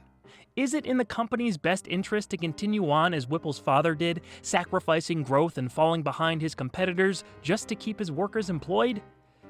If any business is going to thrive and succeed into the future, they need to adapt with the times and make changes that won't be popular. It's how far Whipple goes in the emotionless direction of progress that makes him so hateable. It's merely progress, Mr. Dickerson, progress. Out with the old, in with the new. Automation. 2 of those machines replace 114 men that take no coffee breaks, no sick leaves, no vacations with pay.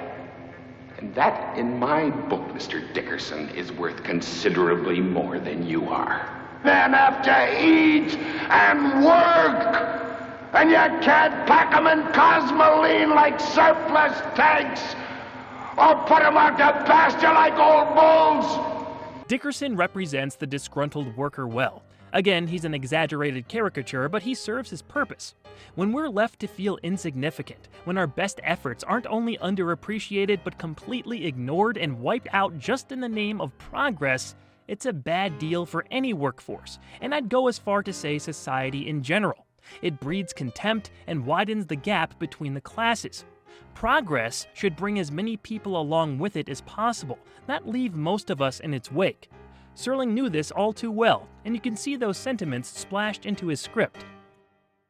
While I think the concepts and ideas put forth here are important and still resonate, I'm not a huge fan of the brain center at Whipple's execution.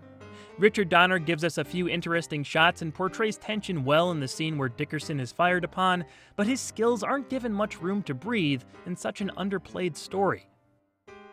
Richard Deacon has a unique presence with his overpronounced and enunciated delivery combined with his deeper voice, but I would have loved to have seen a few more sequences that showcase the negative effects being isolated has on him. We only really get 1 or 2, and it's not nearly enough for the payoff we were building towards. Paul Newland as Hanley gave us someone to root for in a decent performance, and Ted DeCorsia as Dickerson brought the intensity and anger needed to epitomize worker frustrations. DeCorsia popped up back in Season 1's The 16mm Shrine. Also, Shawn Michaels is totally unrecognizable as the bartender.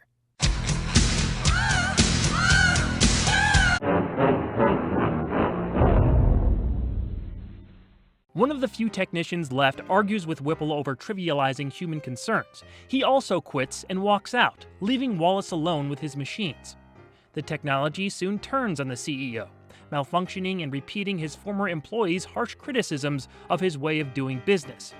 At a bar sometime later, a distraught Whipple runs into Hanley, who says he's mostly enjoying retirement. Wallace admits that he was fired by his company's board of directors. He goes on and on about how it isn't fair that he's been replaced.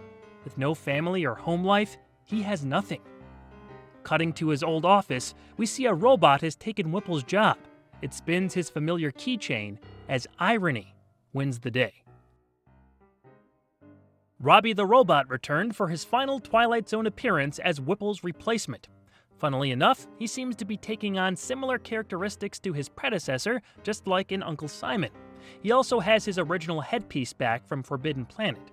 While the ending with the robot is funny in its absurdity, it lacks the punch that it should have hit with. What's missing here is a sequence with Whipple getting fired from his company. The sequence with him and Hanley at the bar is such a cop-out. He explains what's happened instead of us getting the satisfaction of seeing it firsthand. This dude acted like a total jackass the entire runtime, laying off thousands of people. He shot a guy. They went out of their way to make him as unlikable as possible. We needed to watch him receive his just desserts. It's such a lame finish. The brain center at Whipple's is an installment that has lived on in pop culture through music and TV. Jordan Peele's recent reboot of the series supposedly drops the Whipple name in several episodes. I say supposedly since I couldn't finish the first season when I tried. Regardless of its memorability and strong themes, I don't recommend checking this one out unless you're more of a completionist. It's a lot of somewhat underwhelming buildup for a lackluster payoff. The Whipple Manufacturing Company can continue to pump out subpar products in a forgotten factory in the depths of the Twilight Zone.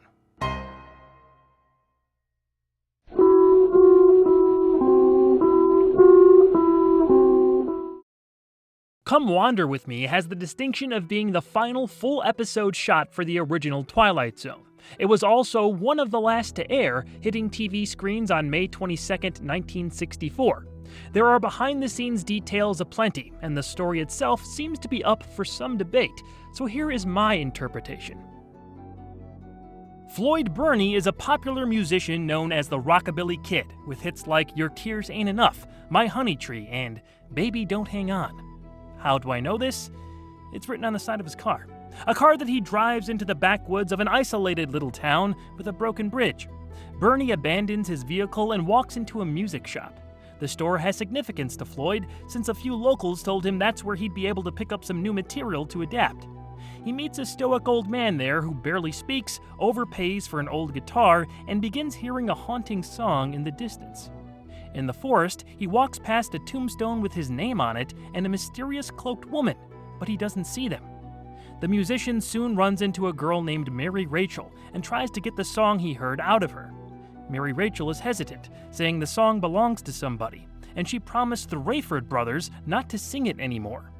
Floyd charms her into teaching him the song, called Come Wander With Me, and Mary Rachel quickly falls for him, even though she's betrothed to Billy Rayford. Burney deceptively promises to be true to her. His only real aim is to make the song his own, as he records Mary Rachel's rendition. Things take a turn when Billy Rayford shows up.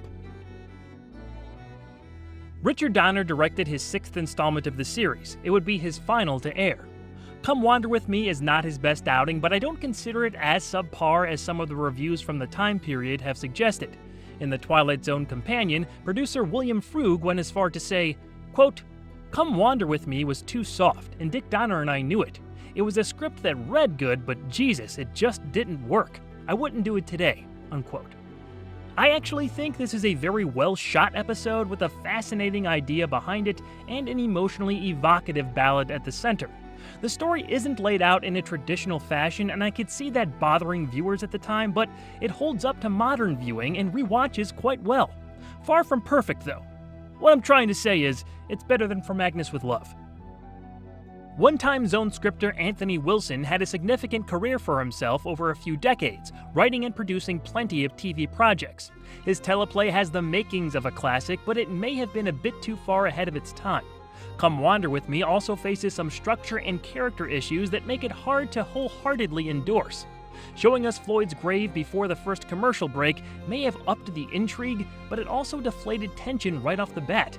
My biggest problem with it is the Rockabilly Kid himself. Come on, Jackie, you're missing the beat now. How much?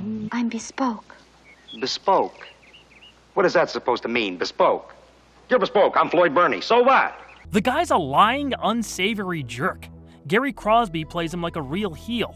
There should have been some kind of redeeming quality beneath his annoying way of speaking and arrogantly boorish demeanor. If he was smoother in the scenes where he seduces Mary Rachel, this all would have been more forgivable. But he makes it so obvious he's a snake. Would you really take me away? Oh, far from this sad world, Mary Rachel. And you'd love only me? Only you, Mary Rachel, only you. If you're wondering where you've seen Gary's face before, it bears a striking resemblance to his father, Bing Crosby. Maybe you've heard of him. He also acted for many years in various TV shows and movies. Some fans think the Floyd Burney character was meant as an allegory for Elvis Presley, stealing songs from other cultures and making them popular to wider audiences. I can certainly see that theme present here. A folk song like Come Wander With Me isn't exactly in Burney's wheelhouse, and his intentions to exploit it are ultimately punished. Bonnie Beecher as Mary Rachel is almost too innocent. I'll admit, she has an authentic wistfulness and believable longing look when interacting with Crosby. She successfully attracted sympathy in her role, and her singing is a highlight of the episode. Come wander with me. The Come Wander With Me song was created by this installment's composer, Jeff Alexander. It's been used in other media since, including the 2003 movie The Brown Bunny, and recently, the Netflix series Baby Reindeer. William Frug and Richard Donner recalled in later interviews that Liza Minnelli was originally considered for the role of Mary Rachel, but she was passed over for Bonnie Beecher. Both producer and director have taken sole blame for this on separate occasions. Minnelli, of course, went on to become a huge star, but could you have seen her as Mary Rachel? Let me know in the comments. If she got the job, we would have had the offspring of two major stars from the previous era in one show.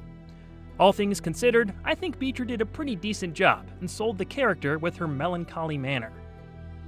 The other two performances have this strange quality to them. Nobody comes here. I ain't got nothing they would want.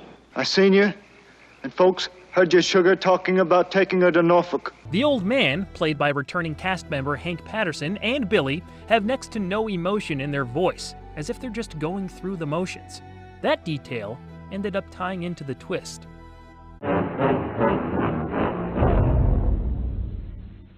Floyd and Billy get into it, ending with Bernie Jeff Jarretting Rayford to death. Just then, a new verse of Come Wander With Me starts playing on the tape recording, singing about what just occurred. From then on, Mary Rachel tries explaining this has all happened before and pleads with Floyd to hide from the avenging Rayford brothers instead of running. He doesn't listen to her and leaves Mary Rachel behind after she dons the cloak seen earlier. Bernie books it back to the music shop where the old man refuses to hide him. Floyd knocks him out or kills him as he prepares himself for the approaching Rayford brothers. All the instruments start going haywire and a gunshot is heard. The episode ends on Rod's narration, speaking under footage of Bernie's tombstone. I think this is just a purgatory time loop that Floyd and Mary Rachel are trapped in. It's likely tied into the song he tried to steal and its importance in the region. I'm guessing it probably contained some kind of supernatural characteristic. It's our song. It belongs to us and we belong to it. There are other theories online out there, like Bernie really did just experience this for the first time, and whoever hears the song is drawn into Mary Rachel's web of death, taking the place of her former lover. That would make her a kind of siren-type character, wouldn't it? Floyd's tombstone being shown at the beginning sort of throws cold water on this theory, though. Personally, I like when a piece of work creates a discussion like this. Not everything about Come Wander With Me is clear, but its nebulous nature can be one of its strengths. I'd recommend this one. Floyd's over-the-top personality is the most negative aspect about it for me, but that doesn't make it a bad episode overall. Check it out and tell me what you think was really happening. The true answer may always be lost in the ether of the Twilight Zone. Away from this sad world, come wander with me.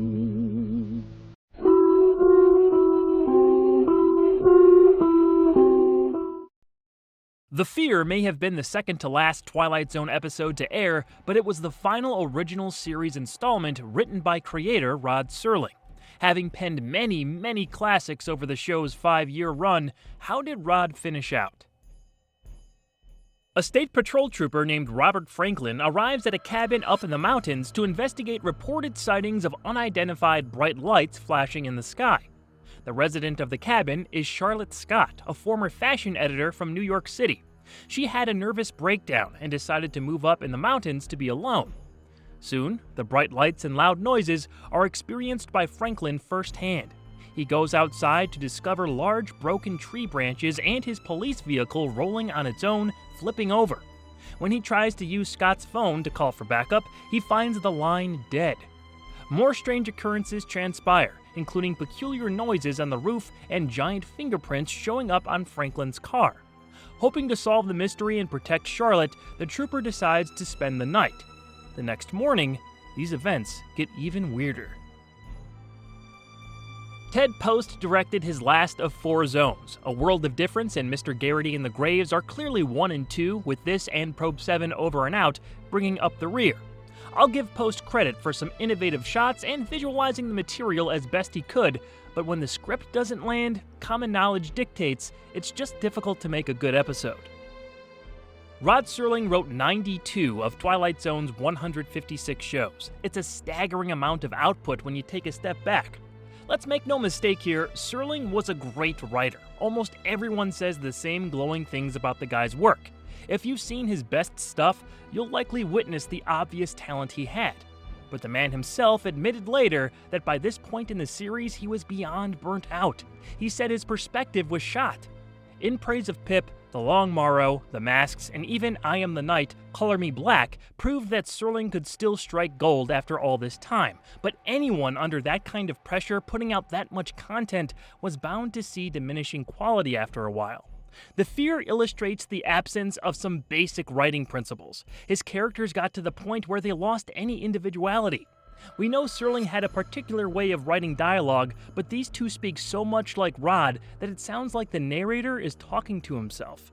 That elusive thing called culture is really only an inheritable legacy, available only to insufferable snobs, of which, Miss Scott, I'm afraid you are a charter member. I'm a charter member, but not of snobs.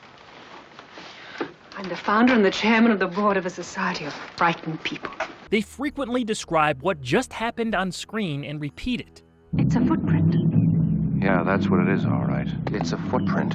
There are more things in heaven and earth, Horatio, than are dreamt of in your philosophy. That's Shakespeare, Miss Scott. But the biggest sin the fear commits is a total lack of tension.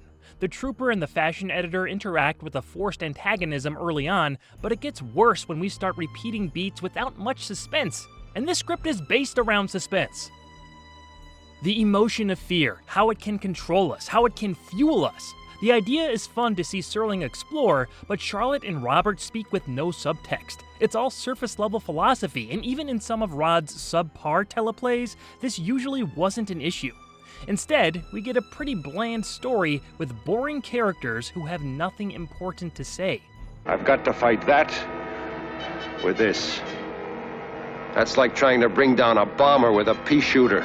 Ted Post made the most out of the big turns in the story, but outside of that, there's not much that even warrants discussion. Peter Mark Richmond and Hazel Court do their best with the script. I can't say they're awful because I don't think anyone could get away with believably saying some of this stuff. They're the only two on screen to carry the episode, but I don't think they have very good chemistry, so even if the dialogue was great, they may have not worked as a duo.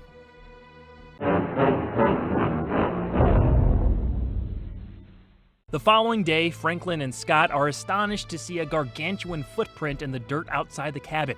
The pair discuss the idea of fear. Charlotte wants to hide under a bed, while the trooper has been through 2 wars and wants to push on. Together, they run into an enormous alien spaceman. Franklin fires upon it with his revolver and the figure deflates. It was a giant balloon. Nearby, the trooper sees a miniature flying saucer with 2 small alien space travelers inside. They're reporting back to their great leader, saying they followed protocol but failed to frighten the humans. In a panic, they take off, leaving Earth. Robert and Charlotte look up, wondering what the future holds for aliens and Earthlings. It's a balloon. Oh, fantastic. But that's what it is. It's a balloon. I wish this was goofy the entire time. It would have been more fun that way. The giant spaceman balloon and tiny aliens are so ridiculous. I should have had a better time watching, but the story seems so dragged down by a false sense of suspense that every scene feels tedious. Even the stock music is overly repetitive.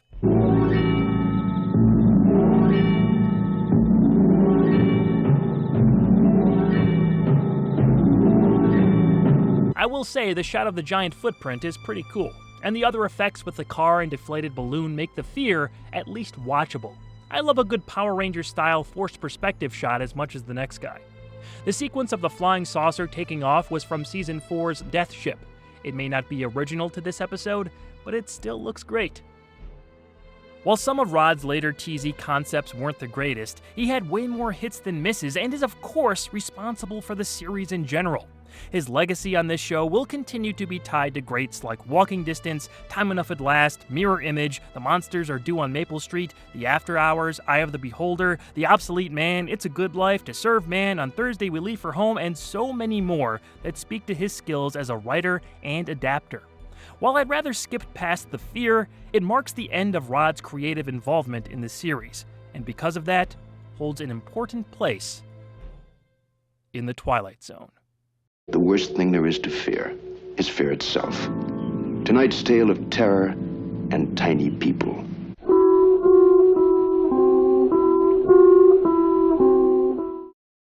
This is it! The last original Twilight Zone episode aired on June 19th, 1964. It was the end of a once-in-a-lifetime run that continues to entertain fans around the world. But was the Bewitching Pool a worthy send-off for one of the greatest television shows in history? Children, your father and I are going to divorce. Go to hell and get burned up. Well, Sport and Jeb Sherwood are siblings whose parents are splitting up. When they're told the news, they dive into their large pool and don't resurface. Their father, Gil, goes in after them, but his children have vanished. We flash back to some time before this event. The Sherwoods are an affluent family. Behind the ideal picture of wealth, Gil and his wife Gloria constantly bicker. In their despair, the kids try to ignore the disillusion of their family when a boy in a straw hat pops up in their pool asking if they want to have some fun. The siblings follow the boy underwater. They come up for air in a pond located in the middle of a forest. Close by is a house surrounded by dozens of kids happily playing. Inside is an old woman named Aunt T. She explains this place as paradise for the children of unworthy parents. Sport can hear her mom and dad yelling in the distance and forces Jeb to return home. But Jeb eventually goes back to Aunt T's without his sister, leading to Sport following him with promises that their parents are working things out. You're gonna suffocate yourself. It's the only way I can keep quiet. Might as well address the elephant in the room. All the exterior scenes in this episode are horrifically ADR'd, and it is beyond distracting. Apparently, there were substantially loud noises during filming that made most of the sound unusable. The only time we hear on-set audio is inside Aunt T's house. Oh, what? Back already? We didn't go yet. May I do that too? Me too?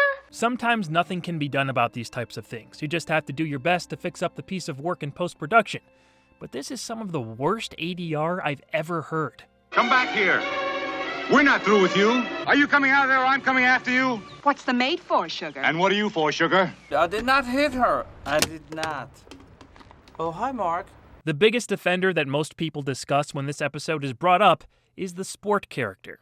Who ever heard of a fat witch? Mary Badham plays her on screen, but most of her dialogue is dubbed by famous voice actor June Foray. Foray also provided the voice of Talkie Tina from Living Doll earlier this season, and is of course known for voicing dozens of characters during her career. This was quite the egregious attempt by the production team to replicate Mary Badham's speech, and it destroys any credibility the story may have built up. According to online sources, Badham originally recorded vocals to replace the on-set audio, but they were also deemed unusable. By the time this was realized, the child actress was already back home across the country, and flying her out to LA for the recording session wasn't feasible. Foray was then brought in to loop her character.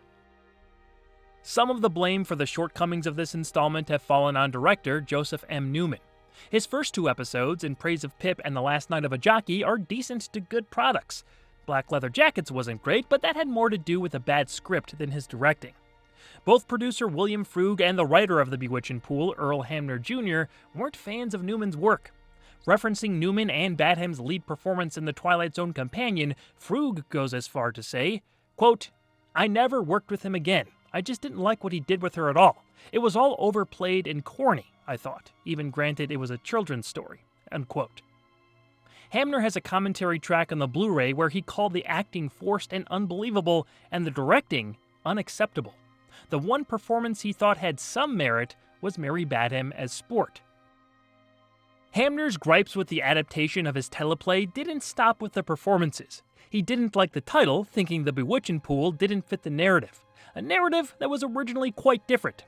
Hamner's working title was The Marvelous Pool, and there were several exchanges and little eccentricities for the characters that didn't make the final show.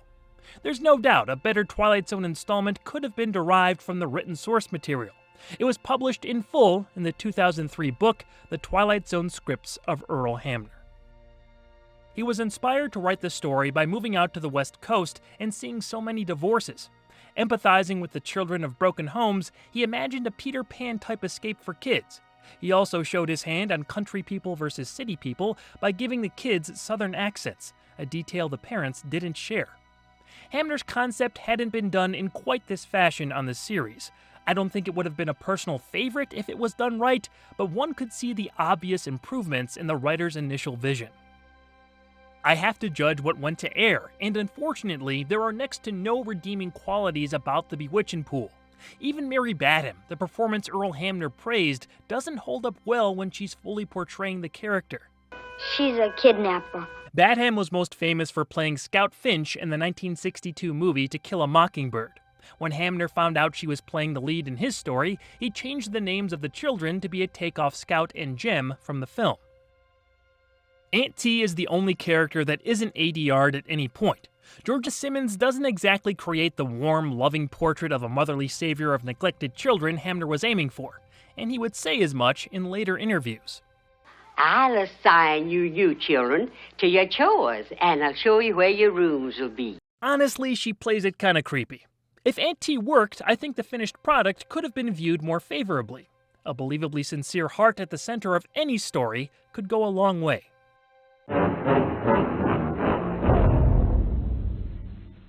Sport is able to convince Jeb to come home again, but as soon as they re-emerge, Gloria tells them about the divorce. Gil says it's their choice who they want to live with, but the siblings are heartbroken and refuse to stay with either. They disappear into the pool and never come back. At Aunt T's, Sport faintly hears the voices of her parents, but ignores them. The siblings have made their choice to stay in a place where they're loved and respected. The Sherwood children leaving their parents for the final time was shown as the episode's teaser before the first commercial break, an aspect not featured in Hamner's teleplay. There was little use for a prologue in a story like this. It was supposedly done to fill out time after they cut some of Hamner's other material. This whole thing was just a hack job from start to finish. I've seen some people call The Bewitching Pool the worst or among the worst episodes of the first Twilight Zone. There's not much to argue with on that front, just from the poor production quality alone. What we saw was not fit to air on network TV, much less as part of such a quality program. But is it as painful as Mr. Beavis? Cavender is coming? No, I wouldn't quite go that far. Still, it sinks like a 500-pound rock. Best to leave it and its unrealized potential at the bottom of the pool. Despite good ratings, The Twilight Zone wasn't in the top 10 during Season 5 and was canceled by CBS. It was the end of an era, but the beginning of the show's massive legacy. If you want to see what happened to Rod after The Twilight Zone and a short retrospective on the other iterations of the series, check out the new video on my personal channel, Walter Culture. You can subscribe there for more Twilight Zone content in the future. And that's all, folks. Our 5-year odyssey has come to a close. Thank you for following along all this time. The messages I've received about the love we share for this show has been a highlight. I've seen many comments that people were introduced to The Twilight Zone by my reviews, and that's got to be the greatest honor of all. Rod Serling has become one of my favorite media personalities of all time, and his work, along with the work of so many others, will live on for generations. As I exit this enchanting arena of shadow and substance, I know a piece of it will always be with me. It was a pleasure to walk through that door with you and traverse the Twilight Zone. Happy Halloween!